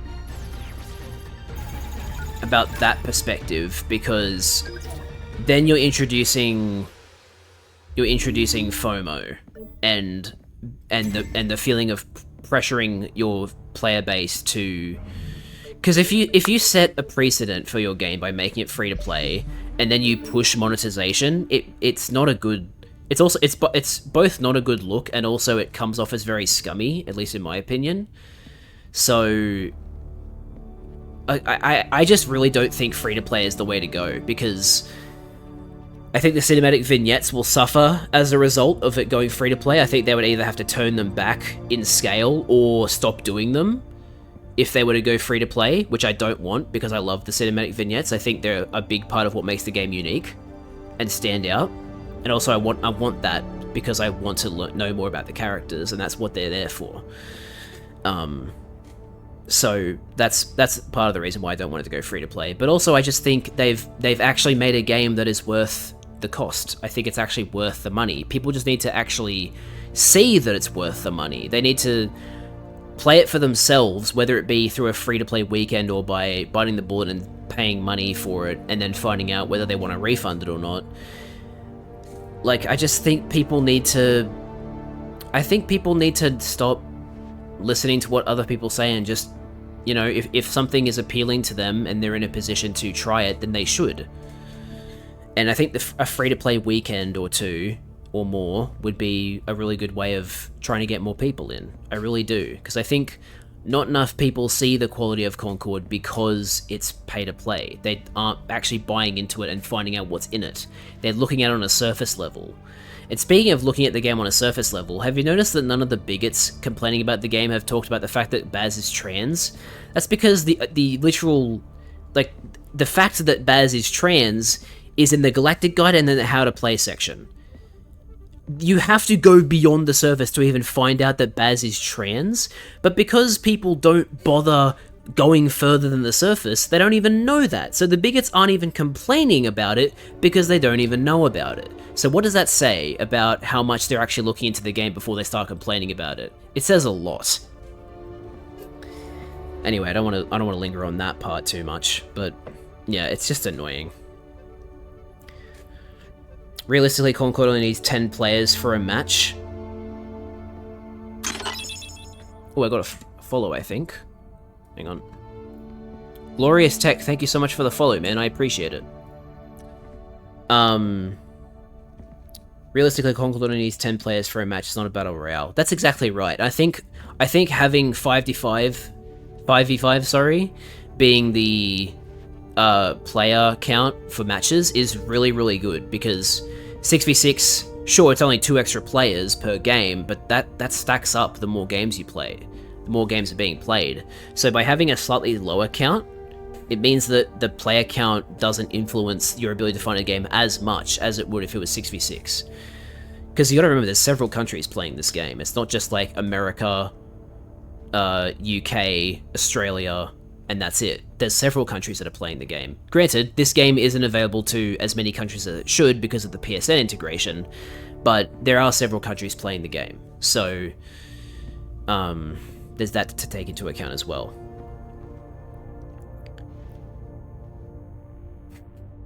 Okay, we got one of those guys in chat, guys. What players? Woke people? All 200 of them? Yeah, yes, Guatone. All 200 of the woke people like Concord. How did you know? There's at least a few thousand. Yeah, like, we're like, so many people love to ignore the fact that the game's on PlayStation. And I cited what the PlayStation sale figures, well, not figures, but the sale appearance is at the moment. And it's good. By the way, day-night cycle on the planets in the background, in case you guys didn't know. Every planet that you can have in the background after playing on a map there, they all have a day-night cycle if you stay in the main menu, which is incredible. That attention to detail is just amazing. Player base is heavily biased towards PlayStation as well, and Steam charts isn't official and consistently glitches out. I suppose, like, that's true, but also, like, I don't think there's 1,000 Steam players playing Steam. I do think it's in the low hundreds. Well, sorry, not low. Well, low hundreds concurrent, but like the people that own the game on Steam is probably like in the thousands or low hundreds. Because if you exclude the people who refund the game, that's probably what the number is. Any other characters besides One-Off who surprised you with their kit? Let's see. Let me just have a look at them again. So one-off is very surprising. It's not surprising, but I love Starchild, because Starchild is just...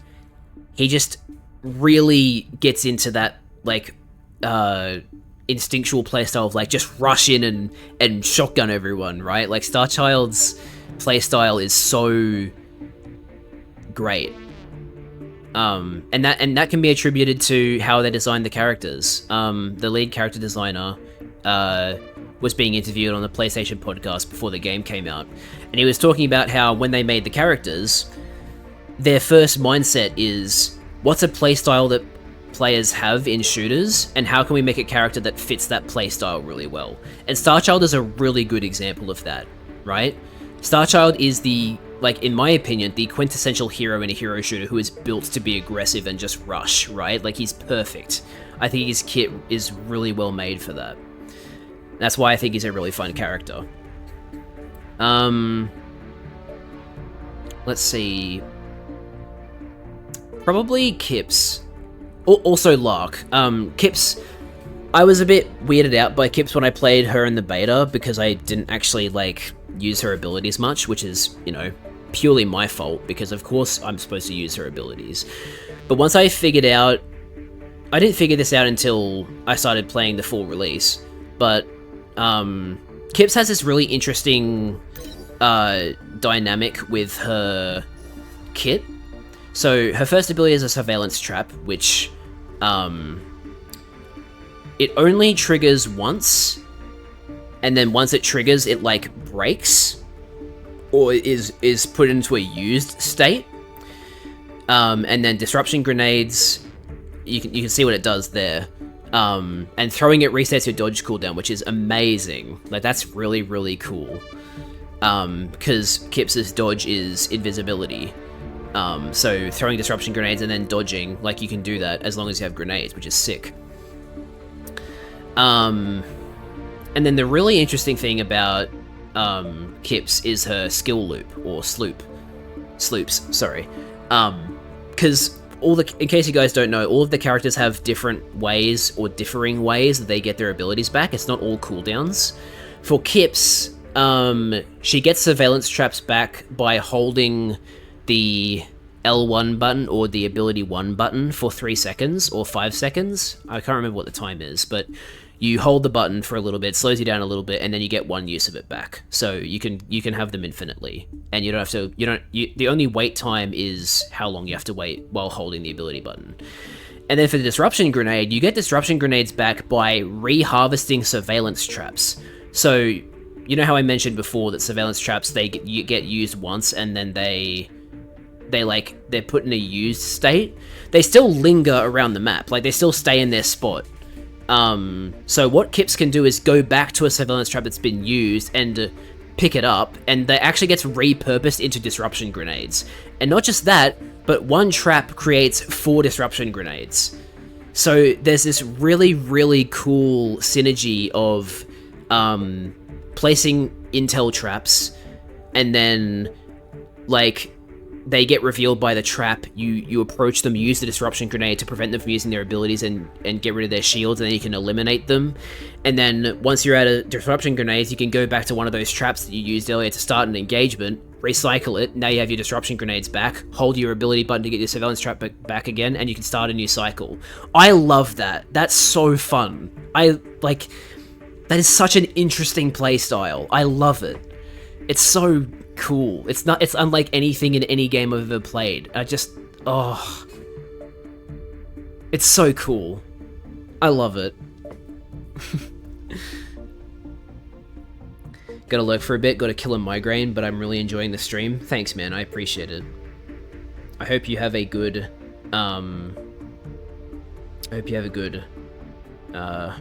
rest. Surprised the Concord stream has 11 concurrent views, 12 now. Whoa, really? I had 12 concurrent viewers at one point? Damn, okay. This is really good. Indeed it is. In America, it's number 23 on PlayStation. Wow, so yeah, significantly better than it is in Australia. And that says even more, because if it's in a higher rating in a country with a higher population, that means it's selling significantly more. That's really promising. It's doing just fine. Okay, Lurky for real now. No worries, Sore Thumb. Thanks so much. Queue times are too short. For sure, a lot of people play it on PS. Yeah. Too short for it to just be the people that are on Steam. 100%.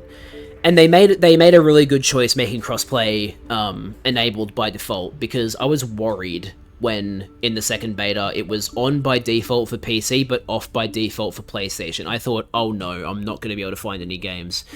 And surely enough, my queue times dropped drastically in the open access beta.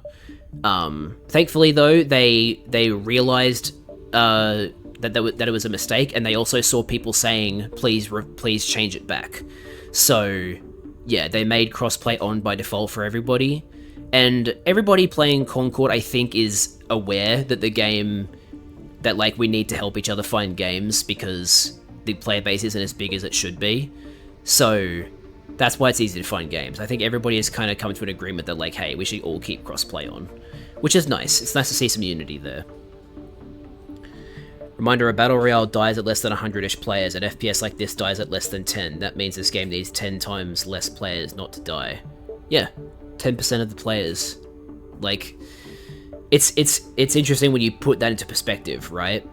When you, like, put into perspective that, hey, Battle Royales are a lot easier to die than, like, smaller team-based games. Because as long as you, like, because if you have like 100 players total across all countries, then you're never going to find a game in your region unless all those 100 people are in the same region, right? But the fact of the matter is, if you have 100 concurrent players at all times, that's enough to get you games. It would take you a while, but it would be enough to get you games every day. If it was 100 concurrent players every day, and it never dropped, which is obviously unrealistic, but, you know, just for the sake of theoretical situations here, it's still pretty good.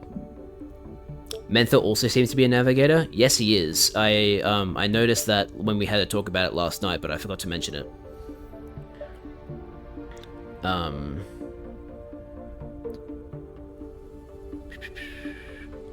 Also, free-to-play games before Fortnite were mostly MOBAs, TF2 and CSGO, so before 2019, very late into last gen, free-to-play was by no means a standard. Yeah, I mean, look at Overwatch 1. Overwatch 1 was also $60, was it not? Was it 60 US or 60 Australian? I can't remember. I think it might have been 60 Australian. So that would put it around the same price point as Concord currently is. And Overwatch 1 had loot boxes. Yes, you could get this. Yes, you could get the cosmetics without the loot boxes, but there were loot boxes in the game. Like, that's how bad it was, you know? Back in the day, loot boxes weren't, like, instantly frowned upon. So, yeah, I'm glad we're past that point in gaming history, mostly. But, yeah. I think maybe a discounted group pass, like how the beta pass was, like instead of digital deluxe, you get 1 or 2 extra copies of the game to give to a friend. I suppose so. I don't know, they'd probably have to charge more for it if they wanted to do that, because, you know, giving a free copy is relatively expensive for you as a developer/publisher, because that's a whole unit that you could have sold. So I think if they were to do that, they would have to make it more expensive, and they obviously can't do that now because it's out now. Like, it has a set price and it has set rewards, so I don't think they would probably have to make like a separate edition of the game, like I don't know, a fan edition or something, and it's like, buy the game and you'll also get another copy of the game to give to a friend on the same platform. I don't think they'll do that, but that's also another way that they could potentially try and get more people into the game. And then the person who then gets into it might then really love the game and start playing it, and they might not have the money to do a fan edition purchase, but hey, they would be able to spread word of mouth. And really, word of mouth is what this game needs the most. So, yeah.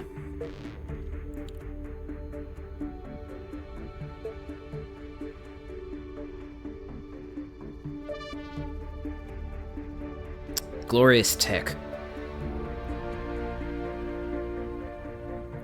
If you'd like, yeah, as Liz just said, I don't know if she's, oh wait, Streamlabs isn't working? Bro, of course. Of course Streamlabs isn't working. Typical Streamlab. That's probably why I haven't been seeing people following, because of the... Because Streamlabs probably hasn't been working. Let me go to Streamlabs and fix that real quick. I'll try and get the bot back up. Because the bot likes to turn itself off. It really does. It's extremely frustrating. Login with Twitch.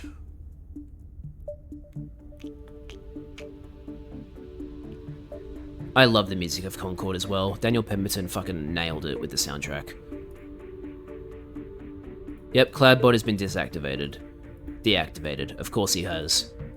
He's back online now though, so... If we do !Discord, it should work now. Bros man's a Discord, lol.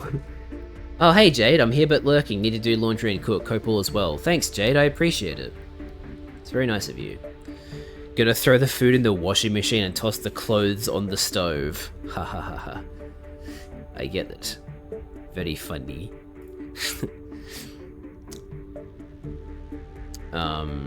Kips needs longer legs and a shorter torso. They're one-time use. Holy shit, that's eye-opening. That explains why they're on the ground sometimes. Wow. Reduce, reuse, recycle. Holy shit, that plays so much into the crew being ragtag and really making use out of everything they can. I love that. Holy shit. Yeah, man. Her passives look strong. Yeah, her passives are pretty damn good.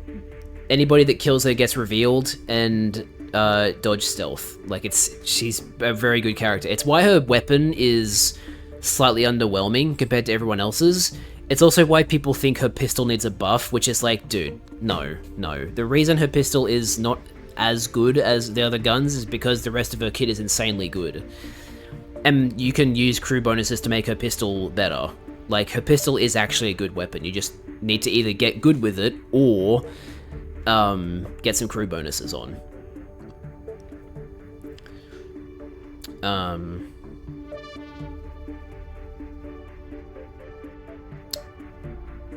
Back, do you keep your stream on replay?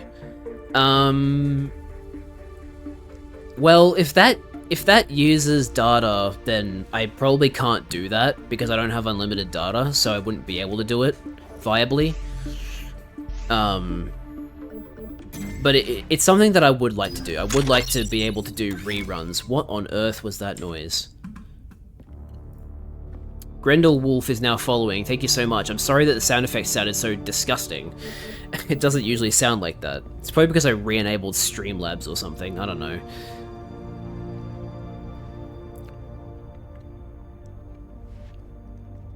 The OST is great. Yep, the soundtrack for this game is incredible. Wait. Is that another follow? Fenrix Wolf, thank you so much for the follow. Wow, there's a bunch of people coming in at the moment. That's crazy. Thank you so much. I really appreciate it. Okay, meds are kicking in. Gonna go lie down. Have a good rest of your day, Jed. Thanks, Sore Thumb. I appreciate it. I appreciate everybody who comes and tunes in. 15 concurrent viewers? That's wild. You're very welcome. Outcast recommended you. Oh, thank you, Outcast. That's very nice of you. Outcast is good. Outcast sent us. Tell him I'm very, very thankful. Wow, such enthusiasm. Yeah, man, like... I just love how passionate the community around Concord is. Yeah, Daniel Pemberton... I'd say Daniel Pemberton's most notable work is Into the Spider-Verse and Across the Spider-Verse, so the Spider-Verse movies. Very, very good music, very, very good movies, and as you said, yes, he has won several awards. I believe he has won Academy Awards for the Spider-Verse movies. So, yes, very, very talented composer. The fact that they were able to get him to compose the soundtrack is amazing. Yeah, I'm really glad, because the music is not only amazing, but it fits the game extremely well. And the fact that there's, like, the timing of certain music moments is really awesome. Like, the music, like, increasing in like intention, like as you get through the character select, and then it like has a big like climax when everybody drops down, and then it like simmers down once the match is about to start. Oh, it's so good. And then like the music stops like almost perfectly when you get to like the leaderboard screen and you finish looking at all the rewards after a match. It's awesome. I love it.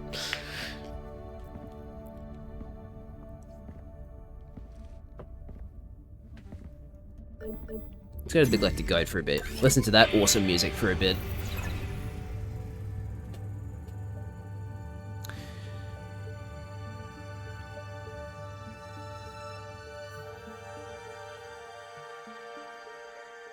Man, this game is just...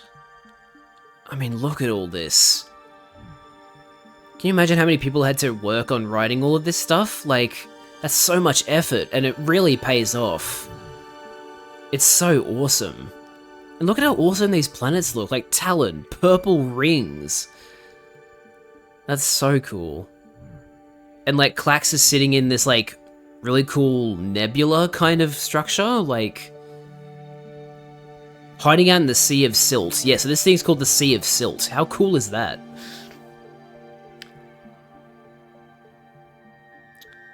Oh, I was sure it was stream music. If it's in-game music, that's a really good score. Yep, this is all in-game music. The only stream music I do is during breaks, intro, and outro, and sometimes I don't even do it during breaks. But yeah, this isn't my music. This is Daniel Pemberton's music. They absolutely cooked with this game. Every single person on the team absolutely cooked. And they still are cooking because they're releasing new content. They've got 2 seasons on the roadmap so far. Very, very exciting stuff.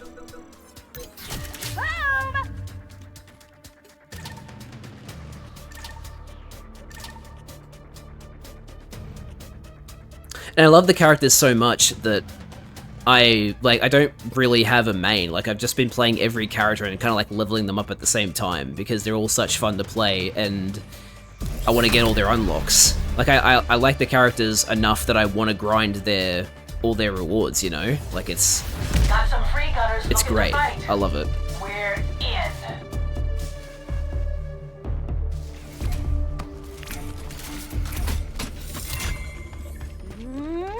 I've been itching for a fight all day.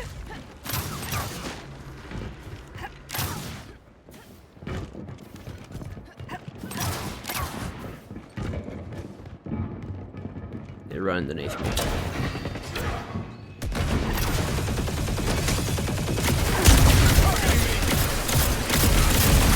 Incoming grenade!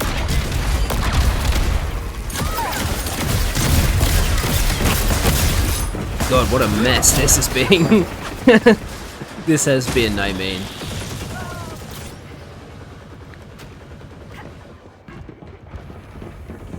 Gotta heal, hang up! My danger here.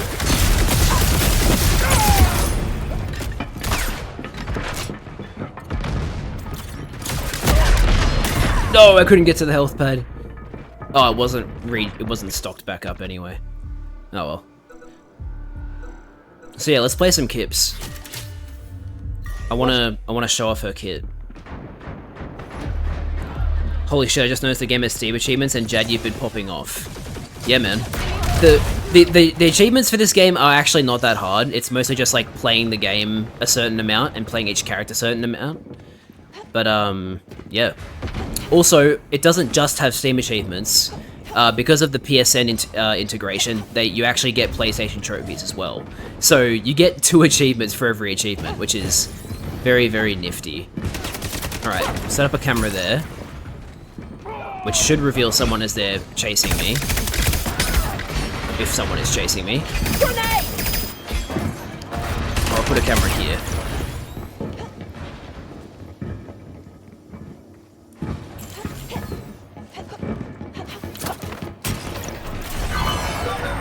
Alright, that just got used. Okay,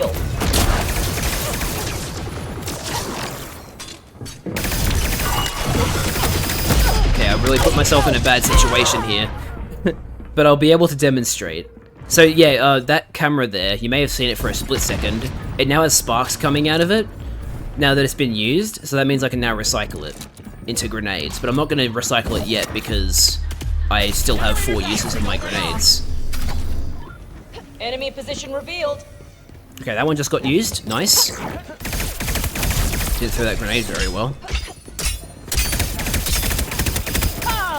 Alright, you just destroyed one of my cameras, but that's fine. Successful disruption. Danger Nice. here. Don't mess around.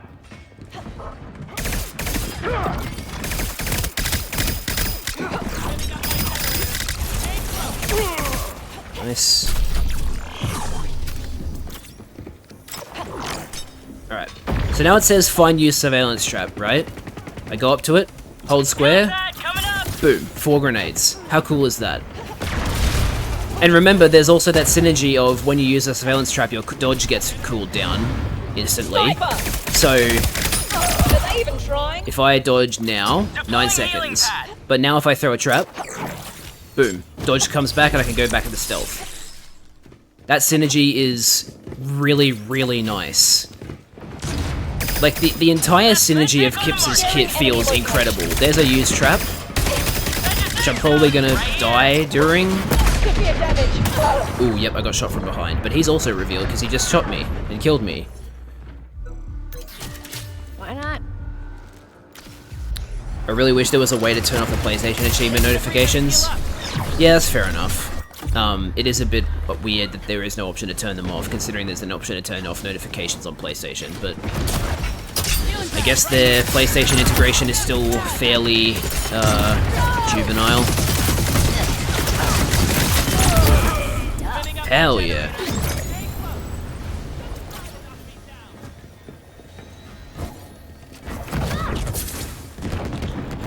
And yeah, what you're seeing right here is another sloop mechanic. So with Haymar and her wall of fire, to get them back, she has to not only get a kill, but she also has to pick up the little orbs that they drop when they die. Cover me.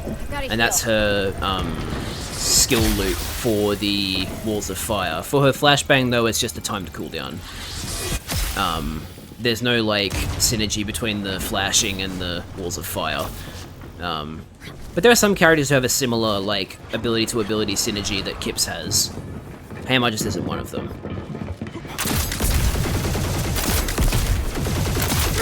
Pick the wrong mystic.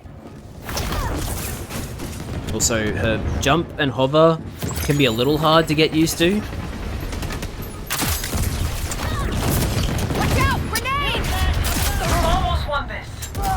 I destroyed her deployable and that killed her, I think. That was pretty funny. Best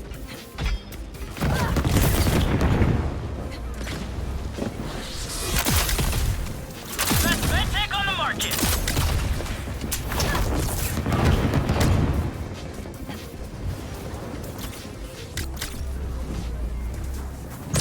Healing.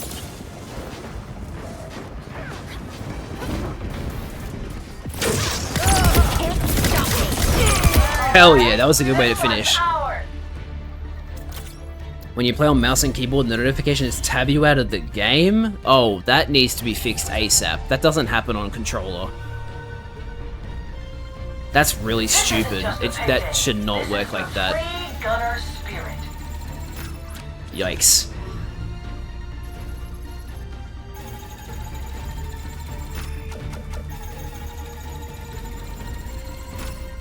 Oh, Kips is so close to level 8.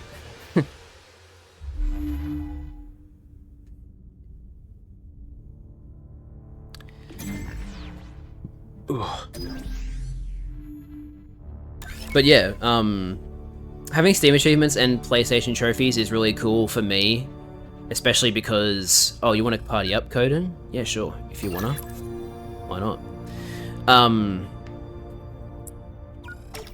The cool thing for me personally, as someone who grew up on PlayStation and still has a PS5, the really cool thing about the PlayStation integration and the trophies is that people on PlayStation can see me playing Concord on PC specifically, and they can also see my trophies. Like, on PS5, Concord on PC is treated like Concord on PS5, just it has like the little PC icon next to it. which is really cool.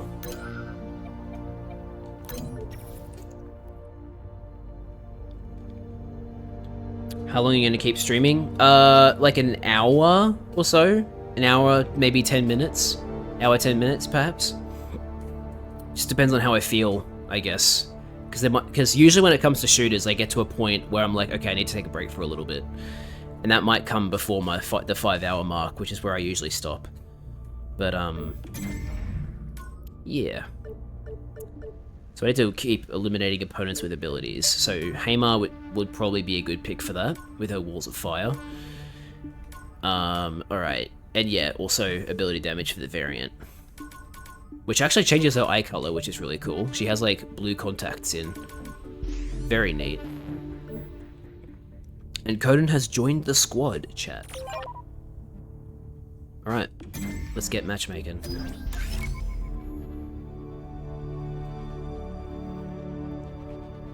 Perfect at what lure trophy hunters in. Yeah, there's been some people on the Discord who are like, oh man, this is the first time that I've wanted to grind the platinum for in a while. Or like, there's people coming in being like, oh, the Concord platinum seems pretty easy. I may as well buy the game and play and get the trophies. It's like, okay, whatever floats your boat, I guess. I've never personally understood trophy hunting, but yeah. It's just not my thing, right? Like, I'm not gonna go out of my way to insult people for being trophy hunters. I just don't personally get it. That is a mentality that some people could learn from. If you dislike Concord, you should just forget about it and move on to something else. You shouldn't devote time shitting on it. That's what it all really boils down to. Like, regardless of whether you regardless of whether you think the game is objectively good or bad, if you like it, then you shouldn't let anybody ruin your enjoyment of it, and if you don't like it, then you should just move on and maybe go play something that you do actually like. You know? Like, it's all a bit ridiculous. That people can't just let other people have fun. Game's installed for me, so I could join, but I get if not, since I'm not OCE. Well, Conan's not OCE either, so you're more than welcome to join. I don't really get OCE games anyway, and like I mentioned before, I think the game has decent netcode because despite constantly having high ping games, I don't notice it anywhere near as much as other shooters. Like, I think... I don't know if netcode is the right thing to... oh, you're playing multiverses? Okay, I'll play a game then. But like... games like Fortnite and Call of Duty, when you have high ping on those, it's very noticeable. It's not as noticeable with this, and I don't know if it's like I still don't know if it's because of netcode or because of some other like server or client side thing, but it's a bit like Helldivers 2. Helldivers 2 on high ping is really not that noticeable. It's just like your interactions with other players are what gets affected because the enemies, I think, are client side. So you can deal with enemies no problem when you have high ping, because that doesn't get affected by high ping. I think it's a similar case with Concord. I think, yes, there are moments where high ping is definitely noticeable. Sometimes bullets don't register, sometimes bullets take a little too long to register, but for the most part, it runs very well despite high ping. Yeah, OCE is short for Oceania, which is the matchmaking region I fall into. It's the name for the area that encompasses Australia, New Zealand, the Pacific Islands near New Zealand, and I believe Papua New Guinea. I don't think Papua New Guinea is considered Southeast Asia. I think it's considered OCE, Oceania. Actually, Oceania might also include Indonesia. I'm not sure if Indonesia is considered Southeast Asia or not. I'd have to look it up. But yeah, it's if it doesn't include Indonesia, it's definitely the smallest population server in the world. If it does include Indonesia, then it's not, because there's like 100 million people in Indonesia. But like, there's about 26 million in Australia, about, I want to say 5 million in New Zealand.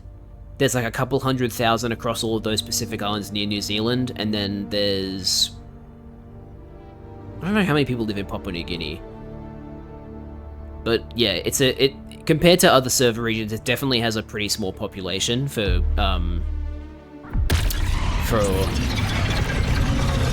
matchmaking.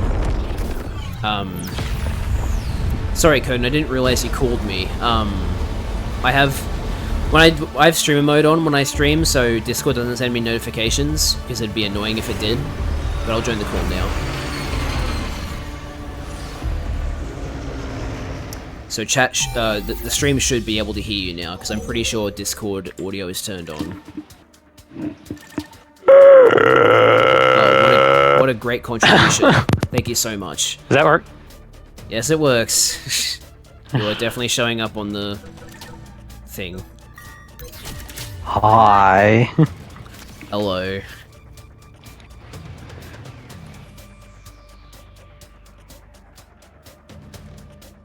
I need some water. It's really hot today. Maximum temperature today is 34 degrees Celsius, which is like, I think, mid-90s Fahrenheit. It's like 100 in Arizona. Yeah, that's just Arizona, though. Arizona is always hot. Nah, that's in Fahrenheit, by the way. Hmm? That was in Fahrenheit. I don't know what that is in Celsius. 100 Fahrenheit is like 37 Celsius, which is pretty hot. Hmm. The hottest temperature I've personally experienced is like 42 Celsius. I don't know what that is in Fahrenheit, though. Really tried to run from fire? So dumb.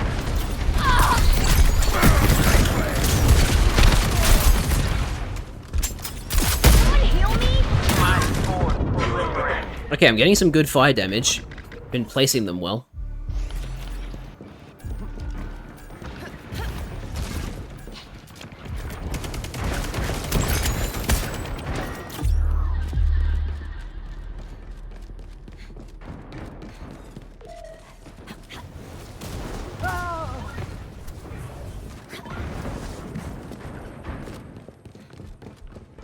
Alright, Manic Monkey.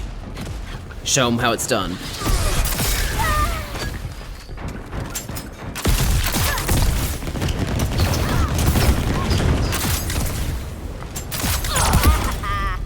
Gotcha. Would you say Manic Monkey? Yeah, our Star Child is called Manic Monkey.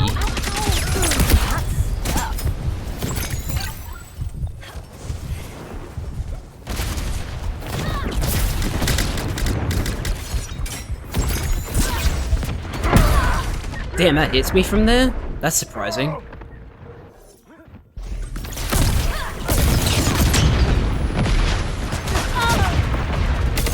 Damn, that Baz got annihilated. I got annihilated. Oh, are you playing Baz? No, I was okay. playing Tio. Oh no. Playing Itzy now. Hell yeah. A lot of people out there. Platinum 85553. I wonder if they hunt for platinums.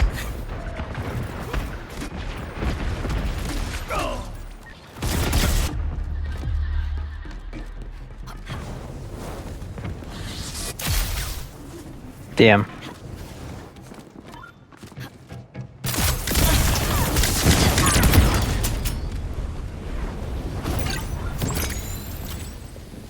Cover me.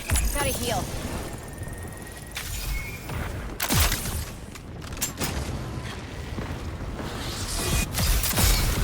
Pick the wrong mystic. And Haymar's mobility is so good. Cool. Damn it. Streamlabs isn't telling me who just followed. Who followed? Fuck, I missed it. Ramalinda 91. Remalinda 91, thank you so much for the follow. What's up? Nice stream. Keep it up. Really enjoy this game. Would love to play together. I'm also a streamer. Well, if you'd like, I do have a Discord. So I didn't even know you had a Discord, by the way. yeah, I didn't tell you about it. Hang on.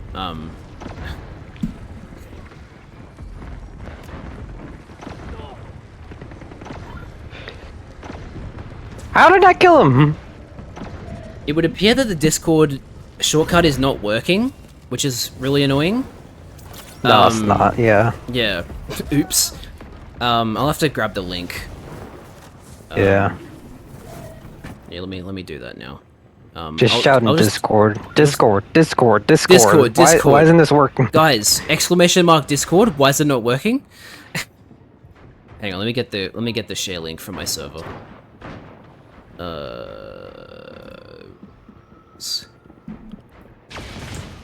Don't ask why the link is in rules. I promise it makes sense. There's the Discord if you're interested in checking it out. I'm somehow not dead yet. Oh, someone left and someone just joined. Yeah, man, that backfill is great. Yeah, I assumed it was a bot. Because the message that they sent before is very, very similar to the one from before. Just, you know, sometimes it doesn't hurt to pretend that they're a real person and they might actually want to talk to me. Falling back to heal. Putting down a trip mine. I'll be sure to... I don't know why I pushed. I'll be sure to check how recently their account was made next time someone asks something like that. Sniper over there.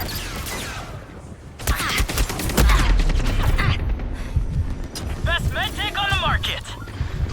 No Veil, don't kill me, please. I have high health. Plenty of fire Damn, damage to double go kill. around.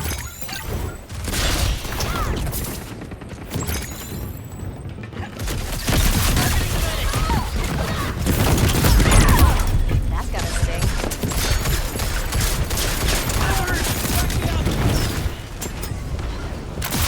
Don't mess with me. Hell yeah. Cover me. I've gotta heal. Tough luck.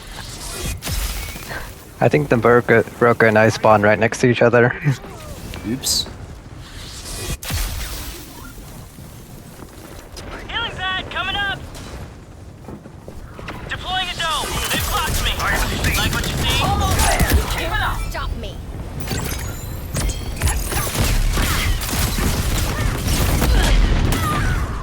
Oh, well, I had to die at some point. Also, she just, like, voluntarily walked into my fire. Why did she do that?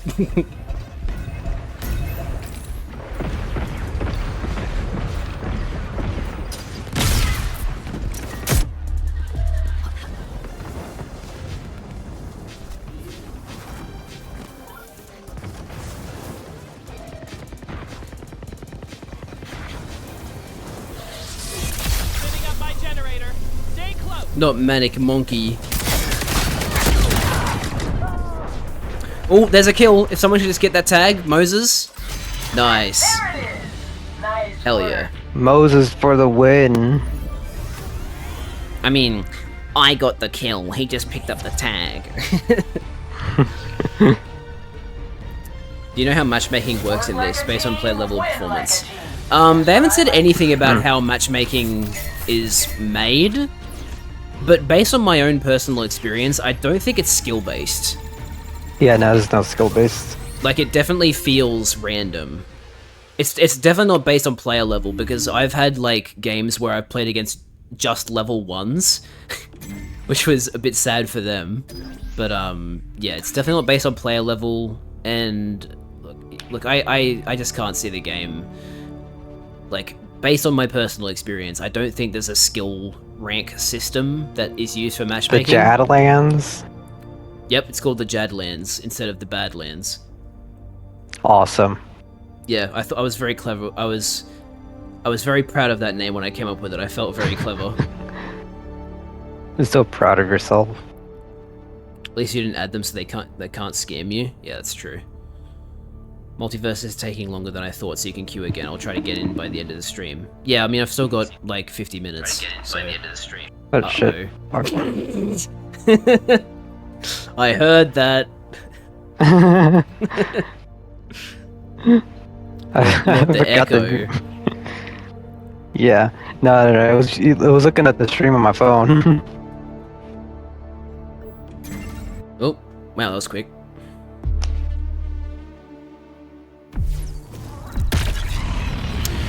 Bastardon Lab.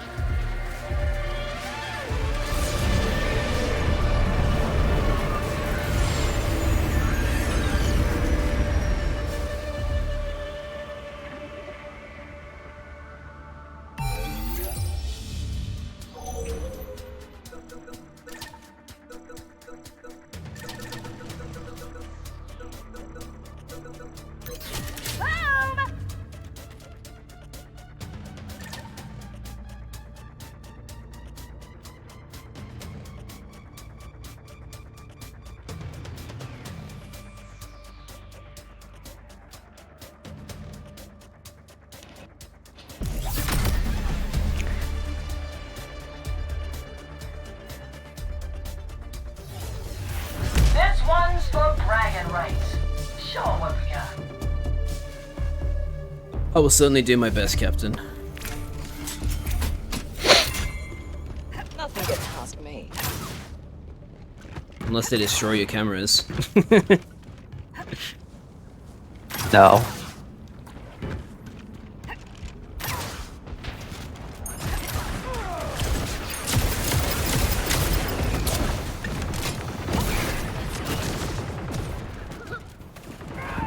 Rival crew. Sharing and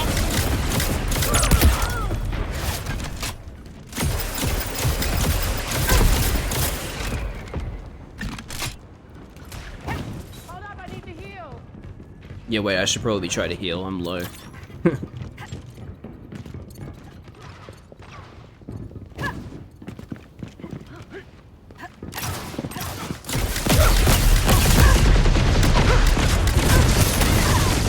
Wasn't able to use my boost.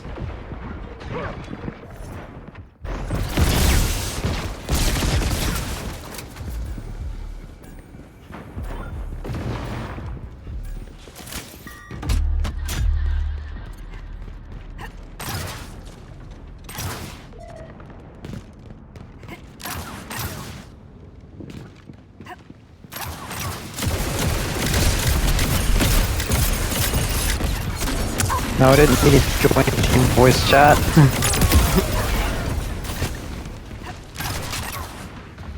Do I have zero? I have 0 kills. I'm not Come doing on, so hot. Coden. What are you doing, man? I'm sorry. You should be. No, I'm kidding. Oops. Yeah, I got one. I stole your kill. That's alright. It's whatever. Healing up, keep them off me.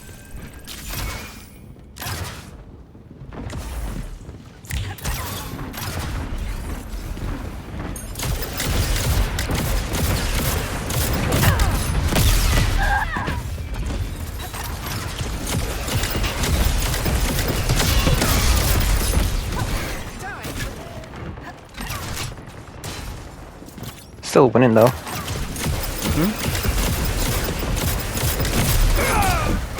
I keep getting assists.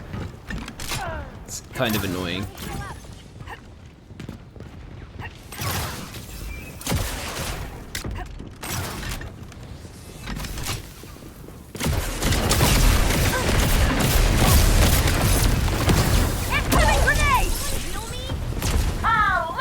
Somehow that Kip's grenade didn't hurt me.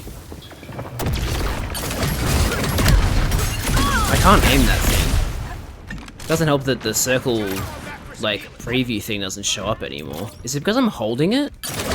I don't know. It may be a bug. Yeah, I think it's yeah, I think it's a bug because I just can't see it anymore. It didn't. It wasn't a thing until like this week. Yeah, it wasn't like it in early access. It's a bit weird. But oh well. Game's bound to have bugs. Just because it was developed for 8 years doesn't mean it's completely free of bugs. Any online game is going to have some hiccups.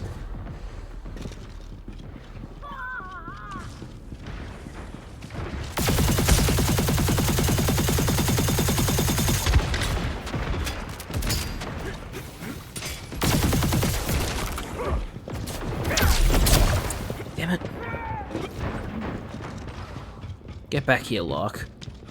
Targeting me! Almost won this.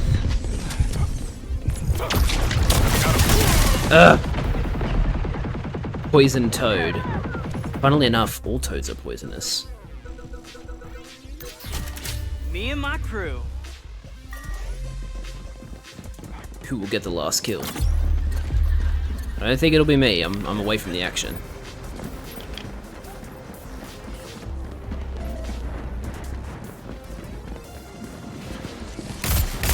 They're targeting the medic. That's a win. Did you get it? No, I was dead. Okay.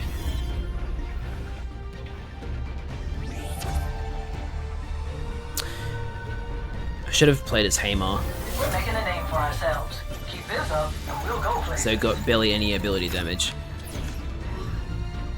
You know, I don't mean to get political, but free to play? Boo. I don't mean to get political, but 3 plus 2 is 5.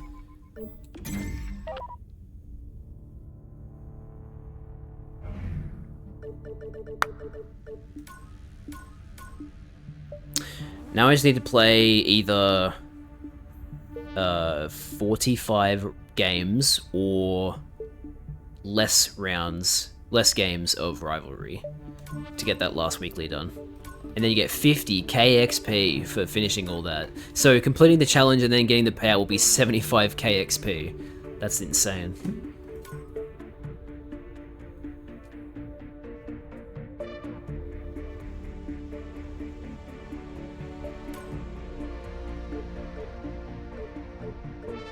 Yeah, so it seems like the storyline for Season 0 is there's a revolt on Glance where all the salt fuel's being made. And so the guild and the free gunners are intervening because salt fuel is what's required to run ships. So it's a big deal. But then in Season 1, the story is going to start revolving around the Tempest, which will be fun. I'm gonna be honest though, I have not read the Galactic Guide. You need to hurry up and do that, man. There's a lot.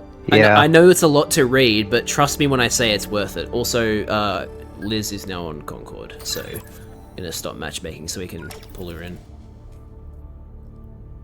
No. Yes. I don't wanna. I don't wanna. Okay, get her.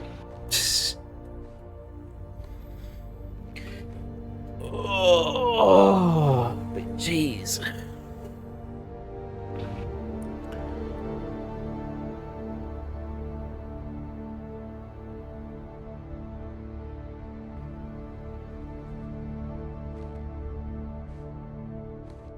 It's kind of weird that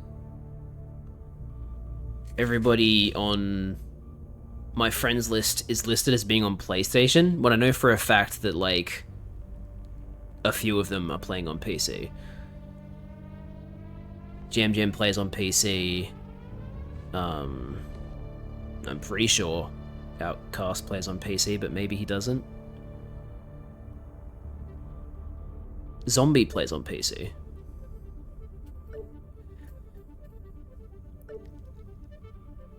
Liz, you better carry their asses. Haha, I doubt it.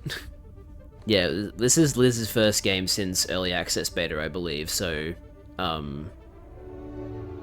yeah, don't put too much pressure on her. No, not safe for work content. The hell? Man, I wanted to... No, I'm not gonna get into it. Let me know when you're, oh, you just joined, cool. Alright, you don't mind if I turn our Discord into a group chat, yeah? Yeah, go ahead. Alright, let me invite...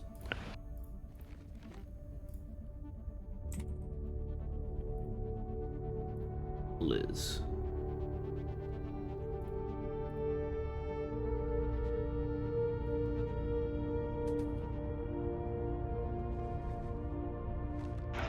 Oh, Coden didn't pick up. Oops.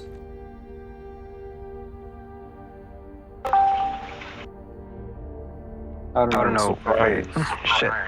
Whoa.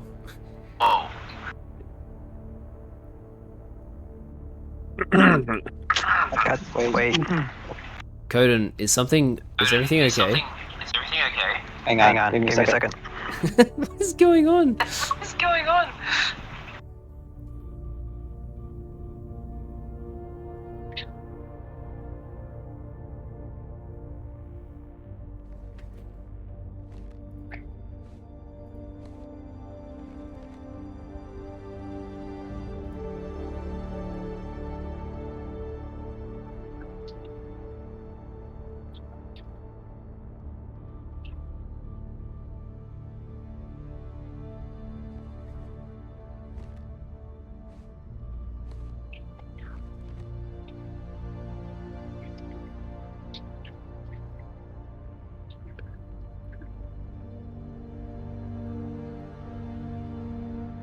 We good now? Yeah. Because there was like a bunch of audio doubling up going on before. But I think now that Coden's actually joined the call, I think it's going to be all good now.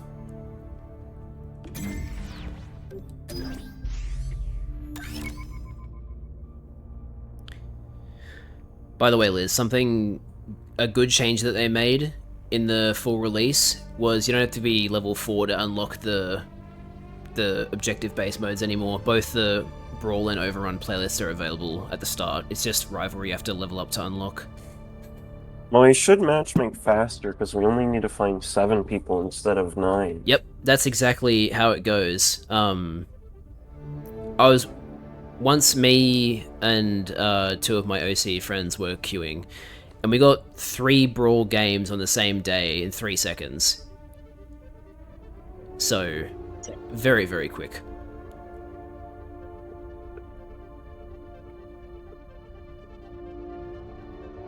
Sounds like he's in space.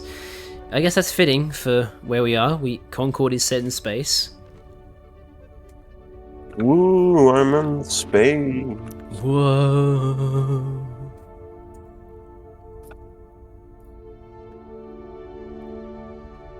What is it that stupid alien says? Yeah, alright.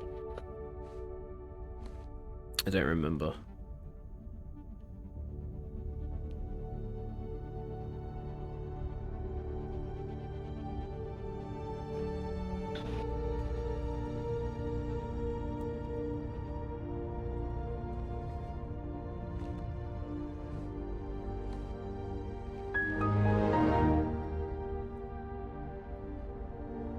Sorry if you guys heard that. You probably did because it's Discord audio. I was trying to see if a sound was what I thought. I didn't hear nothing. It was not though. Hey, zombie's here. Hello, zombie.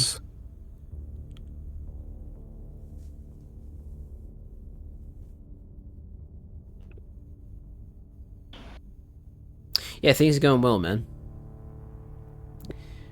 Games are good.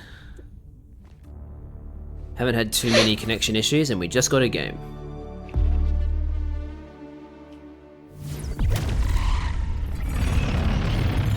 Honestly, not to get political, but this game isn't woke enough. They need to give everyone blue hair and pronouns.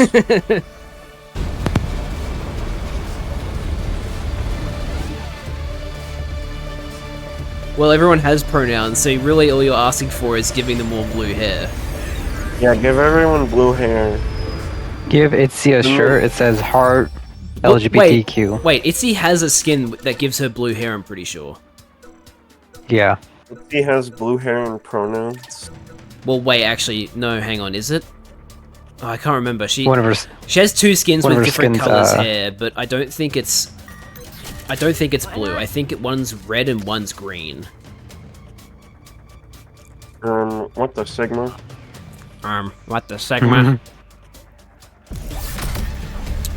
The reason I may have played a sound on stream through Discord was because I was trying to find out what the Sigma soundboard sound. Unfortunately, searching up Sigma did not give me what the Sigma sound. It gave me a Windows shutdown sound for some reason.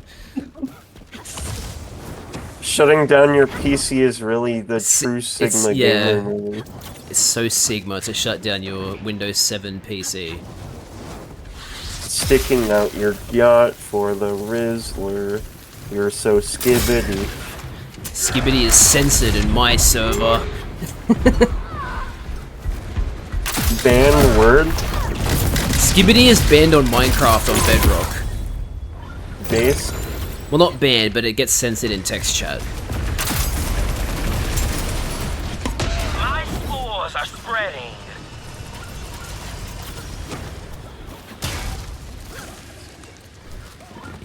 What if Pips could spawn like a fake bounty card as a trap? It's an interesting idea, but it's literally only specific to one mode, which would be... Yeah, I know, but I just thought it would be an interesting idea.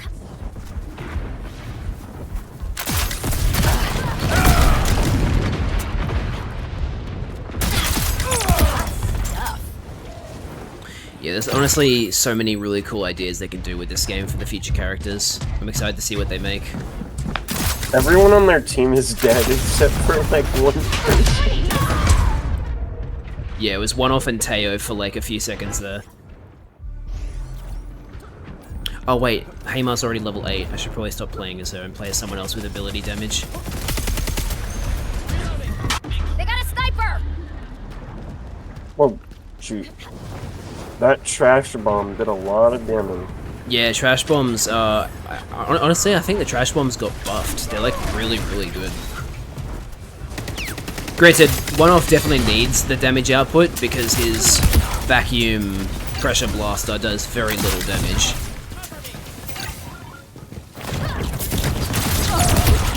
Long range though. I've just been using my normal attack and that's been more than enough to kill everyone. Who are you playing? I'm... what is it? DeVeers? Yeah, DeVeers. Yeah, DeVeers is definitely a sleeper pick. Not enough people play DeVeers to find out. Their normal damage is really good, and then if you do the combo, it's basically an insta-kill. Yeah, it takes like... I think like a single shot into a like Burnite bomb into a fire kills 170 health characters from max to 0 health. I'm gonna try out Tips because I never played the robot in the beta. She is very, very fun. Oh, you cloak when you dodge? That's Yep. neat. Yep, and then throwing your disruption grenade instantly recharges your cooldown. Oh, you bitch! Look. Jeez, I cannot make that jump. Where is the enemy team? I'm hurt. Did they remove meleeing, or is it just on a different key? Oh, it's on F. Me and my crew. Yeah, it would have been whatever it was during the beta, because beta settings carried over to the full release. That was only an assist.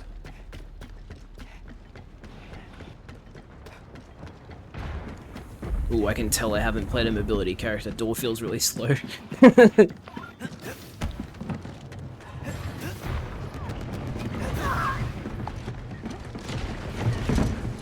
Damn.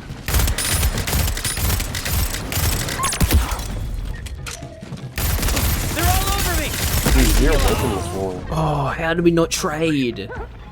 Bruh.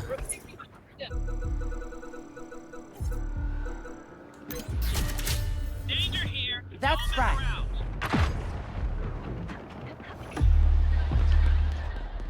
Was that a hazard, or is that on the Watch map? this one. Bit tricky. Our Itzy killed one of their...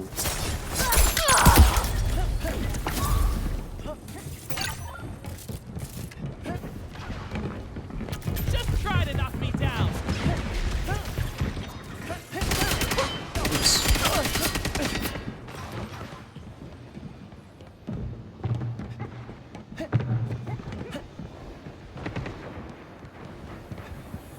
Falling back to heal.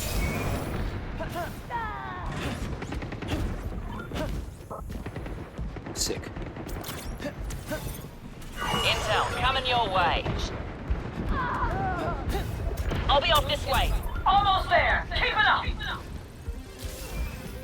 gonna keep running around trying to find enemies, but I can't.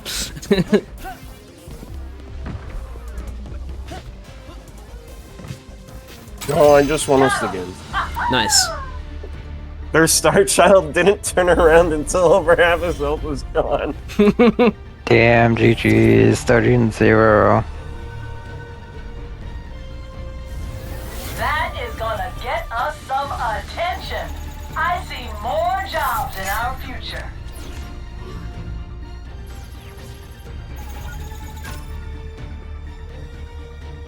Very good. Only died a single time. Hell yeah.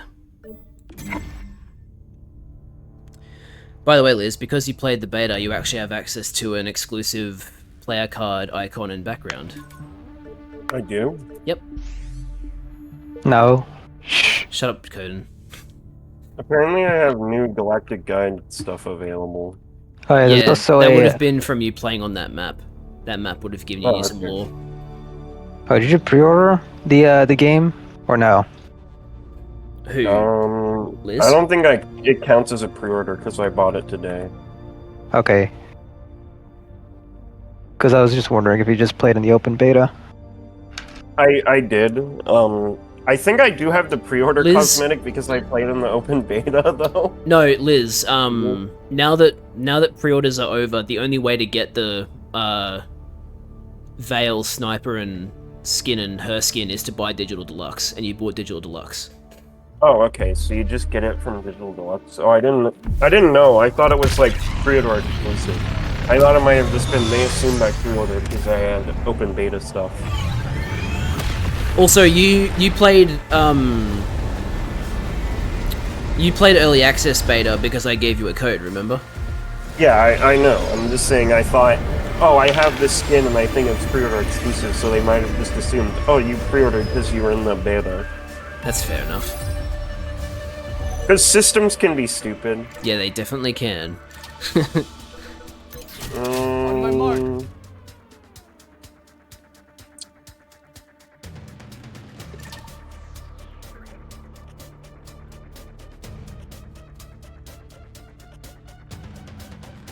I'm honestly surprised how much viewers you're getting on this Concord stream. It's really impressive. Well, I think it's Like, because it's averaging at like 8. it's because Concord has a very devoted player base. The people that do play it are really, like, they love it. And because Concord isn't very popular on Twitch, it's very easy to be found as a Concord streamer. Yeah, look on Twitch to see how many people are streaming. Not that many. Like, I think all of them fit on one page. I mean, this game is great. I really want more people to play it. Absolutely. It's the same map as last game. Last game? Yeah. This is a different map. No. Maybe I'm just blind. You may be. I may be entitled to financial compensation for mesothelioma.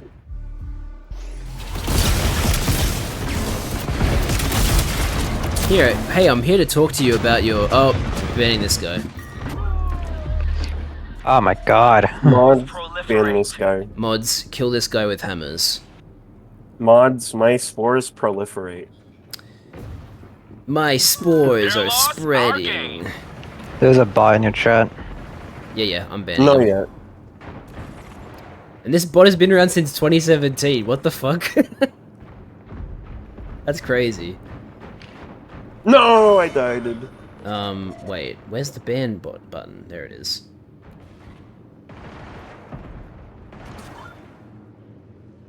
As is customary with... Okay, I think this match is a bit more even. Oh, so you think there might be skill-based matchmaking? No, I'm just saying I think this match is a bit more even than last match. Right, yeah, okay. I don't think it's skill based. I think there's not a big enough player pool to be focusing on that.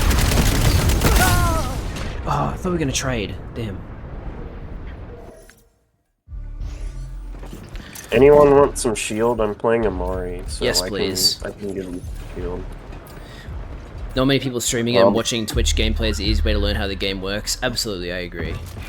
I forget Amari can't dodge, so I don't have any. Oh my god, how did he not hit her? Yeah, you only have one jump and you can't dodge when you're an anchor. Though it would be interesting. I don't think you can vault either. Yeah, I don't think you can. It'd be really interesting if they introduce an anchor that does have one of those. Oh fuck. Oh fuck.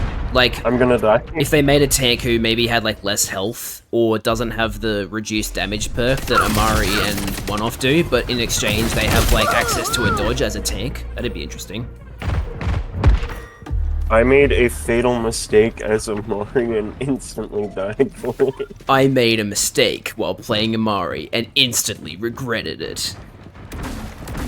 Yeah, that's a new tomorrow's teachings video. I keep forgetting I have more ammo as Linux 2. I'm just wasting all of my grenades trying to get this damage.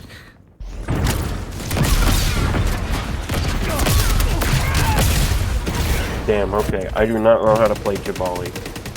Jabali is very much a support ranger. Like, his bullets don't do a lot, but they track and you've got a lot to shoot from. And then he's got that heal orb. I think we can still make it back from here.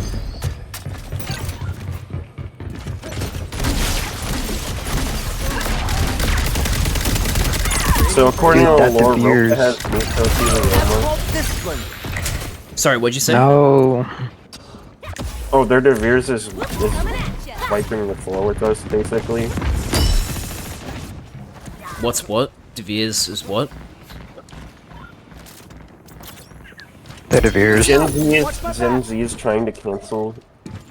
Oh, right, yeah. Gen Z I thought you were still trying to talking about cancel Roka. I made a joke in saying, so according to the lore, Roka has I'd have to reread it to see exactly what it said, but it's like there was a mine collapse and she inhaled like toxic chemicals from it.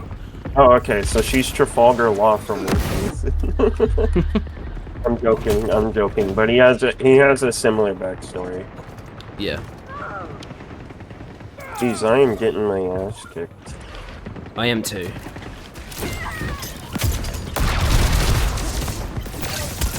I have like every crew building now. Neutralized. Nothing can stop me now. I forget you can aim down sights sometimes. You definitely need to. Well, last game we won and I was only hip firing. I see.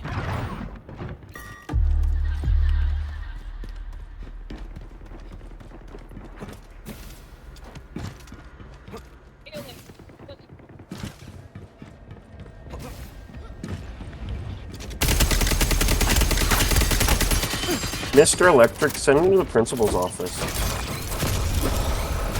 Stop sucking up my grenades, One-Off! Stop sucking me off! Where did you come I've seen from? I've seen a lot of innuendo jokes around One-Off. I trolled their DeVeers by stealing the health kit as soon as it respawned. You're so mean. They were gonna kill us! Watching Twitch gameplay is the easy way to learn how the game works before deciding if it's worth buying, but from what I've seen so far, it's really worth the price. I 100% agree. Crap. They need one more kill. Oh, crap. We're about to lose. Oh, fuck, I almost got it.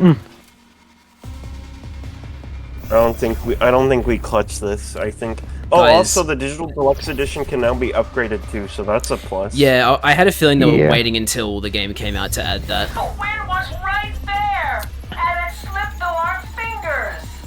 Damn. Well, hey, I already have 10 assists.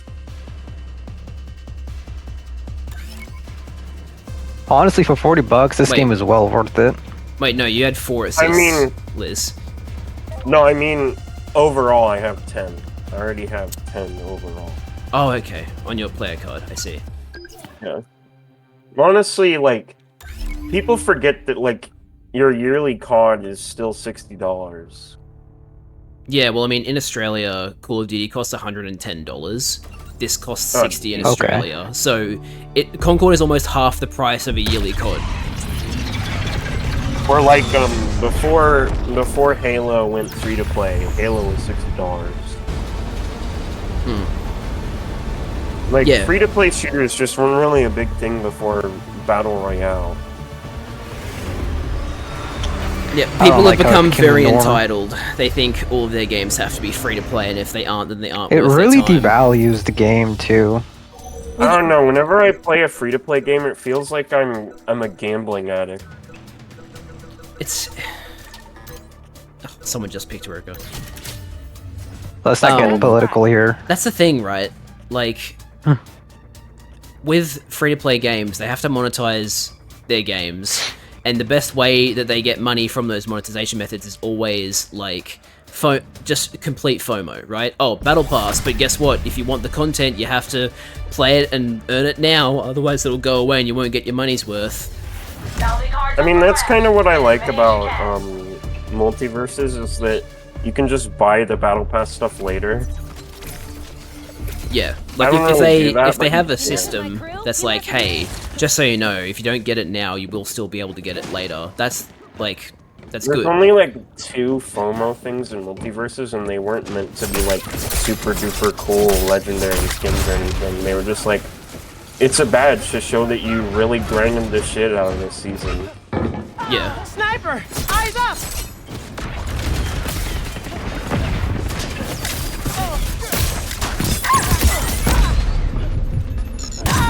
I knew that was going to activate it, but I still did it.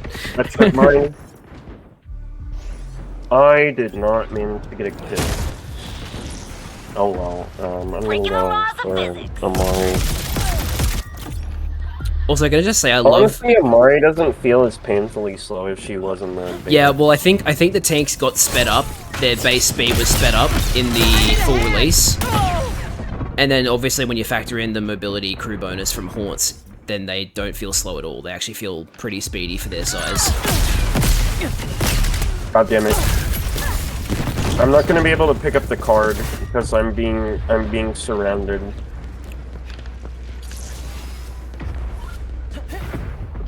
No! No! I couldn't make it to the health kit. No. I did steal it from I'm walking so hard right now.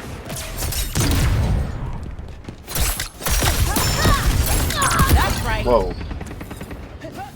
That was a weird thought.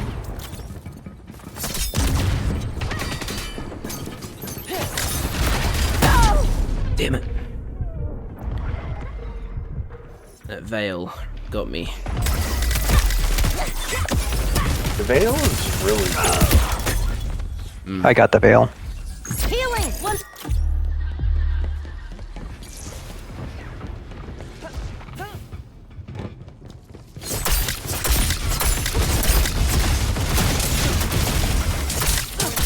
Someone help me out! Oh no. I need heals. We're pulling ahead! Healing up!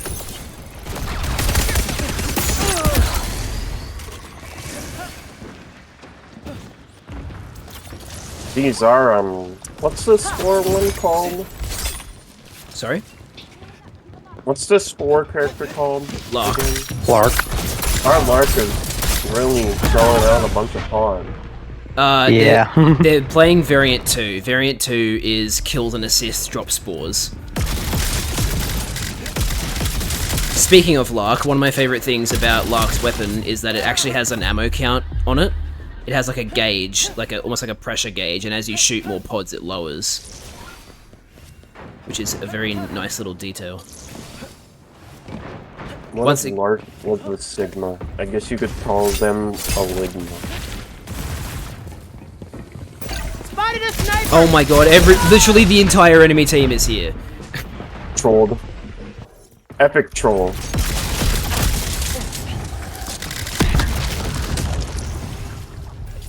What does the disruption do? I just want to know. Disruption grenade from Kips?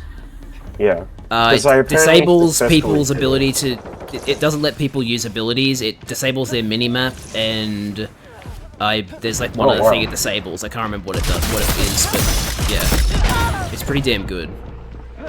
And for like deployables, disables them temporarily. So like Door's dome shield, if you throw a disruption grenade at it, it just stops working for a little bit. Oh, okay. So that's how you deal with Daw.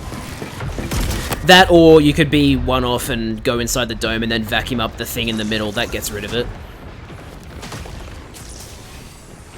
One off is genuinely one of the best characters in the game because any character who is deployable dependent just gets ruined by him. So one-off counters like understood. You're gonna remember me. Oh, 50 elims on Baz, hell yeah. The PlayStation Trophy actually activated before the Steam achievement. Baz is like the most melee-focused character because of those knives. Yeah, she feels... Not saying that melee is good on Baz, but... Falling back to heal. I think Baz is pretty good for a melee-focused character in a shooter. Yeah. Oh shit. Probably helps that she can still, like, she can technically use her knives as a semi-automatic weapon. Jeez, no one is gonna let me play a horn, so I'm just not gonna get improved mobility. I'm stuck. I'm stuck. Like inside the wall? I think I'm lagging. Oh, I see you. Yeah, you're lagging. Did I disconnect? No, you're you're still running here in on our screens. Fucking... Oh, now you're just gone. Oh, Damn. oh, shit. That's not good. I won't tell you twice. Hey, at least there's backfill now. Yes. Oh. Very good. Shit. Plus we have a sizable lead. We can still win. I'm loving this. Get these back, baby. Yeah, we'll be fine. It's just a bummer that Coden got booted out.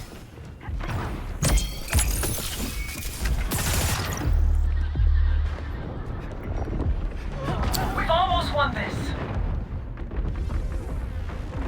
Man.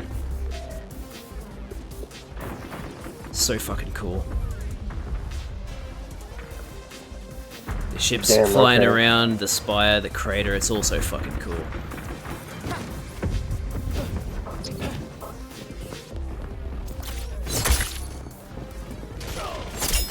Oh, Yo. We need 2 more killers to win.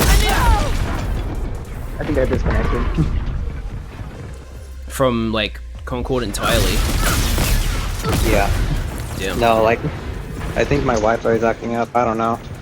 I mean, you're still in the Discord call. No, I rejoined. Oh, okay.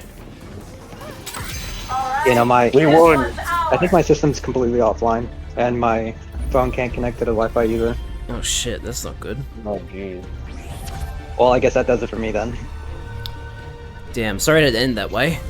I love this feeling. All of us together. It happens, I guess. A new day ahead. Ooh, I got a shit ton of ability damage with Baz. Alright, Baz is the way to go for ability damage. I was working so hard too. I think it was because of the spores. You put too many was on the spores map. that killed your entire Wi-Fi. Yeah. It's pretty funny. I had that happen in the beta too. There was so many spores, and I was playing DAW. I placed a dome and a couple of pads, and my frames dropped so hard. Yeah, well, to be fair, the beta wasn't that well optimized. But that's what betas are for, testing out the kinks and ironing them out. You get punished for larking. See, look at that. That was I just- 30 seconds to find a game. That was insanely quick. Ooh, Assault Yeah, Palace. my stuff isn't connected. What do you think, Coden? Will I be able to get a zero-death game again? No. Yeah, you're probably right. I don't like to be super negative about other games, but like Concord, I was really worried about the no respawn modes existing because I played Counter-Strike 2 and that game was terrible. But then Concord, I played it and I'm like, oh wow, this is how you actually make that mode fun. Oh, one of their teammates just left straight away. That's funny. Oh, I hope they get it backfilled. They should. There's enough time. Is this the same game mode we've been playing, or is it a different one? I think this is the same mode. Anyway, I think that does it for me anyway. I'm just gonna play some Persona. Hell yeah. Have a good time, man. Which one? 3?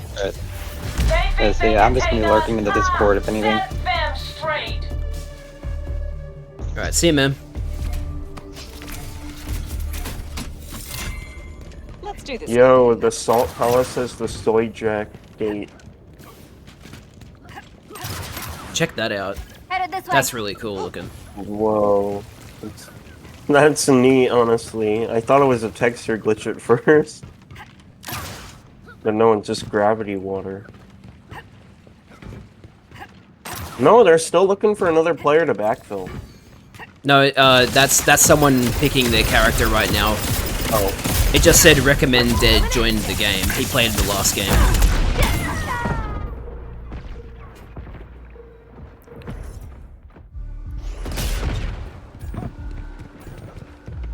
There you go, they're playing his Hammer. Incoming!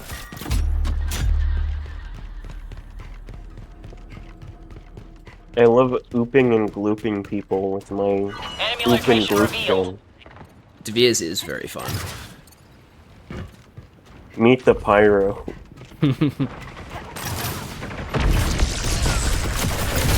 Oh shoot! I got instantly murdered by Linux.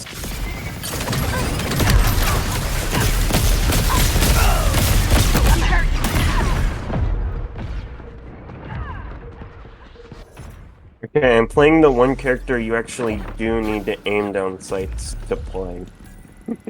Veil, or? Yeah, I'm playing Veil. Wow, that's a cool dodge animation. Yeah, Veil has a lot of really cool animations, actually.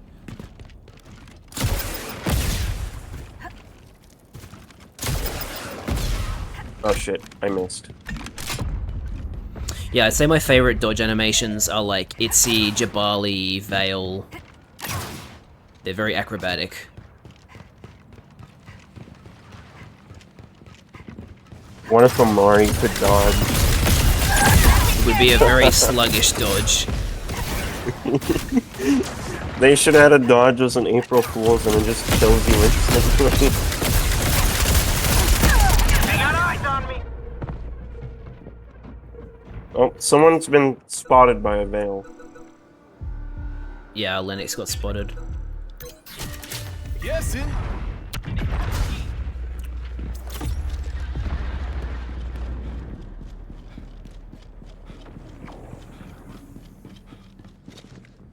Okay, for a second there I thought Lennox was AFK. He was for a little bit, but not No. for long. Nope.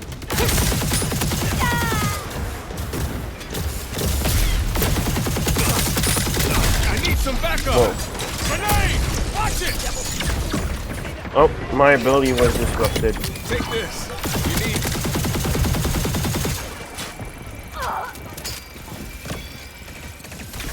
Taking this room. Someone cover me! Call Crystal! Call it the healer's touch. I've been spotted. They spotted me! Reloading! Need a second! Damn, how the hell did we survive that? Get your strength back. Shield. Spinning up the They're generator! targeting me! Stay close! Oh! There's a Baz incoming. Here!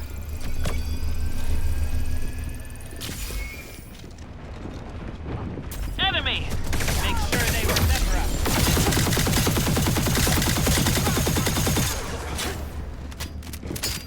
Are you Jabali right now, Jab? Yes.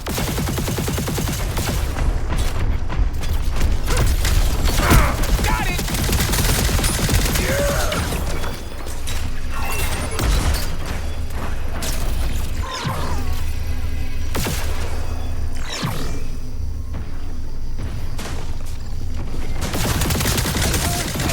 I need some backup!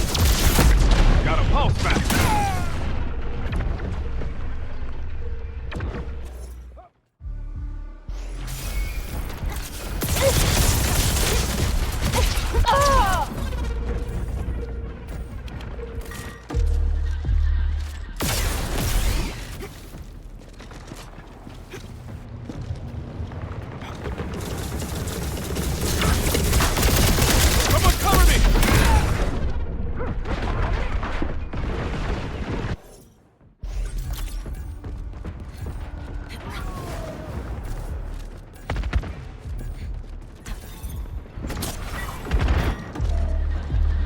Well, it took the entire enemy team, but I finally died.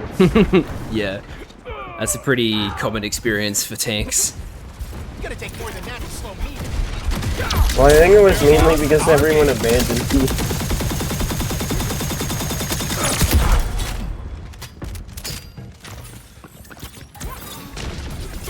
Damn it, I fell for the decoy. That's embarrassing. You fell for the decoy? I did. Damn it, I was gonna try and get to you in time. Totally did not send a Scott GIF when I joined the Discord server. I saw it, yeah. Oh, fuck. What? How did their Star Child get behind me? Oh well, game's pretty even. Yeah, no kidding. Look at that. Trade, trade, trade. Gotta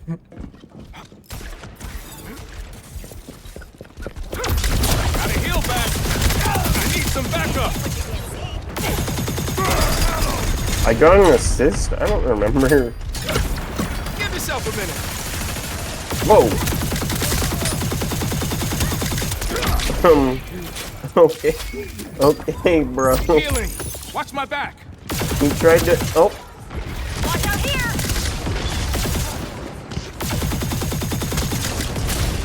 Someone cover me. Spotted! I'll take that. That's smart. Finally here. Run down. Need to heal.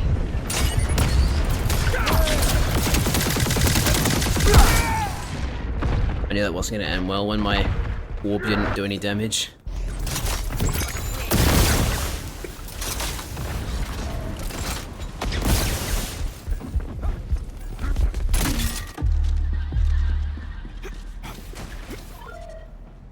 What? What? We killed each other. Oopsie. Got it. Oh. Okay, we have a small lead. Very small. Holding ability 1 as Jabali should automatically have him give himself a healing orb. That's an interesting idea. Oh. Just one more kill. Ooh, ooh, ooh, ooh, have some ping. We did it! Nice. I think I leveled up a couple different free gunners. There. We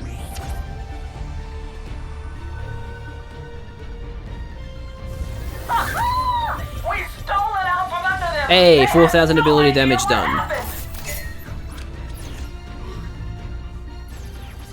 That's a nice. Ooh, that's a cool Jabali skin that I'm about to unlock. Well, not about to, but it's my next level up reward.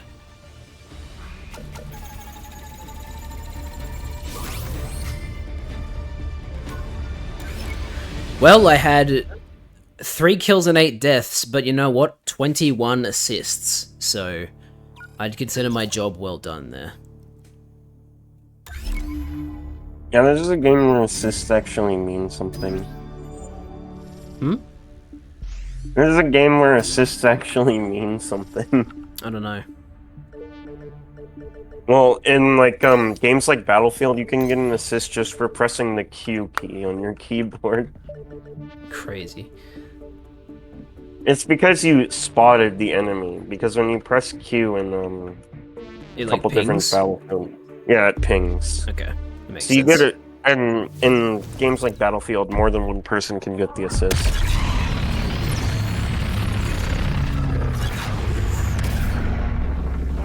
Yeah, well, I think it's the same here, because I remember when you died from the enemy team ganging up on you, and the kill feed did actually say Yeah, it had all. 4 enemies, you.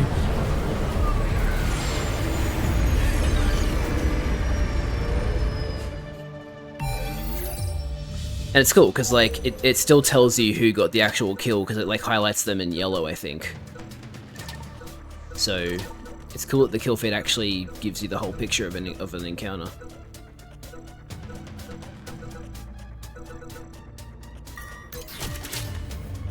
Right on target.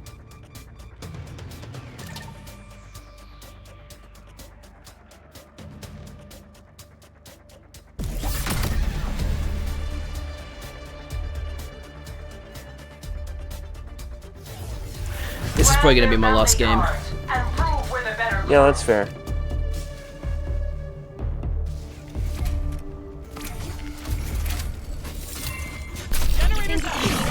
Check the map.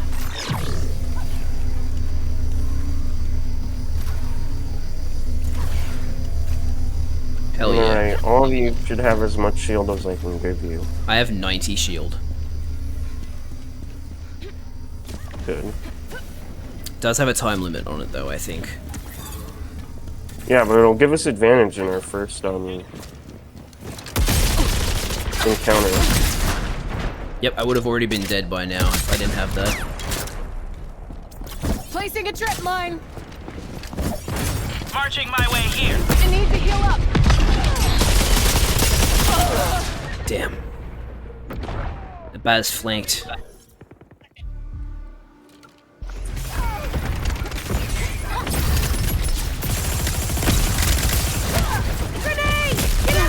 Damn it.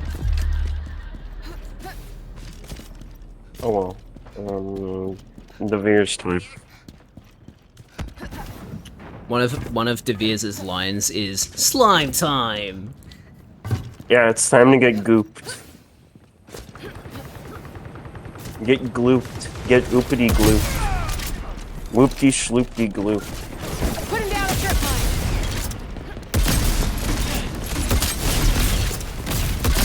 Oh no! That Baz is going crazy fast. Going ham. Oh my goodness. Oh my gam. Oh my goodness. Setting a trap. They're going ham.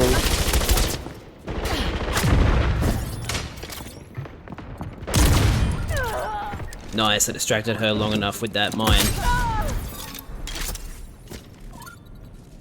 Healing up.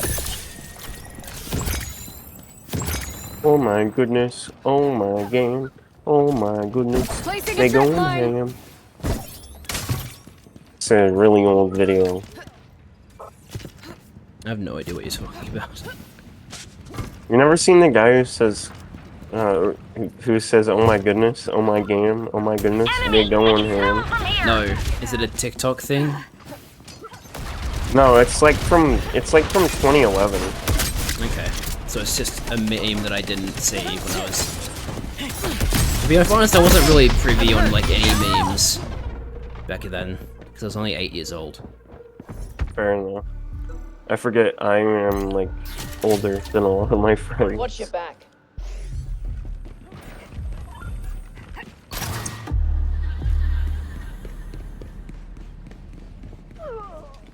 Who's the most Sigma among all the Concord characters?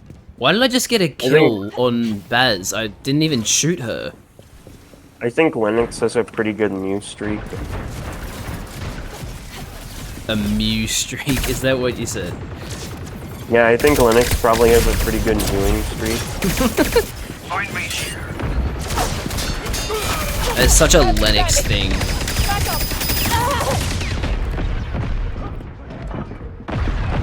Okay, I note to self, I do not know how to play Star Child.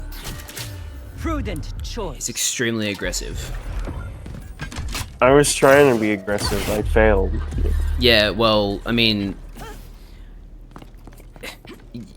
But how many people were against you? Because, like... 2. Oh, okay. Yeah, that sounds like a skill issue. Because, like, once you get to, like, 3 or more, then Star Child kind of falls apart.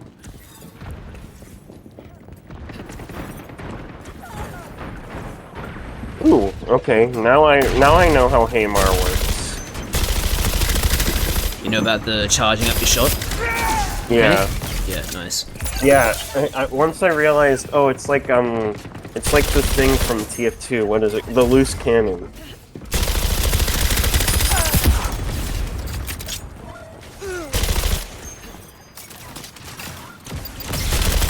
Plus, the hover jump. Surprisingly intuitive. Just where I want them.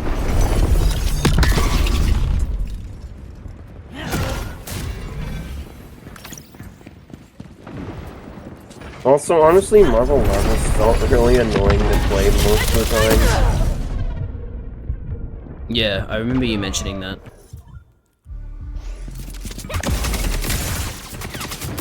Oh shit, I walked right into a trip mine like a moron. My dumbass walking right into a trip mine. My fat ass thought that was a chicken nugget. My hungry ass could not be a neurosurgeon. Another wall between them and victory. No, nobody but me knows that. Am I too much for Sorry, you? I don't get the reference. The joke is that they'd be so hungry they'd eat the fucking brain. Oh, gross.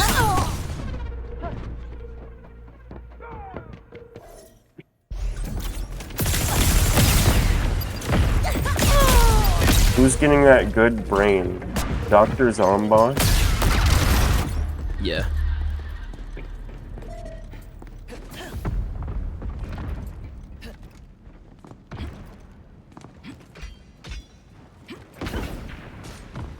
Sniper! Give them trouble! Grenade!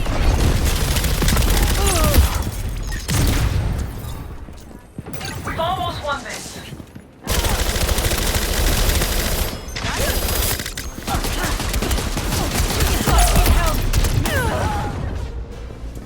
One more tag.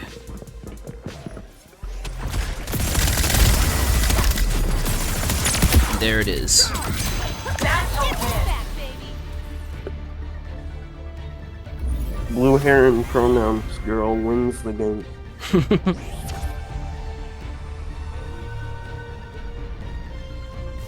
Let's pack up and head to a refueling station. And yes, medics, you can get snacks. Ah, very good. That felt like a good session. A good goon session? No. Stop.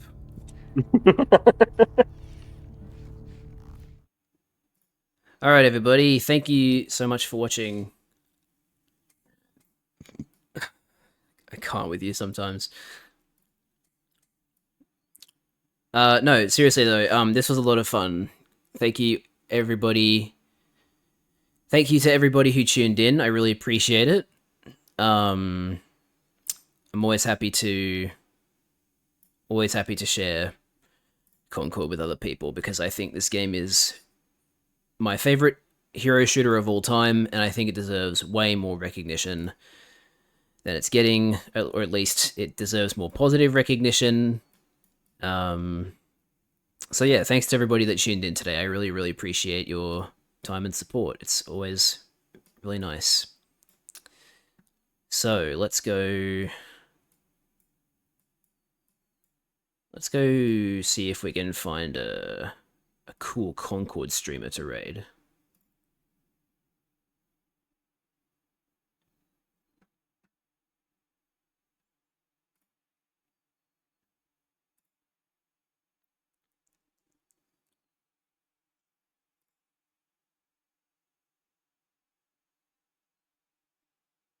Is there anybody I recognize?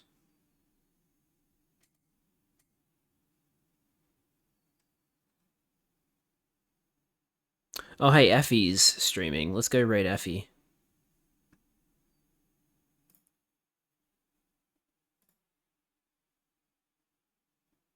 Whoa, they're streaming at a very odd resolution and frame rate. 936p, 48 frames. Very specific.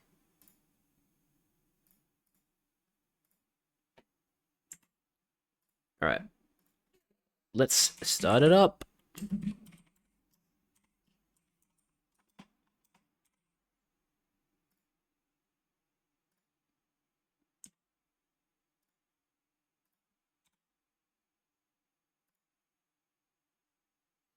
Alright.